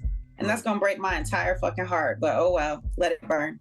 That's what happens. I hope they knew that when they left and stood there and did nothing, that these are some consequences of that. And and they not just did nothing, but like participated supposedly. The biggest blow to the Vixen era narrative of it being Right, and it's why liberal feminism will celebrate feminism as like more women CEOs. You know, more women in power, even if when they are using that power to oppress the working class, of which women comprise women are in the working class. But this idea of feminism as long as women have a seat at that table, which is an exclusive, hyper-capitalist table, that's the whole girl boss thing, right? Gaslight, gatekeep, girl boss, lean in. Thank you, Sheryl Sandberg. FD's video on Black capitalism speaks to this. Right, the idea of Black excellence being now Black people who have a seat at that table, Black billionaires. Celebrating Black billionaires as some sign of progress for all Black people, when no, that's a Black billionaire is still a billionaire. A female billionaire is still a billionaire. This is not progress. Good, clean fun comes in the defining text of that era. The book Confessions of a Video Vixen by Karen Steffens, who also goes by Elizabeth Ovenson. It's almost like there's a radar that goes out when you're a new girl in LA. Like the guys just know you're fresh meat. This book set the world on fire in a way that seems inconceivable today. Maybe it's because she was the first to do it, but I couldn't imagine a woman, especially a Black woman, getting this much attention in mainstream media coverage for their expose on the realities of what's going on in the world of sex and hip hop behind the scenes. This was a very scandalous tell-it-all that allowed the story of a Black woman being incredibly promiscuous be its core narrative device. And of course, there was a lot of pushback at the time, but it was still very much like accepted, rewarded, and focused on in the wide pop culture in a way that Black women usually just don't get to do. Steffens regaled her family dinner. I got yelled at when I say more Black billionaires won't fix shit. I think it's also a cultural divide too. In my experience, the people who I see still with the reverence for Barack Obama, still thinking that just having a Black president was a momentous sign of progress, tend to be Black people in older generations versus younger Black people who are just disillusioned and also recognize that Barack Obama was not good for Black people. Barack Obama was not good for working class people. And I think there's this perception of like representation, a seat at the table is something that we were told we must achieve so then we can have equality that way. Her tryst with notable rappers and Black celebrities at the time, including alleged couplings with Vin Diesel, Ja Rule, Dr. Dre, Lil Wayne, Jay-Z, and of course Diddy. But what's wild is that's kind of the core thing people think about in this book, not the immense abuse and trauma and turmoil that she went through before becoming a victim to this industry or after being a victim in this industry. Steffens speaks to the ugly truth around what was happening to many of those women that were there for the good, clean fun. Well, the relationship had been going downhill because it was an abusive relationship, and it had been almost from the start. Okay. So we were together for about 4 years. I had gotten pregnant earlier in the relationship and had an abortion. You had an abortion originally? Yes. Okay. That was something you wanted to do or he wanted to do? That's something that he wanted. Okay. So and it was hard. I was 17. He was 27. It was difficult for me. I was 17. It was my first time being pregnant, and but that's something that he forcefully made sure happened. She herself escaped to that lifestyle because she had come from such a harsh and abusive environment because of her father, her mother, sexual assaults that she suffered as a young lady, poverty, and even epilepsy. And she says outright in her book that this entry into the world of hip hop was first and foremost an escape. It was not really just about fun. It was her recognizing that her body could be a ticket out. All my life, I had been doing things to get money. You know what I mean? Even when I was dancing, I was giving that service to get that money. Vlad's a fucking fed. I don't understand why people still talk to this Just dude. the dancing, just the being on stage, taking your clothes off to get that $1,000. But because of what she had went through before Thank you, even Hogan. entering in the industry, it allowed her to further go through that while she was in the industry. The video world has become a cult kind of environment where you have a particular group of video girls, you know, and there are different types of video girls. You can be the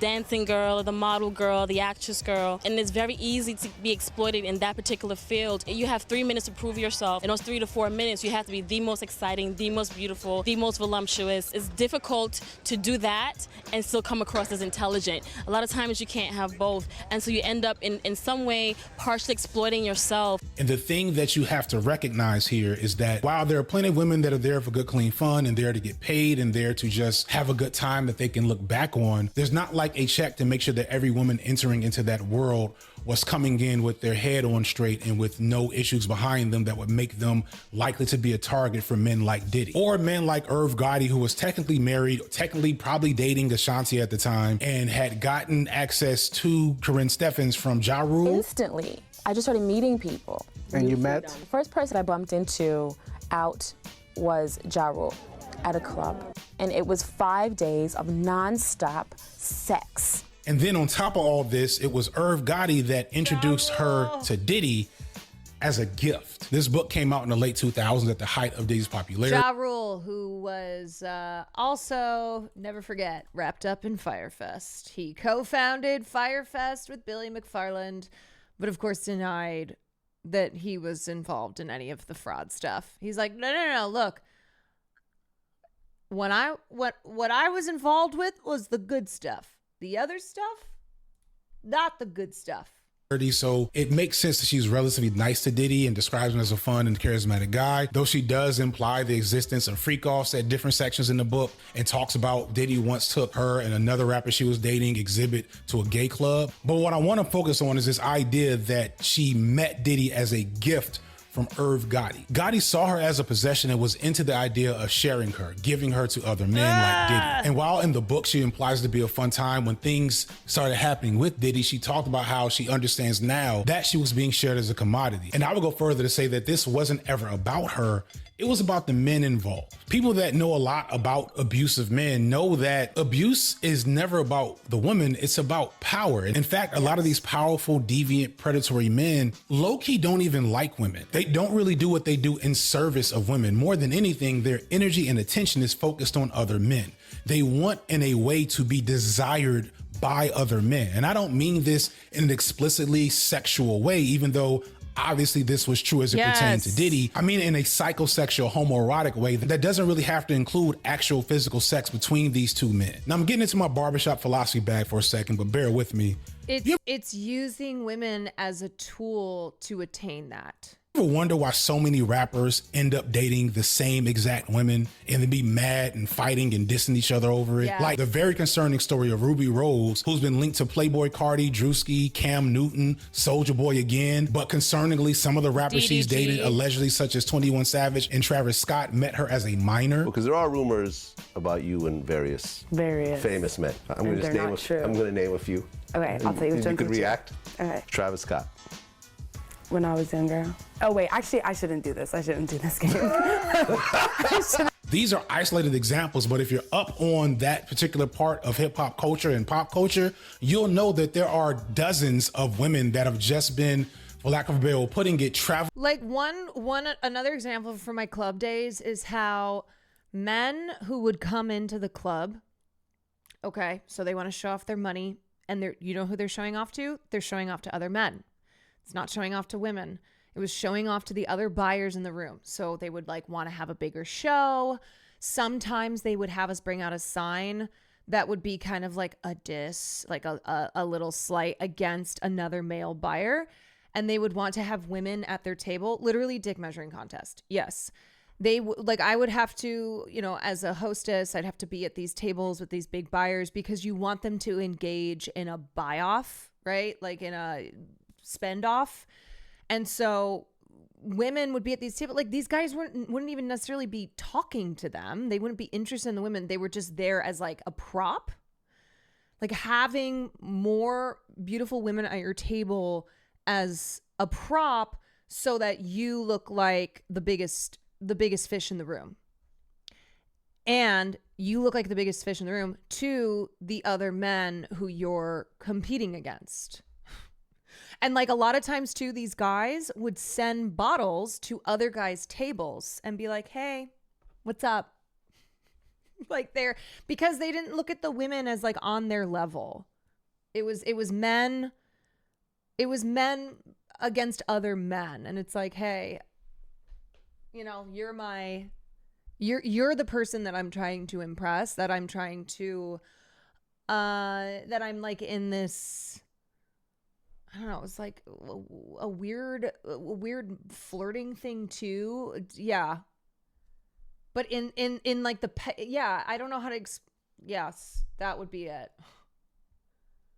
Traveling around their industry dating different rappers, and it's not that those women don't deserve to be desired or loved by any particular man. Yes, but peacocking for other men is indicative of the fact that some of the key elements of these women's desirability is the fact that other men have had them that are also seen as powerful and significant within the industry. The dudes that come into the club for the actual girls are not the ones throwing up ones. The ones that came in to actually see us, they're quiet about it. They gonna slide you to hundreds. Yes, they don't want the niggas around them paying attention That's what I'm talking to what about. they got going on because they came to pay attention to you.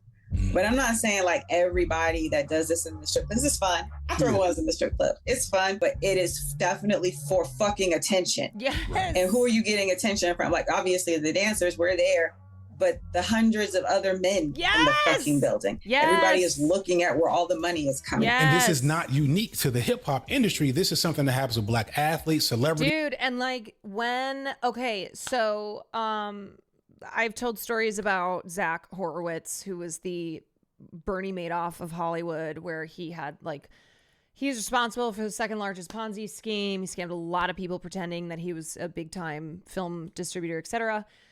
Someone like him would come in and he'd look around to see who are the other men, like the high powered men in this room. Okay, so here's a guy who owns the Texas football team. I don't not the Cowboys. Like what? Okay, does not matter the specifics.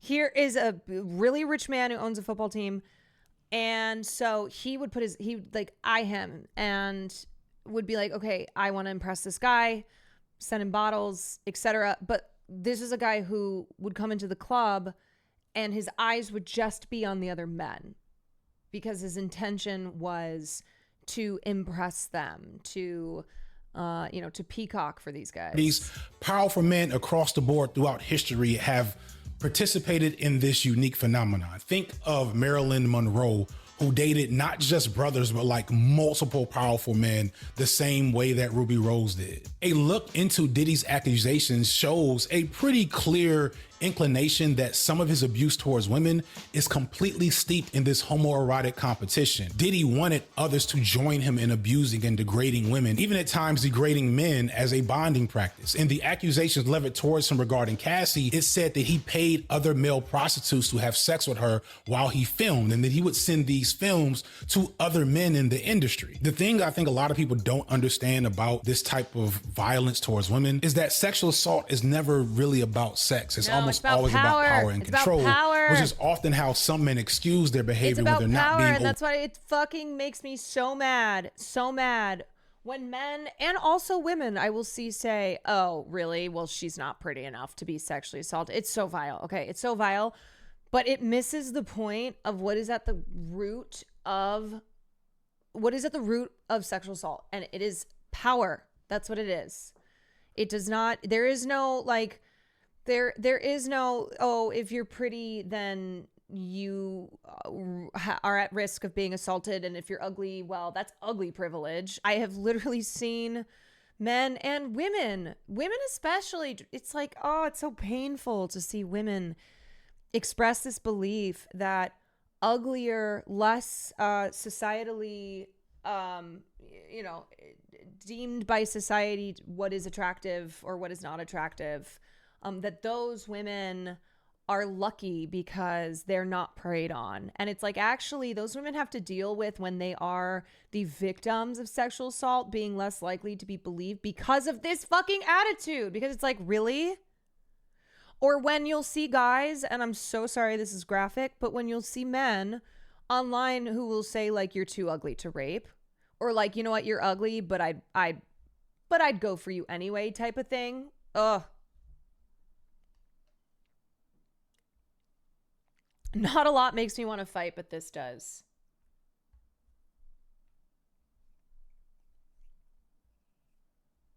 I got assaulted once on a school trip. A classmate got upset with me because she felt she was prettier. It was wild. We were kids, so I wish her well. Yeah, that is a very damaged mindset. The tier list. Wait, what's the tier list? Too ugly to sexual assault is a crazy thought, and it is one that is perpetuated. This belief that if you are not conventionally attractive, then why would you be sexually assaulted? Because sexual assault is about attraction, and why would someone want to, like, clearly no one would be attracted to you, so therefore you would not face the potential of being assaulted. I mean, Trump has said that. Yeah, Trump is so, I mean, this fucking horrible piece of shit. But someone like him has many times perpetuated this idea that sexual assault is about attraction rather than it being about power. Ugly women are not only objectified sexually, but they are objectified via degradation.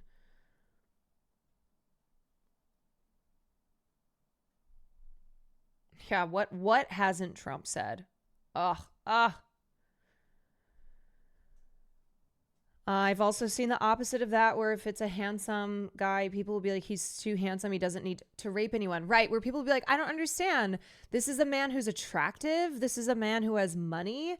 Why does, like, he wouldn't need to rape anybody. He could, women would fall at his feet, because it's not about that. It's about power. It's about coercion. I mean, that is something we see all the time. Yes. Name an athlete. Name an athlete that has very serious allegations of sexual assault, and you see that excuse used all the time. What?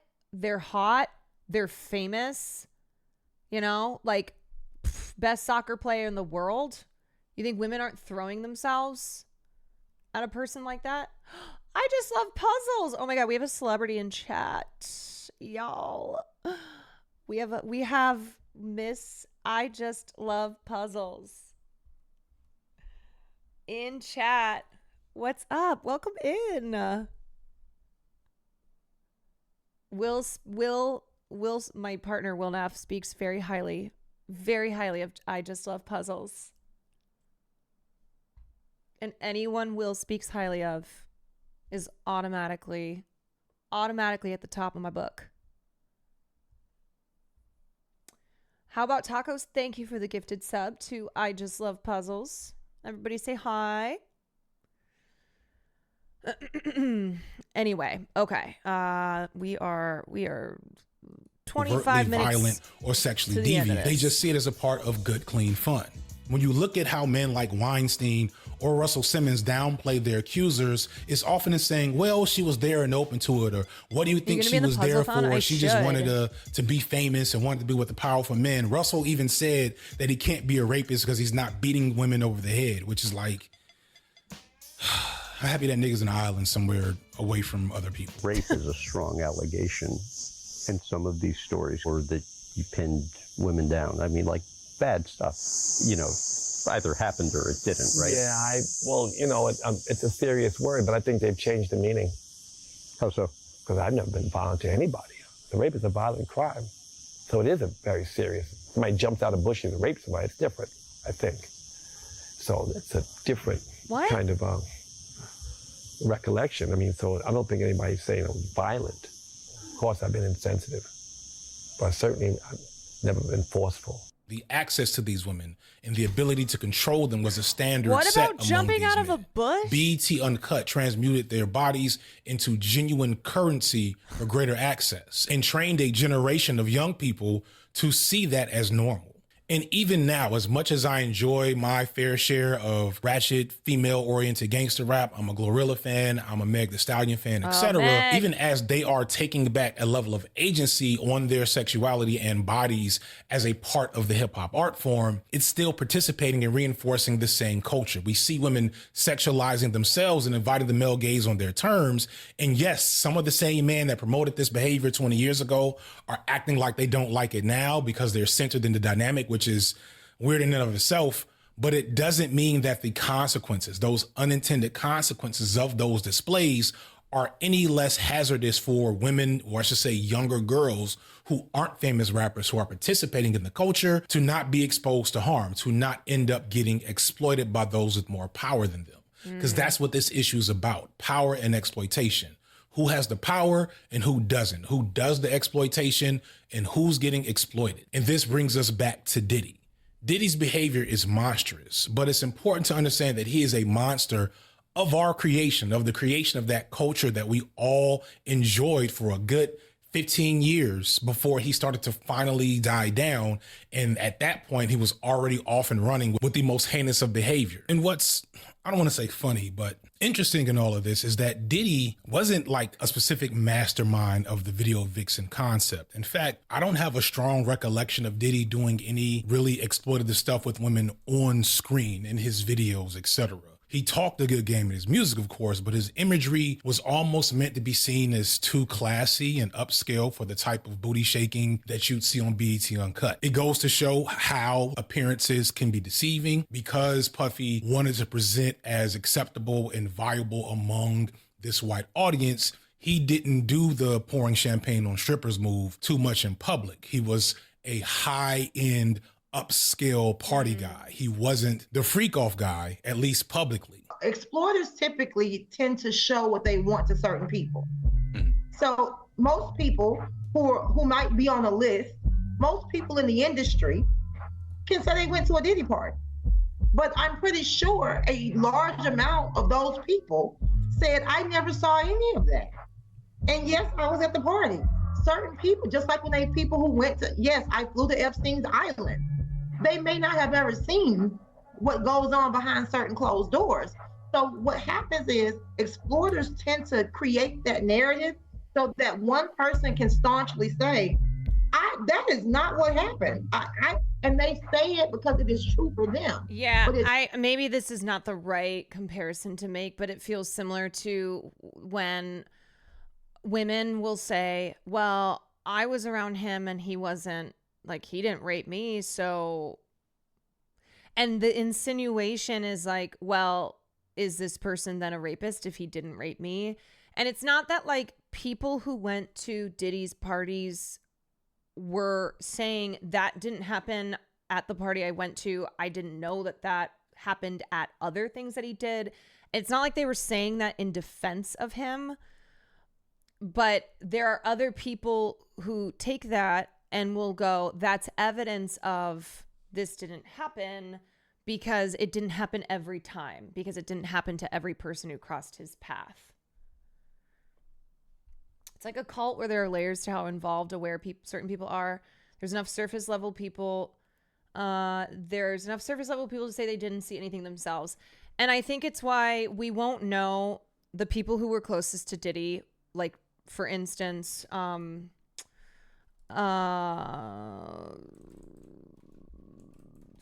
am I blanking on his name? Ashton Kutcher. Okay, Ashton Kutcher, who was like best friends with Diddy. We don't know what his involvement was We might find out. I don't know. We don't know what he knew, but he was in that inner circle. And that's where it's hard to believe that those who were in his inner circle were not aware when there was the general understanding that Diddy had a violent temper, that he had dangerous sexual proclivities, that he mistreated women, that he was involved in criminal activities. So it's not that any person who went to one of the famous Diddy white parties was involved with his criminal activities, or even that they necessarily were aware. But for those who were in the inner circle, it's hard to imagine how they did not at least have that awareness, even if they were not involved. We do know Ashton Kutcher supports rapists with the letters that he's writing to judges. We also do know that. We do know that specifically for Ashton Kutcher, this is a person who has previously defended someone who was convicted of multiple counts of rape, and that is Danny Masterson. So I think I say that because if you're doing the whole, oh no, my fave was at a Diddy party in 2007. Oh, I can't like them anymore. Everyone who was anyone either went to a party or was trying to go to a party. The Diddy parties, the white parties, that was like the ticket to the biggest event. The who's who. Which is why, I mean, obviously we know why people who are trying to use that stupid Hassan tweet as evidence that he is a rapist, or that he's like cool with rape, etc. It's so bad faith. But that's just an example of like he when he was a young guy, okay, as someone like Hassan, who's looking at this world of media and entertainment and is like, oh man, how awesome would it be, whatever, to go to can't wait to go to a Diddy party, etc. No, he didn't go because no, Hassan was not like a famous enough person to have gotten to go to that.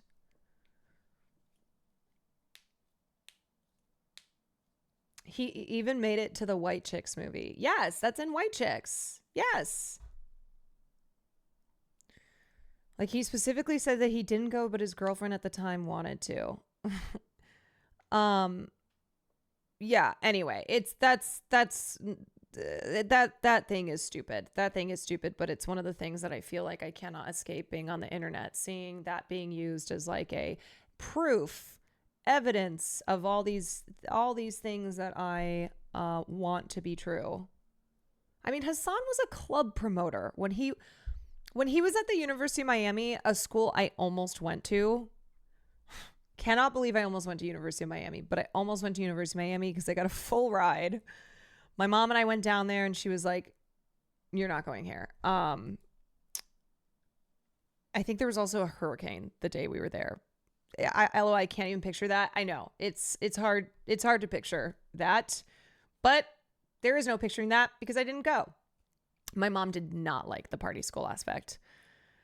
We went to South Beach too for like a second, and she was like, no, absolutely not.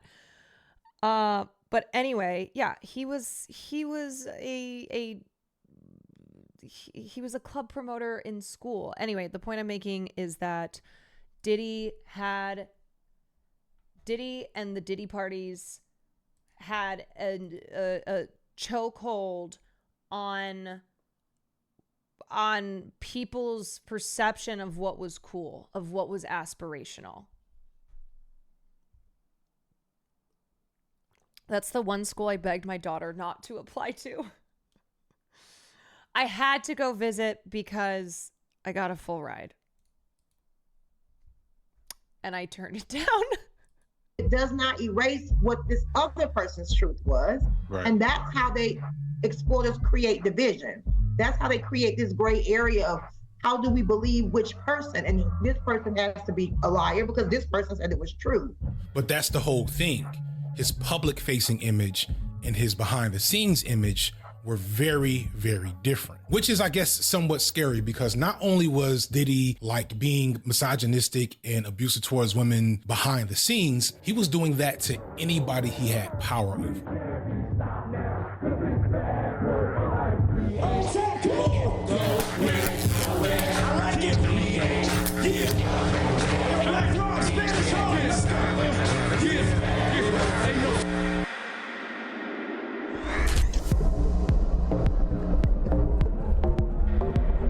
Despite everything I talked about in the last chapter, there's still this sense of shock about Puffy's behavior being exposed. But why? How can we even think to use the word expose here? Because that word makes you think that this is a surprising reveal, that this stuff was being hidden, but it wasn't. It hasn't. So much of the things that anybody's going to talk about with Puff are public knowledge, not just public knowledge, like you had to do some Googles and research, like literal touchstone moments in hip hop history. We know about the public fights. I alluded to the conspiracy theories around Biggie's death and Tupac's death, but what's often glossed over to me that's more indicative of who this man is what happened to Puff's biggest act after Biggie, from that same era when Puff presented Mase as his next biggest thing. After Big died, Diddy shifted all of his efforts and attention to Mase, who didn't have quite the gangster veneer of Biggie, though it's eventually revealed that the decision to make Mase more of a ladies' man was a Puffy creation. Because Mase has such a cool, kind of like smooth veneer, Puff realized that it would be much easier to fit him into his framework as, you know, the pretty boy Mason Betha versus Murder Mase, who he was before Puff signed. Started rapping about 3 years ago, and I basically went to Atlanta to meet somebody else, but I ran into Puff and he gave me a shot, and I just try to make the best of my opportunity. So Mase was like a mix between Drake and DaBaby, maybe. That's the best. That may not make any sense. That's definitely gonna date me, because like, when has DaBaby been relevant in the last several years? But I apologize, old head moment, but you get my point. And all this came together in Mase's first album, Harlem World, where we saw that Mase, though not the typical boom bap. Someone said Mase is, he's a preacher now. No, he was. So I just looked this up. He retired in 1999 to pursue a career as an ordained minister. He led a church in Atlanta, but then he came back in 2004 with a welcome back album, and then retired 6 years later after a 1-year release from Bad Boy Records. So I guess he's focused. I guess he has a podcast and he's focused again on his ministry. Extra hardcore lyricist, was still pretty solid on the mic. He had an amazing flow. Puff's production worked perfectly with it. We also get some of the first beats from the Neptunes. That song, Looking at Me, one of the biggest bangers of the era that's low-key kind of slept on. But not really low-key, because the album sold 200,000 in its first week, which was big even back then. And over several years, it was certified platinum. So Mase, much like Biggie, was often running with a lot of success. Yes, Mase, his CD, it went #1, debuted at #1? Yes, I mean, that's like astonishing. The only other person to do that is like myself and Snoop Dogg. But 2 years later, as Mase released his second album that no one remembers, already things are taking on some weird and drastic changes. Mase announced that he was leaving the music industry to become a preacher. But Mase was huge. Harlem World was huge. Multi-platinum. Huge album with huge songs that still hold up to this day. The first Neptunes hip-hop track, I believe. Yes. And I never forget when I first heard, what was that? Why are you over there looking at me? Right. Mase was so big. Yeah. That album was so big. And within one album, he said, I got to get out. I need Jesus and to get as far away from that man as possible. And that really stood out to me. And again, here's a perfect example of Diddy amassed his power, his wealth. The reason that he reached billionaire status or close to billionaire status was via exploitation. This was a young artist who he was had taken the creative control over this artist's music. There was a lot of pressure that was put on him. He was being screwed out of the royalties. So this is all exploitative behavior that lined Diddy's pockets. and caused this artist to retire from the industry at a young age. That is when, and the people I was around too, truthfully, that's when we started talking about, well, how evil is Diddy really? Mase gave a lot of reasons for leaving before and after, and in the preceding years would return to the rap game and leave multiple times. However, in recent years, especially after starting his successful podcast with longtime friend and fellow rapper Cameron, Mase has been very explicit about his issues with Puff and very clear about him being a snake and making more than a few allusions to the crimes and abuses towards women and men that have followed Diddy for years. Since Cain killed Abel, I'm able to kill Cain. And love don't steal, my nigga, change your name. Come on. And I see no integrity in your name. And I'm haunted by the ghost of St. James. Champagne King, match my rolling plain James. And I say, blame God I ain't changed. And if niggas never found a killer, why is niggas living it? Everybody broke, niggas gotta blame the vision. That's in the Bible. Niggas be selling their soul to go to a brunch. Niggas might end up sweet, drinking that punch. I suffer good. And niggas know I'm from another hood. Forget a brotherhood, I'm trying to make sure that my mother good. What's up, man? How you doing? Killer, I'm doing good, man. Reparations is getting closer and closer. At the time, this seemed like just a dramatic blow up, but it wouldn't be the only one. It would become a first in a series of artists signed to Puff that left him under the worst circumstances. For really most of Diddy's career, it seemed like every artist to make a splash that was closely connected to him eventually fell out with the label on the worst terms. Big died. Craig Mack, Puffy's first major breakthrough artist, fell into a cult and eventually died himself. Mase retired. The Lox escaped and never messed with Diddy afterward. Black Rob left and died sick and in poverty. Loon left over money and also retired and converted to Islam. G-Dep was dropped after flopping, had an addiction to PCP, and then in an effort to get right with God, confessed to a 15-year-old murder which put him in jail for over a decade. 112, Diddy's most successful R&B group, left after their run, but not without lawsuits over royalties, and almost everyone from Diddy's run of reality TV show artists has sued him, with several suing him right now for abuse. And those are just the things that I remember vividly that like we knew. There's probably way more behind the scenes that we don't know. Things are starting to sound more believable. Yeah, half of them died. And then you start looking at all the other people around him who just end up going to jail. Like, you know, Loon went to jail, Shine went to jail, G-Dep went to jail. Like everybody around him was like dead or in jail. The Lox left real early. Yep. And they were loudly talking. They have the skit Raping You Records. Right. And I listened to that today for the first time in forever. I'm like, yo. Right. And he says, if you can't be my artist, I can't rape you. I gotta rape you. And he's talking about like it's not getting into the diddler stuff, but it's bumping up against it. It's bumping up heavy. It's bumping up heavy. That the people involved in these scenarios, it probably takes them decades to realize that they were victims. That this is so well positioned by a multitude of people as an opportunity, as a way to get into an industry, as a, you know, just like, you're special because you get access to There's a running joke in the Black community that signing with Diddy was signing with the devil. Is wealth and power. And the interesting thing is people get fixated on Diddy's sexual engagement with men because of homophobia. But men are also socialized to just take more beatings and just pass it on to the next person, regardless of their sexuality.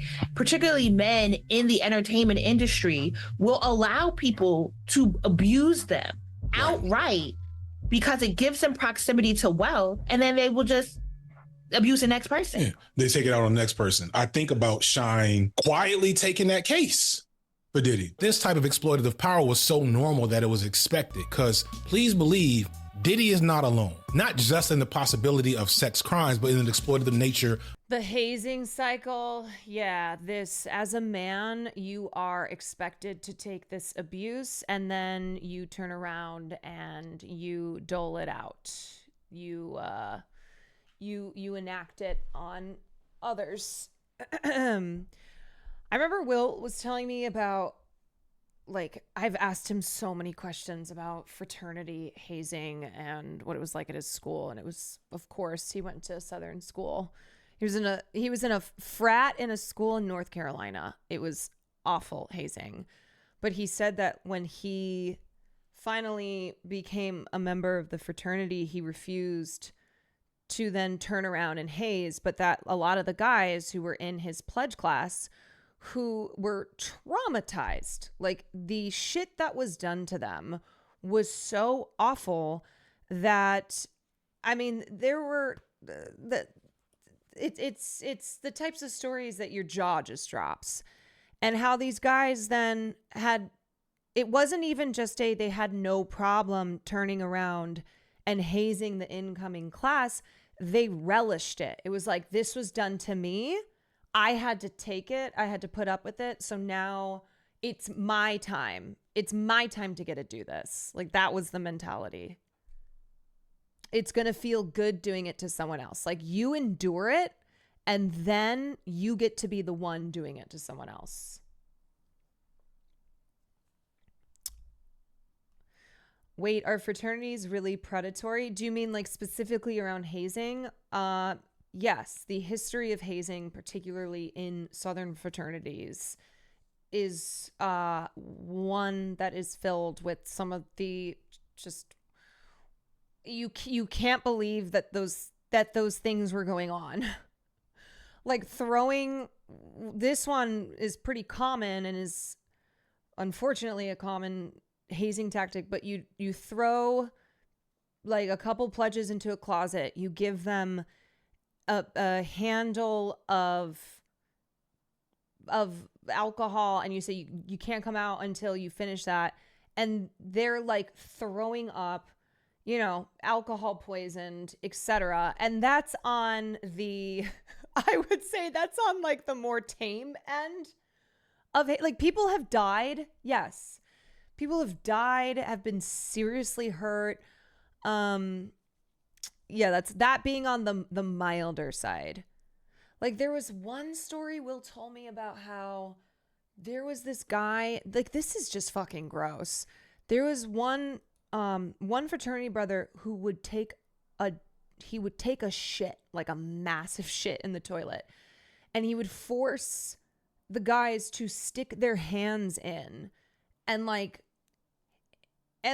handle his shit. I don't know. Why? But gross shit like that, dangerous shit. Yeah.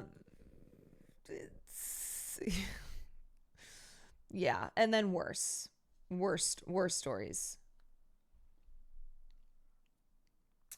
Yes, there was a sorority at my college that would have the sorority sisters. I've heard this one before from other people who had to experience this. Sorority sisters having to strip down naked, sit on a washing machine, and then they circle the parts of their bodies that are jiggling.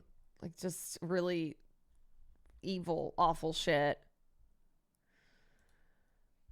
Yeah, hazing made illegal in Arizona 10 years after ASU student death. So at a lot of campuses across the country, they've tried for, over the years to crack down on hazing, usually after someone has died. I'm so glad I finished eating. Yeah. I told you it was gross. Definitely not the style of Will's frat, but in the air of FD, Black People's Business. This is a good watch. Hazing in Black fraternities, the real story. Deep dive.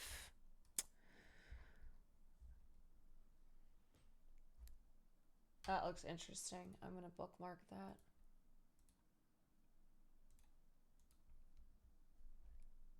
Of the entire industry. While in many ways Diddy is uniquely bad, specifically with his sex crimes, also paying thousands of understand that he is just to a part of a greater culture of exploitation. Almost all the celebrity record executives that we knew and loved during that era moved the exact same way. Jay-Z snaked Benny Siegel out of opportunities, to which Benny Siegel holds a grudge for to this day. Also, the way Jay-Z sold out Rockefeller Records under the nose of Dame Dash, who has really never recovered from this, is one of the dirtiest moves in the history of hip-hop. Yeah, and I think when discussing Diddy, it is important to recognize, yes, this guy was a monster, okay? He did a lot of really heinous things, but we can't separate him from the culture at large. We have to examine the conditions, the way that someone like him was able to do what he did and how he was propped up and how he's far from he's not a singular evil, I guess, is what I'm trying to say. And I would make the comparison to how when we talk about, Adolf Hitler, who was an evil man, okay? Like objectively an evil man, but that it's important to understand him not as this, not as like what a brave stance. Not as necessarily this unique evil and not as like fascism belonging to just that of Nazi Germany. And therefore, when studying fascism and fascist leaders post-Nazi Germany, that people will always put it in the context of, well, they weren't as bad as Hitler. So why are we even calling, why are we calling this fascism? Why are we calling this, why are we making comparisons here?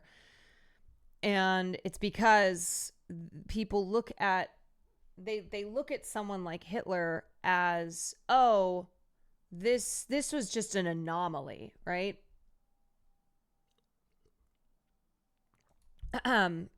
And anyway, so it is recognizing the harm and the scale of the harm that someone like P. Diddy was responsible for, but understanding the conditions that led to his rise, that protected him, that there have been others before him, there will be others after him if we do not fix this culture.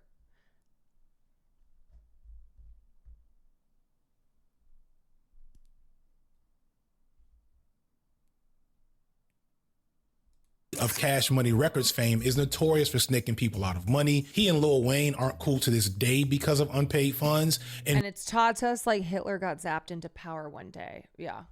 That he just suddenly appeared and anyway. Baby not paying Pharrell for the beat and what happened to that boy is low-key the butterfly effect of how we eventually get to the Drake versus Kendrick Lamar beef from earlier this year. Speaking of Pharrell, although he's quite beloved in the culture and is presented as one of the industry's good guys, when it comes to this exploitative practice, he's no different. Remember that whole beef between Beyonce and Khalees a couple of years ago when Beyonce dropped Renaissance and had a song sampling Khalees' voice on the album and tried to give her a feature credit, and Khalees got angry about it because she knew she wasn't getting paid from that feature and she knew Beyonce knew that. Now, the way that eventually played out was wrong because Khalees started beefing with Beyonce when Khalees' real beef is with Pharrell, because Pharrell owns Khalees' publishing for most of her music up until a certain point, and right after that point is when Khalees quit doing music. And Khalees on numerous occasions fought and tried to sue Pharrell to get control of that publishing, which is all the money made off of her music, and he has refused up until this day, which is why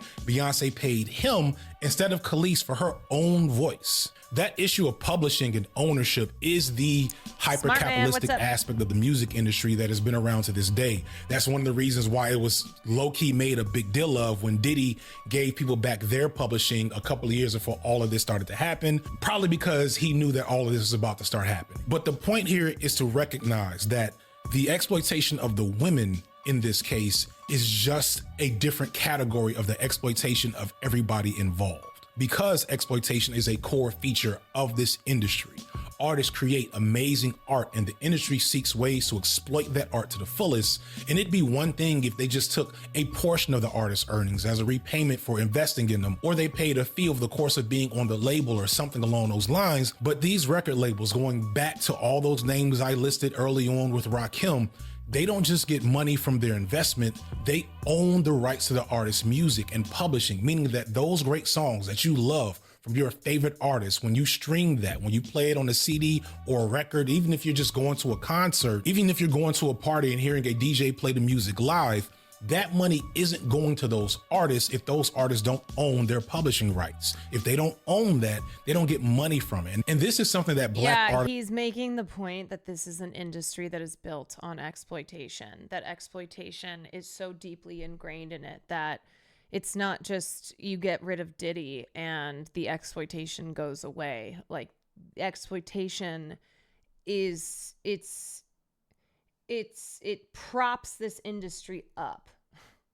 Artists have dealt with throughout American music history, going back to artists like Ma Rainey and Chuck Berry. Historically, Black artists have always gotten the least out of their talent because the industry has always used the ignorance of those artists to the business of the industry against them. And particularly in hip hop, it's also used the desperation of the poverty. That same poverty that made hip hop possible in a lot of cases was used against those artists who were wanting to be rap stars, wanting to sign a deal so they could get some money so they could eat and get out the streets. And because people like Puff and Jay, and of course the bigger people above them at Sony, Universal, and Warner, these executives know that if they go find someone who is thirsty, like a Benny Siegel or a Saigon or a Jayquan or Chingy or Gorilla Zoe or so many other folks that we don't think about but have made relevant, significant splashes in hip hop during that time period up till now, if those people are in the struggle and looking to eat, just like those same Black women earlier, when they're in the struggle, looking to eat with nothing to lose, you can give them a little piece of anything and then have complete control over them in perpetuity. And that's the rappers. That's the people with a voice. Those are the people with followers. So imagine, or maybe don't imagine, what was happening behind the scenes, what is possible for the seemingly hundreds and in reality thousands of women and girls, and sometimes boys and men, caught up in the underbelly of this vicious industry. Right. When the options presented are, you either take this deal and you are, you allow the exploitation, or you have nothing. There is no career. There is no money. There is no chance at this life. It's like sign or starve. Yeah. Sign or starve. I want to end with a brief discussion of something that might come off a bit hokey, like a conspiracy theory, but it actually ends up leading me to a different point, something that Justin Hunt brought to my attention at the end of our conversation. First of all, corporate America is made and built for white men. So when you're going into corporate America, usually your entryway is to help them with their diversity problem. But at the end of the day, you want to be able to open up doors. Sometimes you got to take that opportunity and get in. And so that's what I did with Seat Ciroc. at the table. But I told them I don't work for nobody. Everything in my portfolio I own. So you guys have to know my ultimate dream is a tequila. The other side of it too is, there's real conversations around the Diageo situation, putting a different type of light on him. Ever the chaser of the bag, the chaser of money, power, and respect, ever the party guy and promoter, ever the Black capitalist, Puff did what many Black capitalists have done before him. Something I talked about way back in my Black Conservatives video. He parlayed his access to us, his popularity amongst us, into big bucks for him, being the moneyed white power structures that he gained access to through his relationship with us. In 2007, he went into a partnership with Diageo, a multinational alcohol company that's worth nearly $80 billion and basically runs the alcohol industry. If you're drinking at a club, you're drinking something that they made. He will help them promote their struggling Ciroc label. So what would be the best way to fix the music industry in your opinion? Well, ultimately what this comes down to is the issue with capitalism being inherently exploitative, so we can talk about transparency, we can talk about unions, we can talk about all that, but what is intertwined with the music industry, like all these industries, is that of capitalism, which is why FD has mentioned that repeatedly, and has made another video that is specifically about Black capitalism and how that is a Black capitalist, a Black billionaire, a Black person at the seat of the table is not going to fix the conditions for the masses, for the majority of the Black community who are working class, who are the laborers, not the owners of said labor. But yeah, I mean, artists owning the means of their production. Does that sound familiar? Was wondering, as I want to be able to figure out ways to stop these exploitations in these industries. I mean, I don't have like one, there's no one easy answer here that I can give you, you know? Yeah, obviously workers, artists, laborers owning the means of their production is what otherwise they continue to be exploited because they don't own it.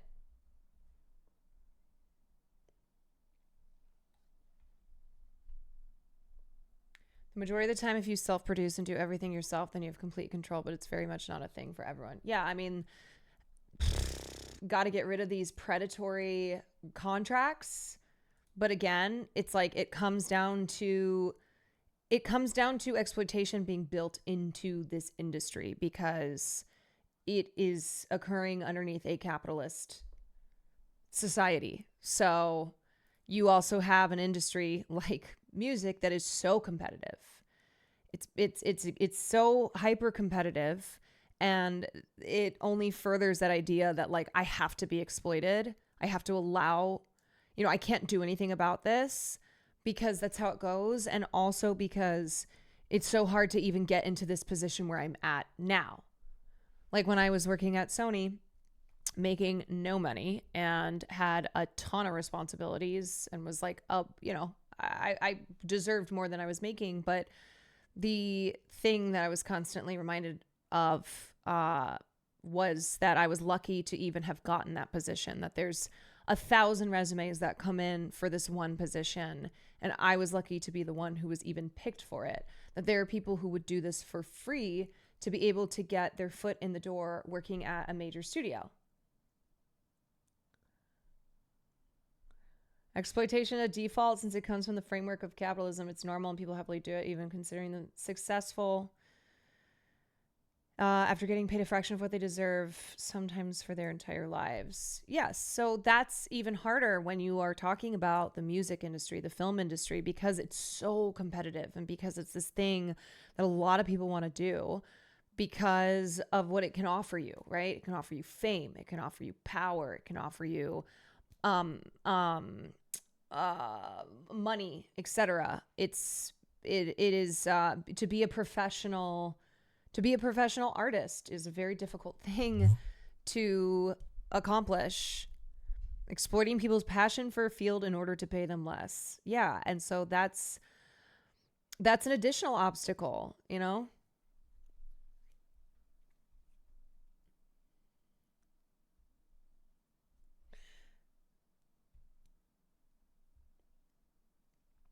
Look at people like Beyonce. The second they are wealthy enough, they separate from record labels, publish on their own labels, and then but then they in turn sign others and do the same thing that was done to them. Hard to break the cycle when there's so much money to be made off the backs of others. Right. It is built into the system. Music labels are the capitalist gatekeepers of the music mainstream. Nothing gets that level unless artists pimp their creativity out to them, as well as whitewashing people power messages. But I guess, yeah, I mean,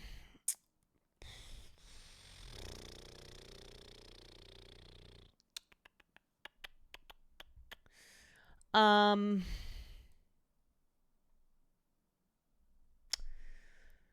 don't know. I'm trying to offer like, not there's the big solution, and then what are the things that we can do to make it better, right? There's making it better, and then there's the how do you fix it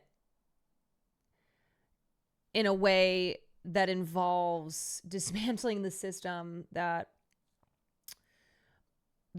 creates that exploitation. So I'm big on unions. I'm big on labor organizing. I'm big on transparency with contracts.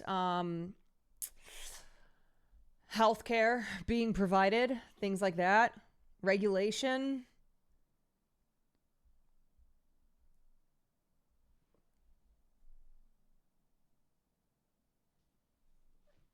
You know, as like public education awareness, talking about things like abuse and how it is so, why it is so common, what does it look like, how to try and empower people. And get 50% of the proceeds. And of course, soon after this deal is done, you constantly see Diddy with Ciroc talking about Ciroc in Ciroc commercials. He is inseparable from the liquor, and Ciroc becomes a staple of hip hop high life aesthetics. And surely this makes Diddy a lot of money. However, this deal was a lot like the deals that Diddy signed his artists to. He did all the important work. Ciroc was nothing before. Someone had a question about music unions. So that's separating acting and music. Acting has strong unions, right? You have SAG-AFTRA. The music industry lacks a union of the size and strength of SAG-AFTRA. So collective bargaining, protections, etc. It's much more difficult in the music industry, which is why exploitation is throughout the industry. Why, like, yes, there's exploitation in the film industry, but it is notorious in music because of something like lack of a strong union. Him. But Diageo still owned Ciroc at the end of the day and made most of those proceeds. Diddy was just talent to them. And this didn't sit right with Diddy for obvious reasons, considering that he knows how talent is treated in the entertainment business. Because a lot of musicians business. are treated as independent contractors, not tastes employees. Change, right? So tequila became the hot thing. So Diddy goes and buys De Leon. I know you've seen Diddy push De Leon in recent years. Yeah. So he's pushing De Leon tequila, and he owned half of it, and Diageo owned the other half, right? And so Diageo is in charge of distribution and manufacturing of the business. And they were really upset that Diddy was so successful with Ciroc. They went from selling 40,000 cases of Ciroc a year to 2.2 million a year, right? So, wow. So being the black capitalist, Diddy buys his own liquor company, De Leon, and then gets into another partnership with Diageo to do the same thing for De Leon as Ciroc. He would use, again, his access to us, his popularity due to us to build up his own liquor company that he owned, and then would just use Diageo to produce it and give them a cut of his business. And this would be a sure shot because he had started a whole wave of celebrity endorsed liquor. His presidents opened that door, and like years after, you see George Clooney's Casamigos garnering $1 billion on its sales. There's no reason Puffy couldn't have got it more. And I'm a vodka drinker. I love vodka and I hate Ciroc. But he noticed things didn't quite go the same as they did with Ciroc. Diddy wasn't seeing the same results or enthusiasm behind him promoting a liquor that he personally owned coming from Diageo. And after some investigation, Diddy decides that he needs to go ahead and make something happen. So he sues them. No, Clooney owned Casamigos with Cindy Crawford's husband. Can't remember his name. They owned it and then they sold it. And they made a lot of money. For racial discrimination and failure to own up to their end of the business deal they signed with. Surely you see the irony here. Diddy was subtly on the opposite end of the type of business practices that he had participated in for decades. He was fine exploiting other black people on behalf of white businesses. But when Diddy seemingly got too big for his britches, the same white power structure did exactly to him what he was doing to niggas on his label. What we have firsthand is the limit of how far one could actually go playing the dirty game of being a black capitalist. But Diddy did not stop there. What vodka do I like? I'm a Grey Goose drinker, but here's a little secret. If you like Grey Goose, but you don't want to pay for the Grey Goose prices, Costco's Kirkland vodka. Costco's Kirkland vodka is actually pretty similar. And I think it has something to do with it being... I think it's like either produced in the same place, like it has it's essentially the same formula, It's off label. It's like if you go to, you go to Walgreens and rather than buying Dayquil, you buy the non-brand. You buy the Walgreens brand. But yeah, it's made in the same factory. So that's something that I learned recently. It was like Kirkland vodka if you like Grey Goose. Because this lawsuit became his thing for the last few years. The taste testers he at went Costco on a couldn't black tell the excellence, difference. black wealth crusade. To his credit, doing what everybody says getting you a LLC is supposed to do. Diddy was pushing the envelope and trying to go beyond the natural limitations of black capitalism, always being under white capitalism, y'all. I did a whole video about this. Go watch that video. Anyway. He was trying to own something massive to put him on the same level as the corporations that had always had the real power over him. He attempted to buy BET from Paramount. He tried a black cannabis business. He started the Revolt Network and a few other ventures. And anytime a mic got close to his face, he would speak to black people not selling their wealth, not giving up their resources to white businesses, and saying that black people need to come together and build this wealth so that they could all get free. We got to start with us stepping up and really taking the responsibility and accountability to be a part of this political movement. People don't really know me. Like, I'm blessed that I have the money to start this political party. I'm not gonna make no apologies for how much cake I get, That has empowered me, but I know once I get it, I'm going to fund the revolution. I'm a black nationalist. I'm unapologetically black. I have to take care of the tribe first. I didn't know that Diddy is going to be funding the revolution. Which is not just false, but highly ironic coming from this man. And I was the only one to recognize that, as these words were immediately targeted by his former victims in the hip hop world, of which he owned their resources and wealth and had built his wealth off of their labor. People like Mace scoffed at his hypocrisy. How could he sit there talking about black wealth coming together when he's literally stealing it from other black people? And I just have to point out, the truth is that's how it's always worked. I don't have time to get into it. Please just check out the Jay-Z section of my Black Conservatives video for more details there. He files that suit. Diageo tries to settle it in arbitration. They just want to do a closed door, figure out some deal with it, right? And then release a statement saying that Diddy saying that we're racist is damaging to our brand. It's costing us $1 billion in reputational risk. So the judge decides, no, we're going to take this to trial, and it's going to be a public trial. And then the next month, the Cassie thing happens.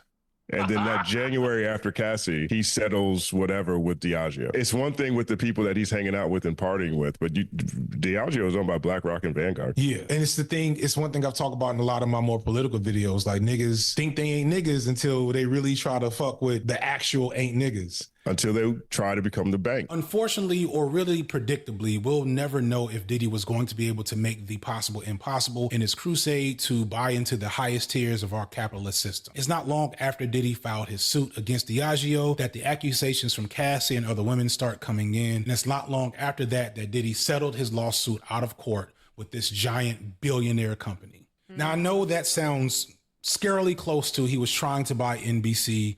I know.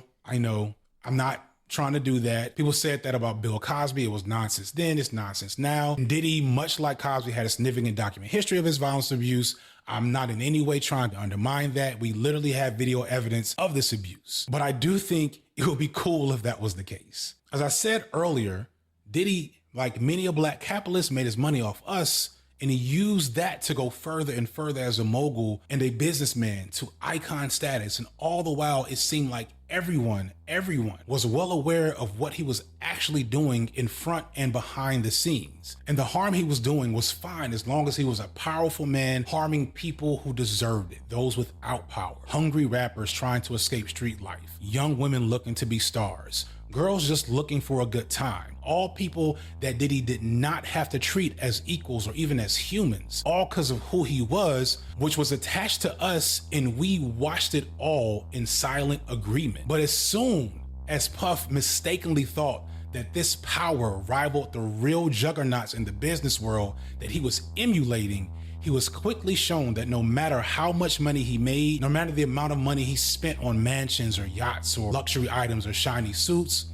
he was still just a nigga from Mount Vernon. So yeah, if this were some type of setup from Diageo, it would low-key be poetic justice. It's a useful reminder to the reality of how this system actually works and why no amount of placating this system, or in the case of Diddy, imitating this system, is ever truly going to work for Black people. There's a lot of speculation that Puffy might possibly end up exposing others as he falls down, that many a celebrity or maybe even a politician has participated in the freak off. And to that I ask, who did Epstein take down? Who did Weinstein take down? And you might say, you know, politicians and billionaires and princes are different than a couple of rappers and R&B artists, and that's true to an extent, but to create that type of ripple effect really is incompatible with how this system is designed to work. The point of this video is to hopefully get you watching to recognize that the goal for the people that benefit the most from this exploitative system that Diddy took advantage of is for us to hyper focus on him as the only villain in the industry, to look at his downfall as evidence that the system can be fixed and govern itself, that fundamentally all of these systems work and it's just a few bad apples. The history shows a few bad apples. us it's not just a few, it's more like a cycle. And this cycle perpetuates itself on its ability to cast off one of its worst actors so that everyone else gets to keep moving unencumbered. We're talking about a culture of violence and exploitation, and Diddy is the results of that. He's the okie doke. He's a bait and switch. This is much bigger than Puff. It's bigger than hip hop. This is, once again, the American way. He is a symptom, not a cause. It's bigger than.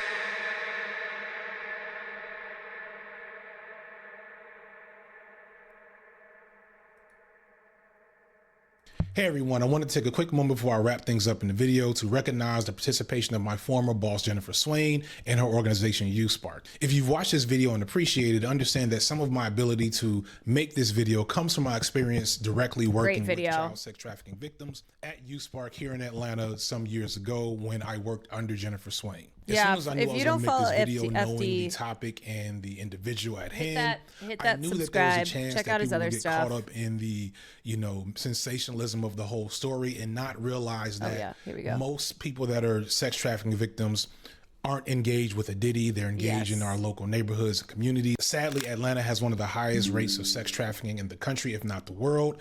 And Jennifer's organization, YouSpark, is doing a lot to combat that, but they only do that because of support directly from people. So I myself be putting my money where my mouth is and will be donating $3,000 to YouSpark from the proceeds of this video. And I hope that those of you that can contribute can do the same. Or if you don't have the funds, please look in the description for information from YouSpark on how you can get involved or at least educate yourself to know the reality of sex trafficking and child sex trafficking and how it works. Much like this whole story is bigger than hip hop, the world of sex trafficking and child sex trafficking is very complex. I'll probably release some side content from my interview with Jennifer Swain to further that information, but please, please, please show some support either directly or through some advocacy by looking at the link in the description.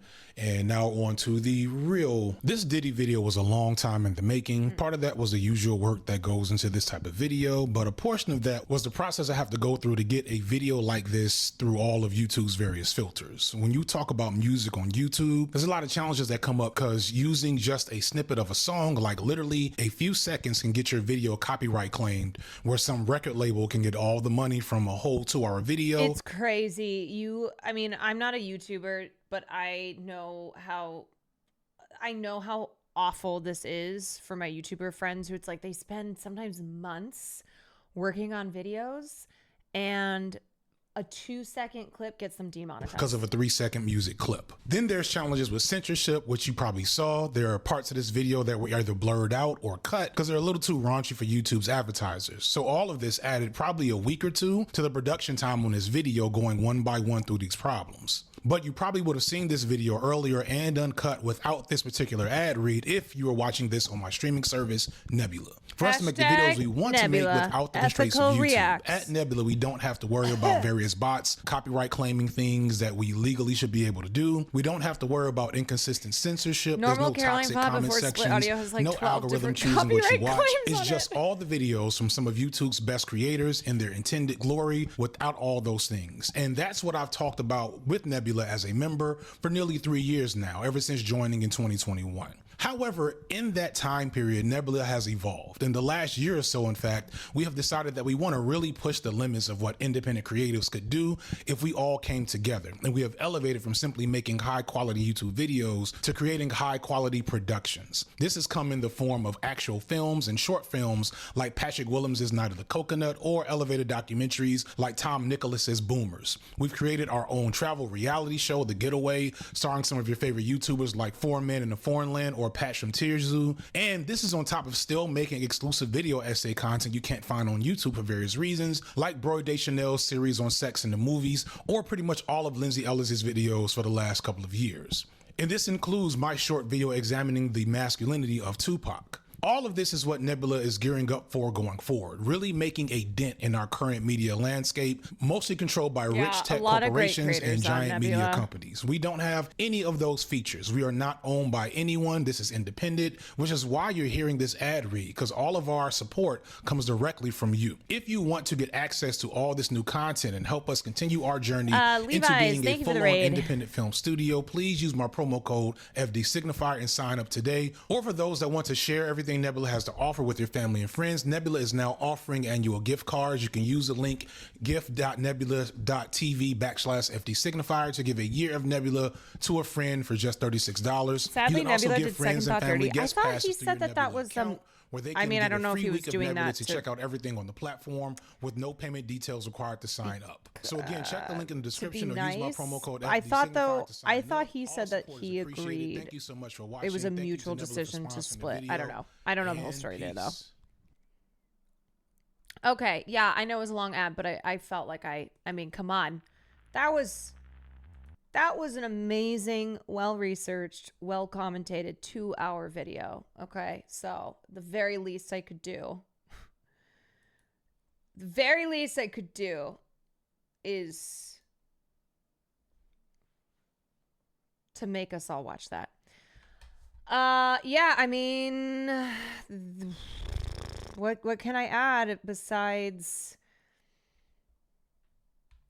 just saying everything that we've said for the last couple of hours? But yeah, I mean, I know it can feel, it's like one of those, okay, you go, well, now I know, what do we do about it? Well, and the thing is that it starts with everyone knowing, you know, it's what we call raising the public's consciousness. And we can't proceed, you know, we can't get to the next step without mass awareness and people going, wait a second, this is bad. Like now I know this and I want to stop this. I don't want this to be the system that we live under anymore. So what do we do?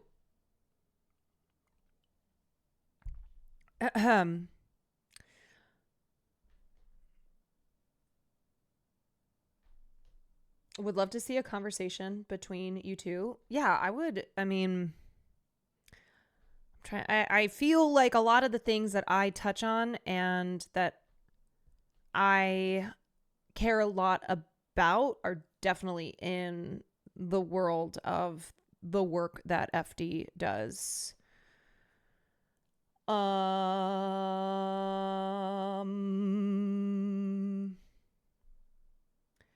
Hello, Caroline chat. We comparing news Friday's Nakba Day, and we are raising money for water trucks in Palestine through the Chuffed Gaza Water Initiative, spreading the word.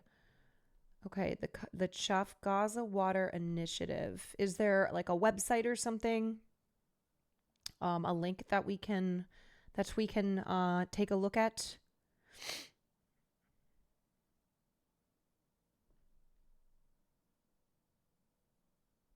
Yes, may I link? Yes, you may link. Pay your fees. Thank you for the 7 months.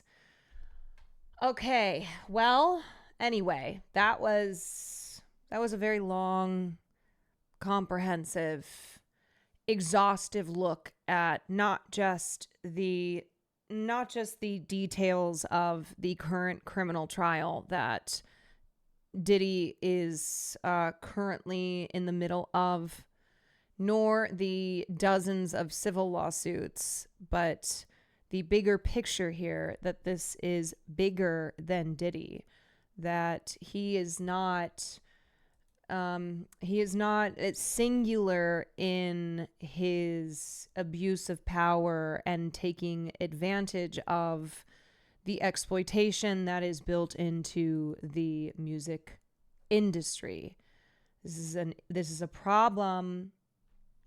This is a problem in this entire industry. This is a problem with those who engage in hypercapitalism, with those who have amassed the empire that someone like Diddy has and was able to do so because of these things. Have we talked about Halle Bailey? We did. Yes, I talked about the restraining order before we got to talking about the Diddy updates.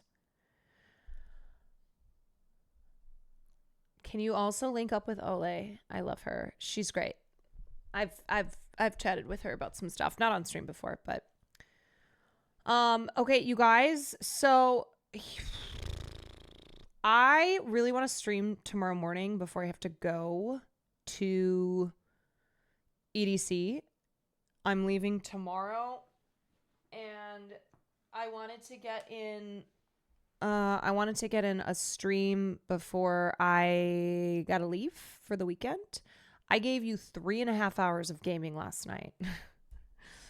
I gave you 3.5 hours of gaming, but I would rather end stream now, and then I'll be back tomorrow morning so I can cover stuff that I did not get to today and that I've been wanting to get to. Thank you for an awesome stream. Thank you guys. Thank you. Someone bribe her. I will take money, but I will be upfront and say I don't think it's happening tonight. And by that, it's not happening tonight. So many people going to EDC. It is a very popular festival. You can be hurting after EDC. I know, and I have to get back from EDC, and there's not going to be a time to rest after. So essentially, it's like my time is going to be this weekend, and then I get back, and it's right back to it. I just engaged with a straight-up Zionist who refused to recognize the humanity of anyone from Palestine. It was brain-breaking on my end. I can't believe what I just fucking listened to. Yes, it will break your brain and it will destroy your soul every time you engage with anyone who is not fundamentally opposed to genocide. So, yeah. It makes you doubt it makes you doubt humanity, but just know that there are a lot of good people. There are a lot of good people.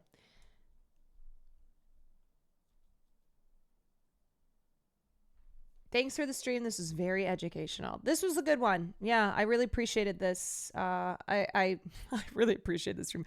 I appreciated FD's video, and I'm hopeful that I will be losing my mind less over the I just wish that, like, this is just a personal thing too, but I wish that people who weren't understanding my initial criticism of these content creators who are covering the Diddy trial, and I do not think are doing so in from the videos that I saw in a way that is needed right now and is appropriate. It's like, I wish those people who got mad at me would watch the stream. Maybe you'll see what I'm talking about here. Maybe you'll engage with these ideas that I want you to be engaging with. And I don't want you to just, I do not want you, not even to just, I don't want you to consume something like the Diddy trial as a form of entertainment. It is not entertainment. There are entertainers who are involved. That does not make it entertainment. And it is dangerous to treat it as such, and we will never progress as a society. We will never get out of this deep, deep hole if we are not engaging critically. If we treat everything as a thing to keep us entertained.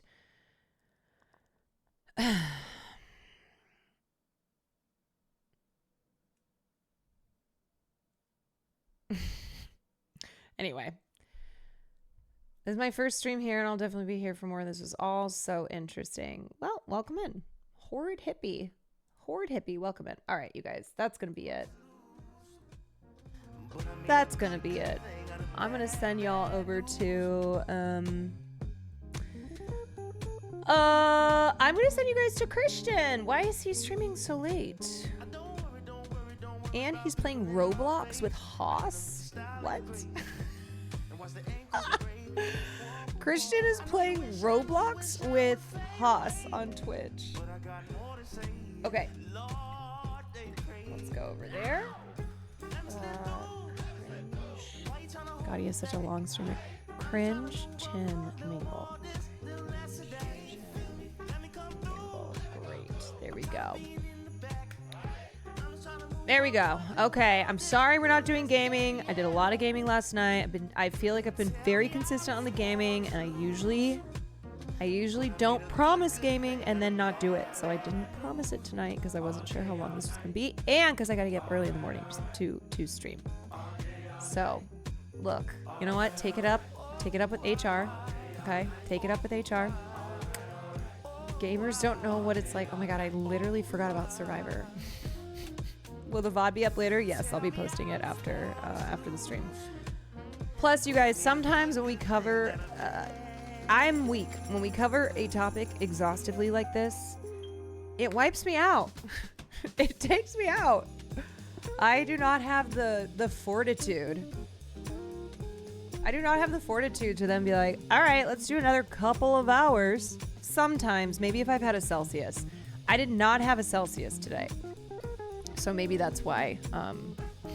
Maybe that's why I don't have the fortitude. But anyway, anywho, I'll see you all in the morning. I hope you can join for that. Otherwise, I will be live when I get back from EDC. So if I don't see you tomorrow morning, I hope you enjoy your weekend. Peace, love, unity, respect. And I'll see you next time. Bye.